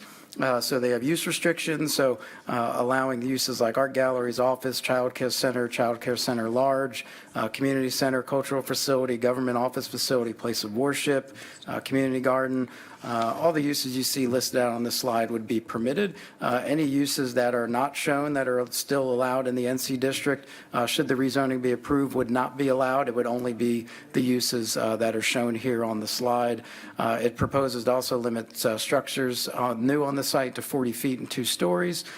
Compliance with the post-construction stormwater regulations of the UDO have been committed to. It does also propose that to the extent that any building, site element, or structure located on the site or any of the use being made of any land, building, site element, or structure located that fails to meet current UDO requirements would be able to remain on the site and continue on the site without having to meet current ordinance requirements. That is a note that is a bit redundant. We do already provide for that in the UDO, so we're working with them to try to clarify if that's needed or if it can just be removed. That's one of our outstanding items that's listed in the staff analysis. And then there's one additional note that was provided, and that states at such point when the existing use is discontinued or the existing building or structure is demolished and full site compliance is triggered, that the required 25-foot Class B landscape yard would be provided in its entirety adjacent to those neighborhood 1 place types. So those are the site conditions that would be employed on this site should it be approved, and they would be able to continue to develop the site with some uses according to those site conditions. Again, staff does recommend approval of the petition. Do have those outstanding items related to site and building design to work through. While it's inconsistent with that neighborhood 1 place type, the existing use and the existing zoning and the site conditions, taking it to that neighborhood center district, give us a little bit more comfort to that inconsistency and feel that it's a reasonable transition. And again, staff is supportive of the request, and we will turn it over to the petitioner and take any questions following the presentation. Thank you. Thank you. Ms. Merriman?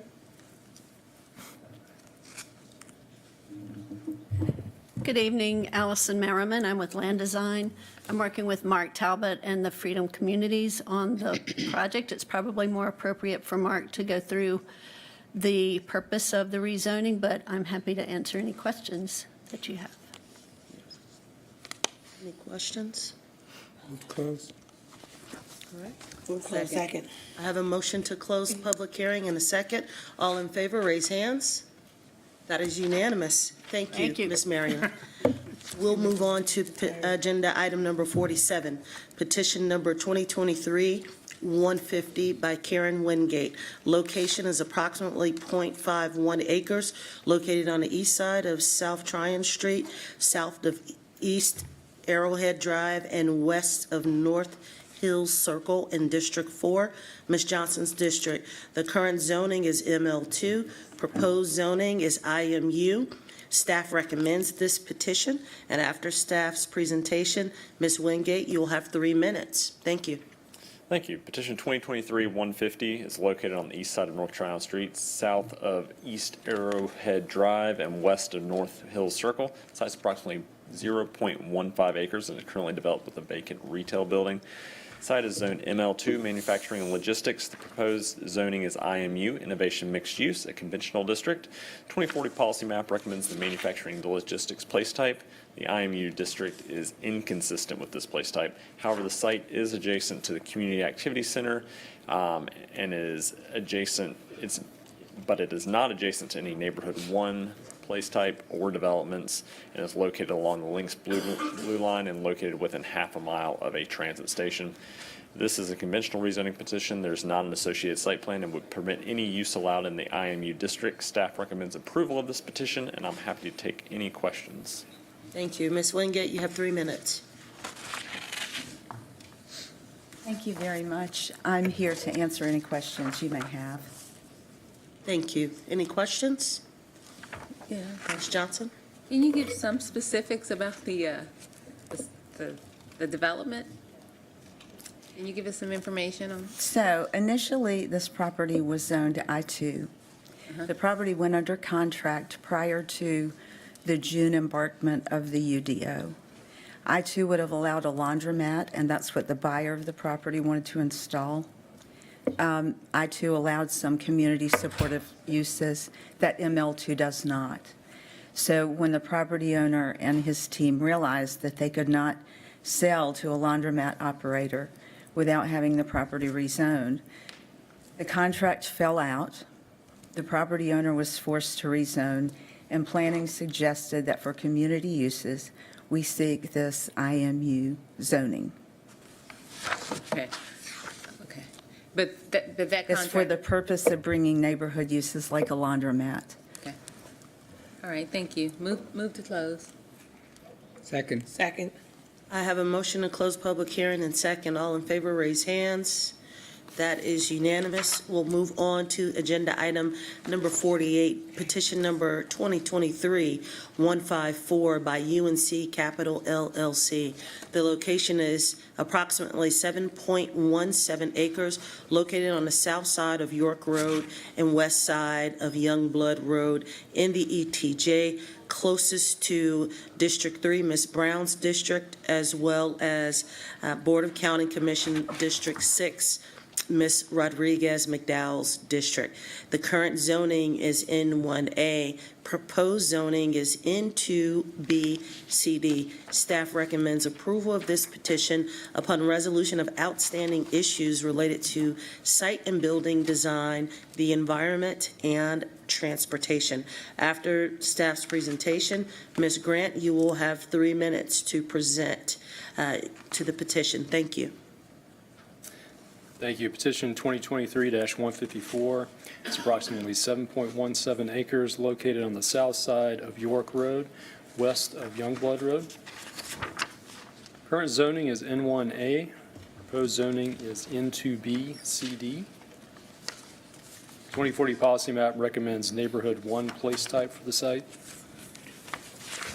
Proposal is for an age-restricted multifamily stack development with up to 160 residential units, limits the number of principal buildings to 2, provides a 10-foot Class C landscape yard with a 6-foot opaque fence where adjacent to N1 zoning and place type, preserves 10% of the site as open space, also commits to transportation improvements, including access from both York Road and Youngblood Road, right turn lane at York Road, access with 150 feet of storage and a 100-foot taper, an 8-foot planting strip and 12-foot shared use path along the site's York Road frontage, and an 8-foot planting strip and 8-foot sidewalk along the site's Youngblood Road frontage. It is inconsistent with the neighborhood 1 place type recommendation. However, the age-restricted development will provide an additional housing opportunity for this growing segment of our community. The site is adjacent to a neighborhood center place type to the east across Youngblood Road. Staff does recommend approval upon resolution of outstanding issues related to site and building design, the environment, and transportation. And I'll take any questions after the petitioner's presentation. Thank you. Ms. Grant? Good evening, Mayor Pro Tem, members of council, members of the zoning committee. Bridget Grant, land use consultant with Moore & Van Allen. I am pleased to be here tonight representing Mary Young with UNC Capital, and Brian Crutchfield with Timmons is also here to support us. We are all committed to getting all of the petitions done tonight, so I'm not going to duplicate everything that staff has said. I just wanted to highlight, we did have some concerns from the community specific to a maximum building height of 60 feet across the site.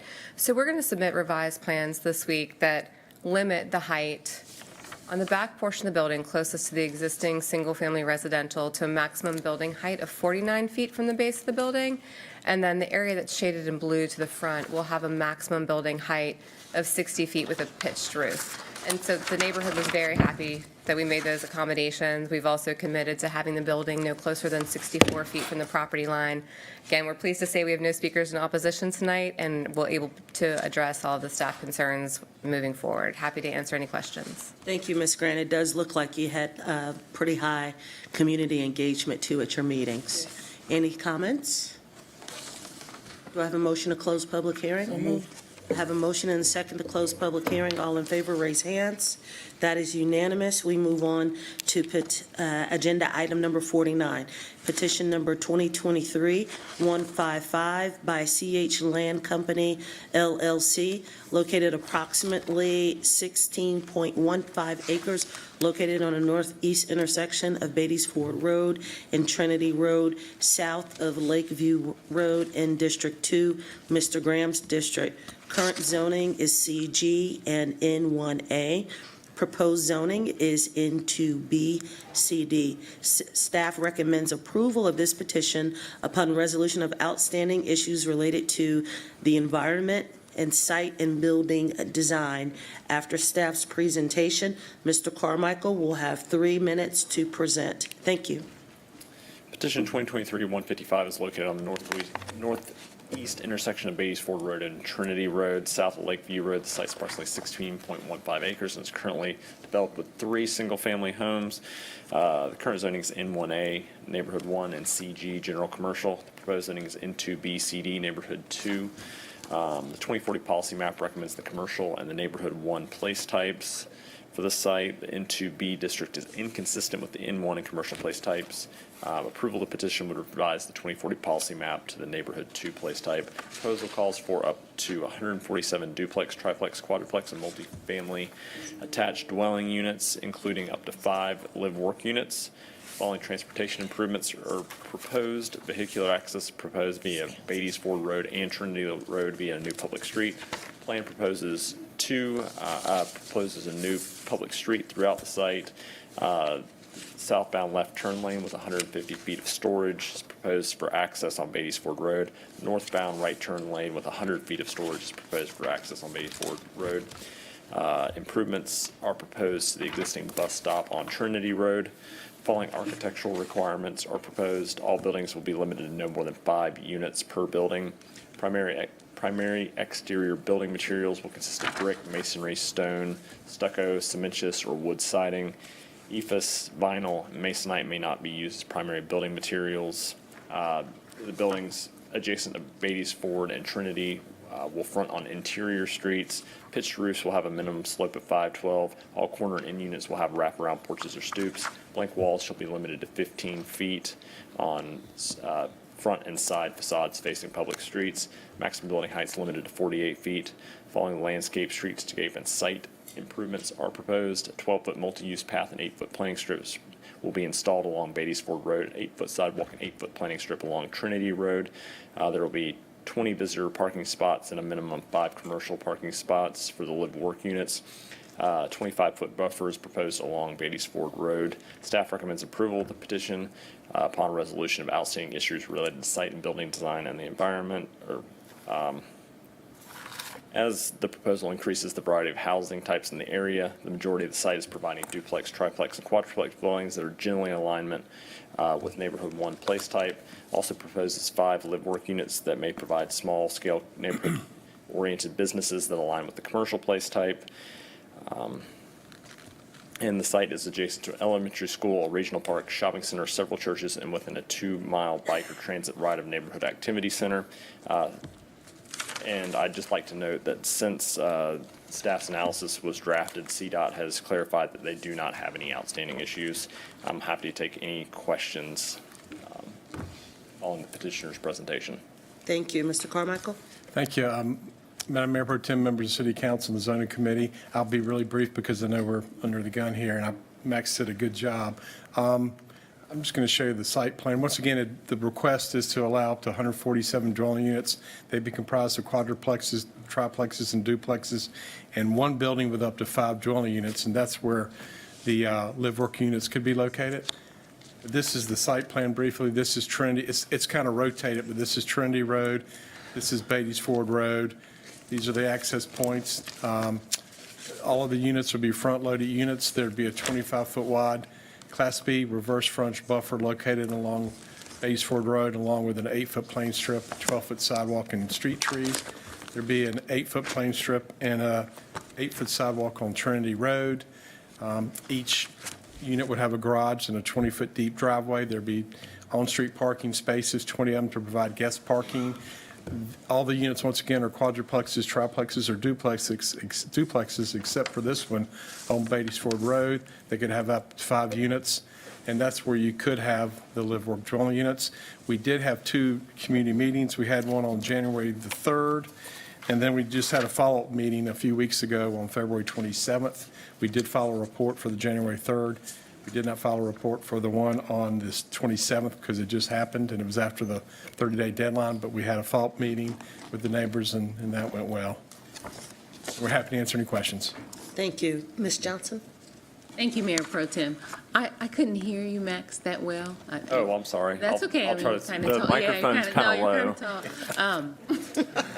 Couldn't either. Got to get you an extension. You both mentioned the 5 live-work units. Right. I don't know that I've heard that term, and then you were describing it, but I couldn't understand. Well, it's a dwelling unit that you can have commercial uses as well that are allowed in that district. So for instance, in a townhome unit, Councilmember Johnson, the first floor could be devoted to a non-residential use like an office or commercial use, and then the owner occupant would live above the live-work component.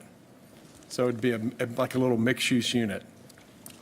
Like I could have if I went out on my own, I could have a little townhome and have my law office in the first floor and could live on the second floor. That's pretty cool. Yeah. But it's not retail, it's not considered It retail? could be, Okay, okay.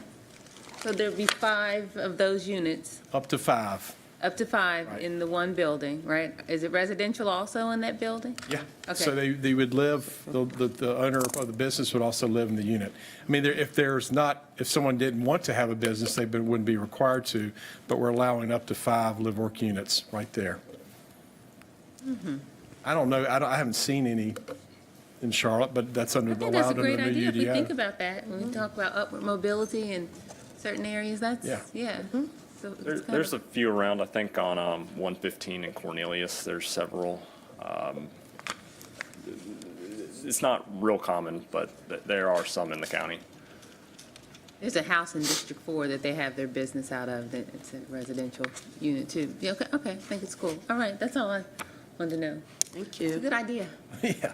Do I have a motion? I have a motion to close and a second. All in favor, raise hands. That's unanimous. We'll move on to agenda item number 50, petition number 2023-166 by Milburn Devant. The location is approximately .396 acres located on the northeast intersection of Pinckney Ave and East 28th Street, south of Matheson Ave in District 1, my district. The current zoning is NC1. The proposed zoning is NCD. Staff recommends the approval of this petition, and after staff's presentation, Mr. David Murray will have 3 minutes. Thank you. Thank you. This site is just under half an acre at the intersection of Pinckney Avenue and East 28th Street, south of Matheson Avenue in the NODA neighborhood. As you can see, the site is on the edge of a lot of the mixed-use and dense commercial areas of NODA, as well as the residential to the east. The site is currently zoned Neighborhood 1C, and they are proposing to go to Neighborhood 1D, which is just one step up in that zoning classification for the Neighborhood 1 districts. This request is consistent with the policy map's recommendation for Neighborhood 1 on the site and the surrounding single-family area. This is a conventional petition, so we don't have a site plan. Staff recommends approval. The site's locational context on a corner lot, as well as its adjacency to the Community Activity Center place type, warrants a request in a slightly more intense N1 district, but just by a step. The N1D and N1C district also have the same allowed uses, but the N1D district would allow for a little bit more flexibility in these zoning regulations, such as lot dimensions. And I'll be happy to take any questions. Thank you. Mr. Murray, you have 3 minutes. Thank you, Mayor Pro Tem. I'll be brief. If anybody has any questions, I would be happy to answer them. Thank you. I do not have any questions as a district rep. I'm good with this one. Any comments? Move to close. Second. I have a motion to close public hearing and second. All in favor, raise hands. That is unanimous. Thank you, Mr. Murray. Long night for you, Mr. Murray. We'll move on to agenda item number 51. Petition number 2023-167 by Beacon Properties, located approximately on 5.629 acres, located on the west side of Otondo Ave, north of North Tryon Street, and District 1, my district. The current zoning is ML2. Proposed zoning is IMU. Staff recommends the approval of this petition, and after staff's presentation, Mr. Brown will have 3 minutes. Thank you. Thank you. This site is 5.63 acres, just north of North Tryon, along the west side of Otondo Avenue, in an area where we have a lot of industrial, but we're seeing it transition away to allow for more diverse mix of uses. And you'll see that because we've had a lot of TOD rezonings along the North Tryon portion of the street. And the current zoning is ML2, Manufacturing Logistics 2, and they are proposing to go to Innovation Mixed Use. That is inconsistent with the policy map's recommendation for manufacturing logistics. It is a conventional petition, so there is no associated site plan. Although it is inconsistent with that recommendation for manufacturing logistics, this is an area that we're seeing transition away from those strictly industrial uses. And also, it's important to note that it is part of the North Graham, North Tryon Street corridors of opportunity influence area. So rezoning it to innovation mixed use would allow for a mix of uses that better aligns with the corridors of opportunity intent and goals. So it is inconsistent, like I said, and we are going to see a lot more change coming along Otondo Avenue. I think we just had another IMU petition approved last month, just across the street. And this is a conventional petition, so I'll keep it short. I'll take any questions following petitioner's presentation. And this is keeping up with a theme that you've heard from me over the last couple months of these rezonings from the ML districts to an MIU. This area on Otondo is one that Councilmember Molina mentioned a couple meetings ago. Is kind of near to her because it's a place where businesses have a place. As you probably know, my client Beacon Partners, Pete Kidwell, is here with us tonight. Beacon owns a lot of those industrial buildings and caters to that kind of clientele. So they're looking at this corridor. It is changing. As you know, when we changed to ML2, it only allows the very heavy stuff. So if someone wanted to use that building for an office, they can't under the current zoning. So that is the reason to the change for the IMU here. It does still allow them to cater to a lot of those businesses. We had one attendee at the community meeting. It was a property owner next door that had kind of the same questions of, hey, we see this area changing. So anyway, the feedback we got from him was positive. I think this is a move in the right direction. This is a conventional, so there's not a plan because they don't know what's coming. But I do think this is maybe okay in these where we're seeing really a down zoning from the very heavy ML2 use. So happy to take any questions. Thank you, Mr. Brown. I do agree that we've seen a trend here along Otondo Avenue with these rezonings. And I feel like it's aligned. However, I just want to have greater community connection. So as we did similarly with the last petition in this area, if we can get in contact with some of the business owners, this is a heavy business corridor. If we can get in contact with some of those business owners and get their input, I think that would be very helpful for us to be proactive in that regard. Ms. Johnson. Thank you. We talked about last month, we can talk to them, that's proactive, but developing policies to assist these small businesses is more proactive.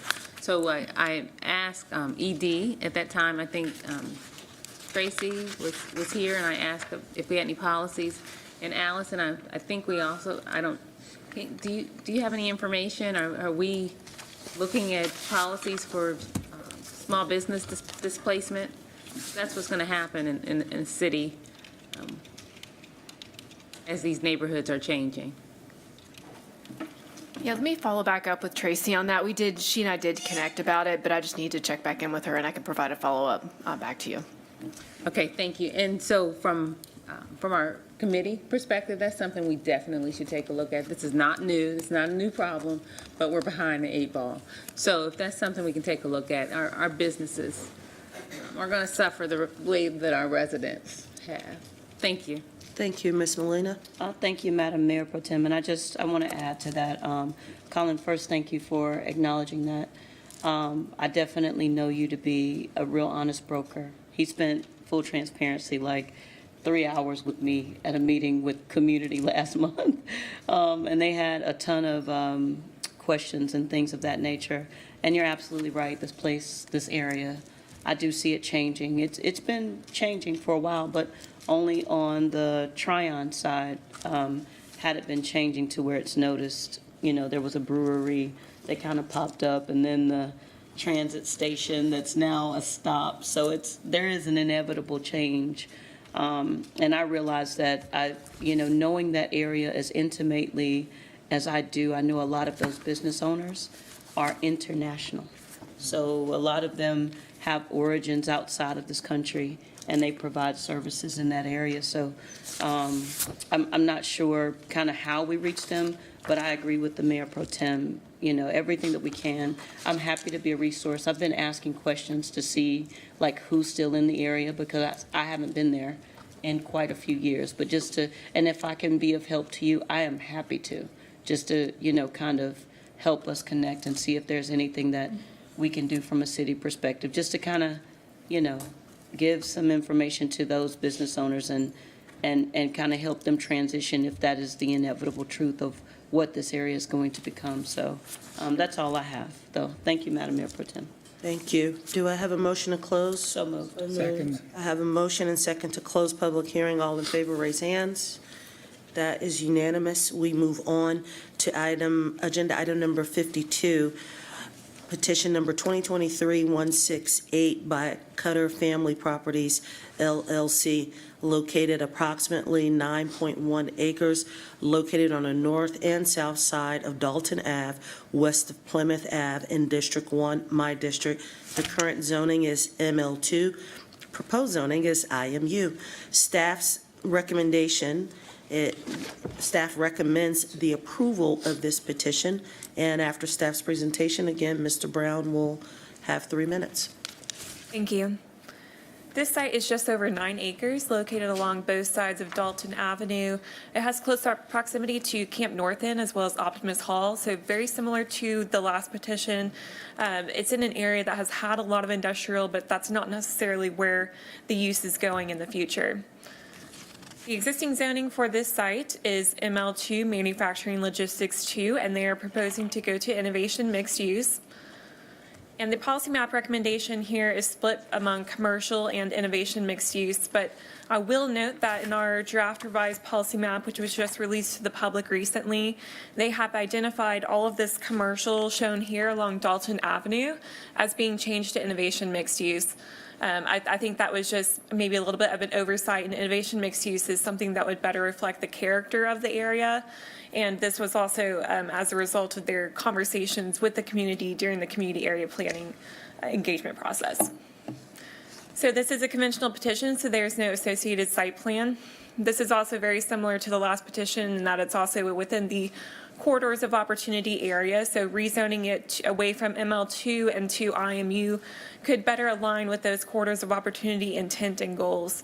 And I'll take any questions following the petitioner's presentation. Same theme with this. This is obviously ML going to IMU. A little bit different here. We had good engagement from the Lockwood community. There's a good turnout at that community meeting. And also a little bit different, the Cutter family owns it and operates it. So if they are displaced, they are displacing themselves. I think they realize they've been a heavy user. The neighborhood is changing. I think the neighborhood, Mr. Cutter spoke at the meeting and said, hey, here's what I'm seeing. And I think the neighborhood was happy to see the transition in this direction. Yes. Thank you. Any comments? Close. Second. Motion to close public hearing in second. All in favor, raise hands. That is unanimous. We'll move on to agenda item number 53, petition number 2023-169 by D.R. Horton.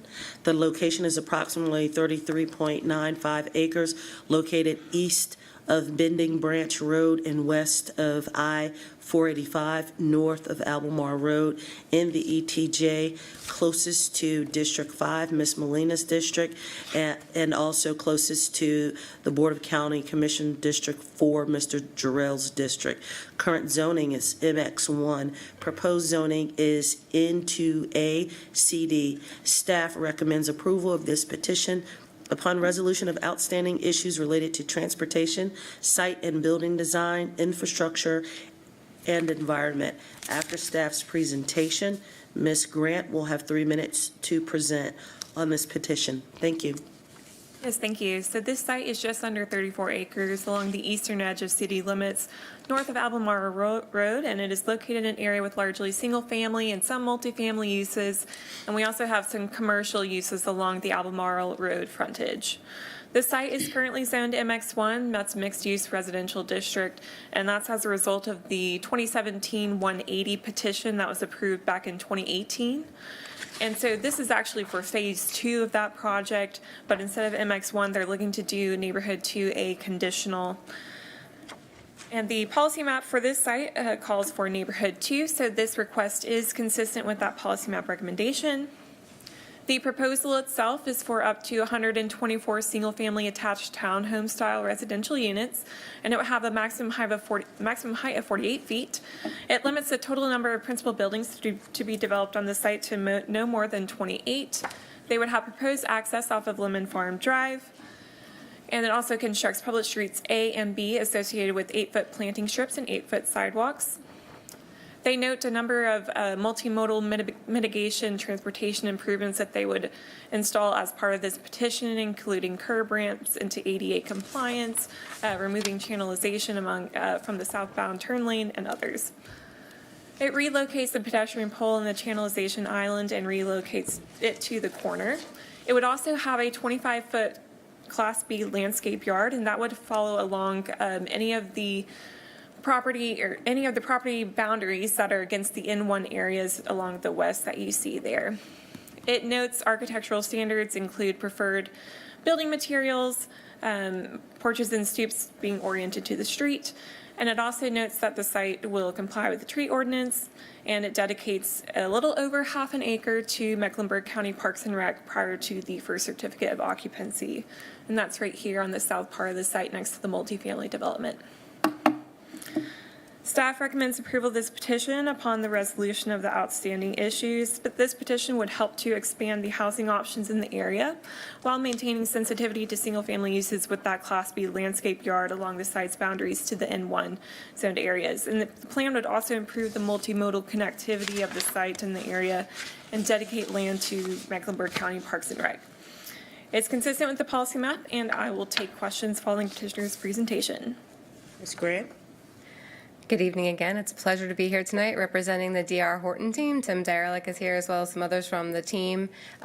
Holly did a great job on the presentation, so I'm not going to go into the details.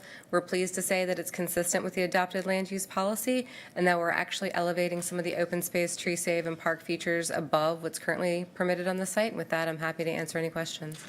Thank you. Any questions? Ms. Molina? Just really quickly, thank you. I've already spoken to you, Bridget, at length about this. So just really quickly, we got a community meeting with 8. Would that include FinCo?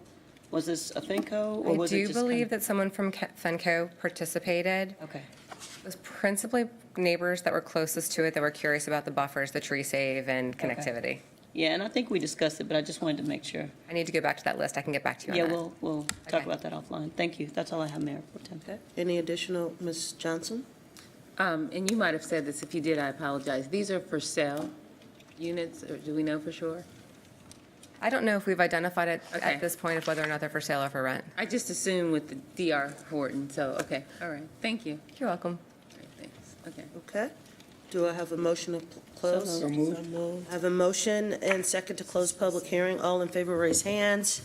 That is unanimous. We move on to agenda item number 54, petition number 2023-170 by BVP Properties LLC, location approximately 1.57 acres, located on the east side of North Tryon Street, south of Orr Road, and north of Old Concord Road in District 4, Ms. Johnson's district. Current zoning is ML2, proposed zoning IMU. Staff recommends this petition.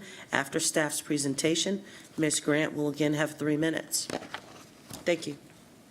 Thank you. Petition 2023-170 is just over 1.5 acres located on the east side of North Tryon Street, south of Orr Road, and north of Old Concord Road. Current zoning is ML2. Proposed zoning is IMU. At IMU, proposed zoning aligns with the 2040 policy recommendation for IMU place type.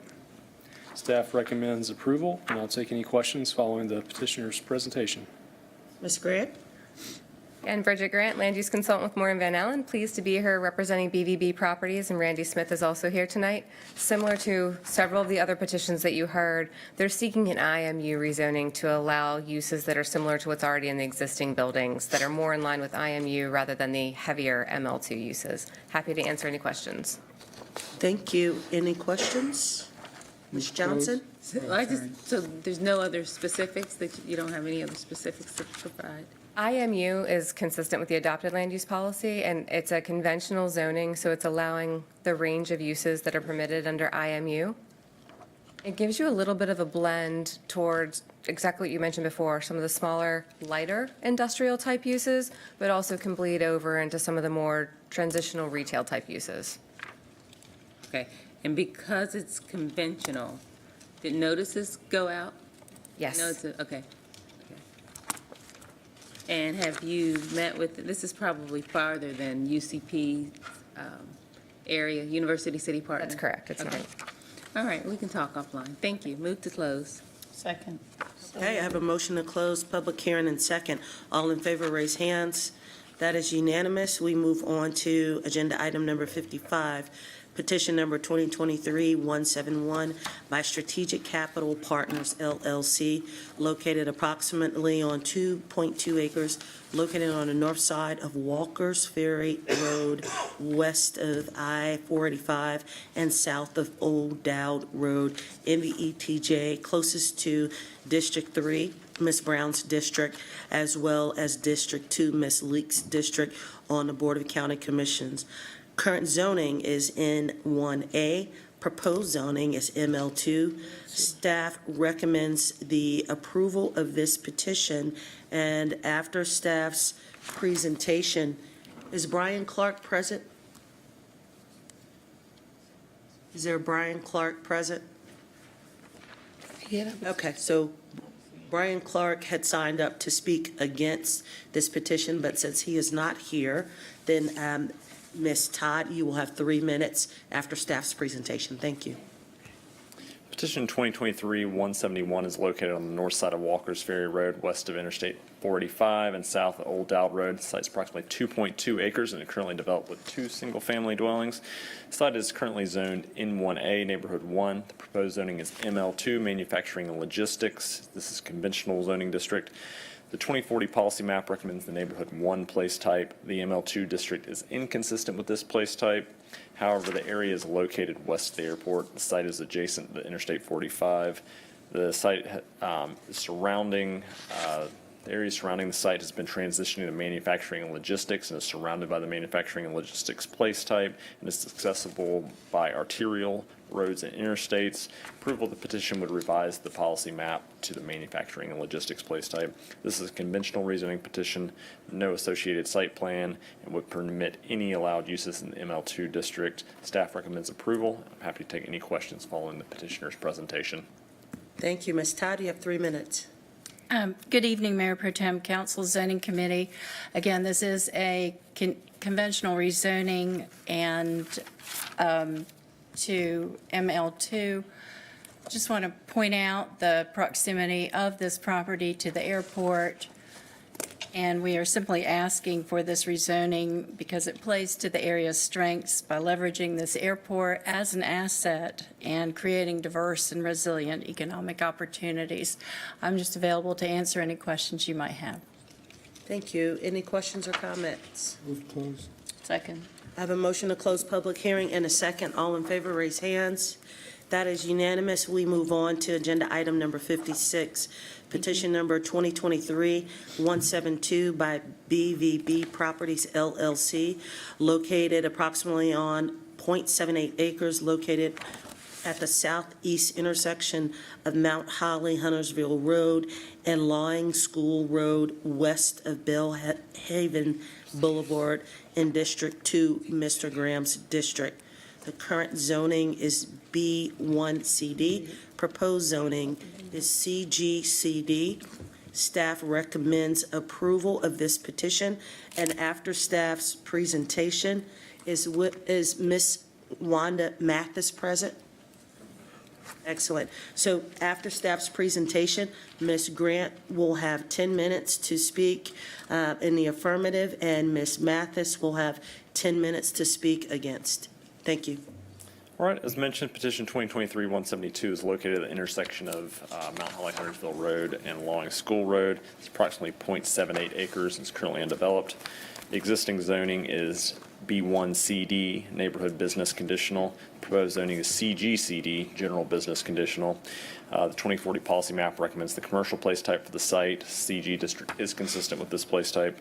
The proposal calls for up to 7,250 square feet of non-residential uses, or the development of a 2,700 square foot drive-through establishment. It limits the total number of principal buildings to no more than 2. The site is an out parcel of Roswell's Crossing Shopping Center and will be considered part of that shopping center as a planned or unified development. The plan specifically prohibits certain more noxious uses. Access to the site will be from existing internal drives in the shopping center. No new driveway connections are permitted on Lawing School or Mount Holly Huntersville Road.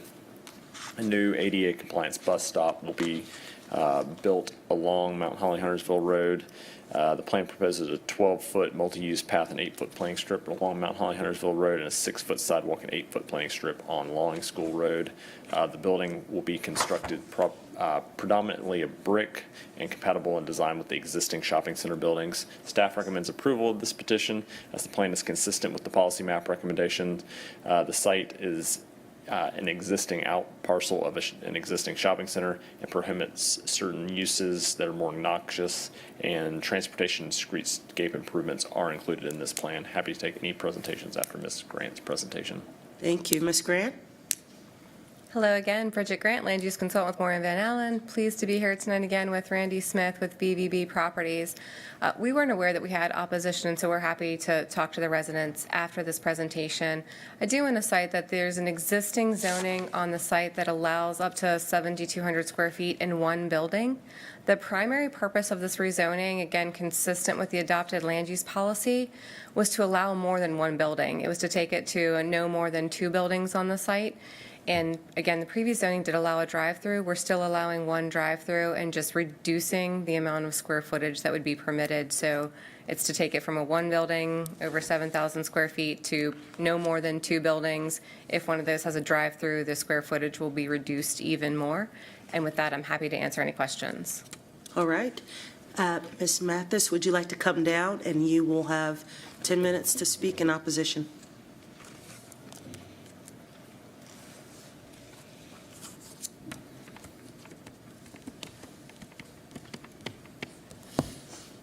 I'm short, so thank you, Mayor Pro Tem and Council, for listening to my concerns.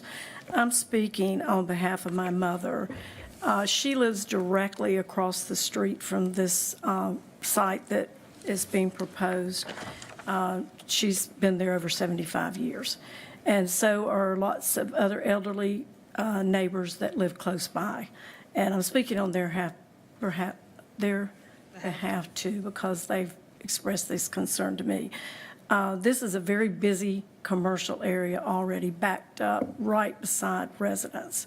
That Roswell's Crossing has an exit right at my mother's driveway. It's almost impossible to get out of her driveway at times with all the traffic. There's a Planet Fitness there. It's open 24 hours. There's 2 restaurants. There's a nail salon. There's numerous other businesses in there, and there's a lot of traffic. I know there's 2 or 3 exits, but they're exiting on to Lawing School Road and on the Mount Holly Huntersville Road. Mount Holly Huntersville Road is always backed up, 20 cars deep trying to get out onto Mount Holly Huntersville Road. So this is just going to create more traffic in that area. I understand that there's no building currently proposed for this site, but in the studies that I'm seeing online, there could possibly be up to 1,600 trips to this site if it were a drive-through coffee shop or something like that.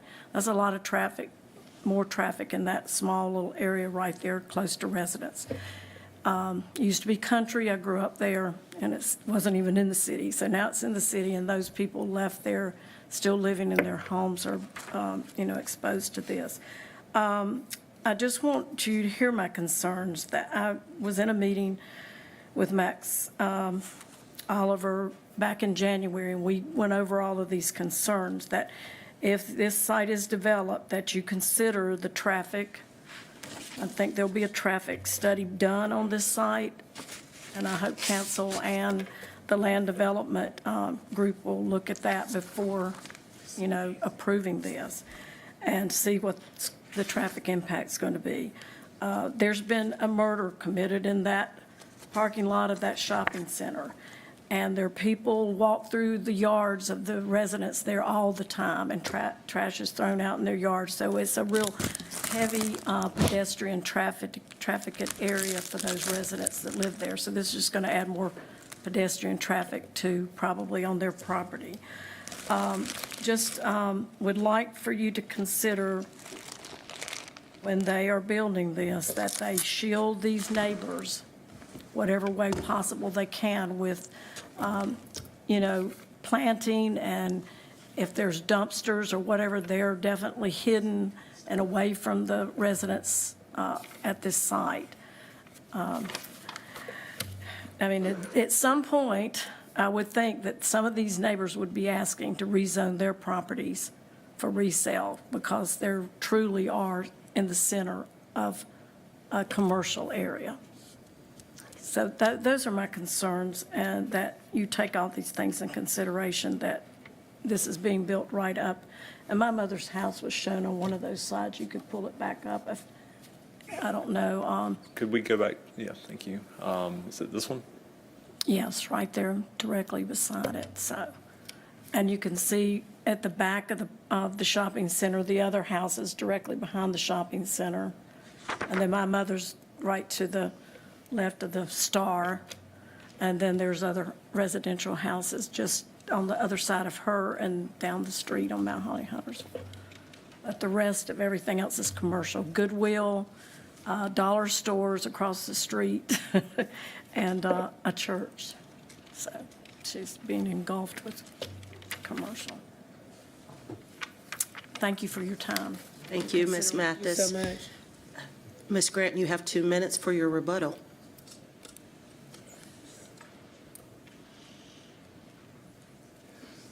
I certainly won't use 2 minutes, but I just want to confirm, we've worked with CDOT to even further reduce the square footage associated with coffee or some of the more high intense uses. And so we have revised plans that are going to go in on Thursday that reflect a more trip neutral to what's already permitted on the site or less.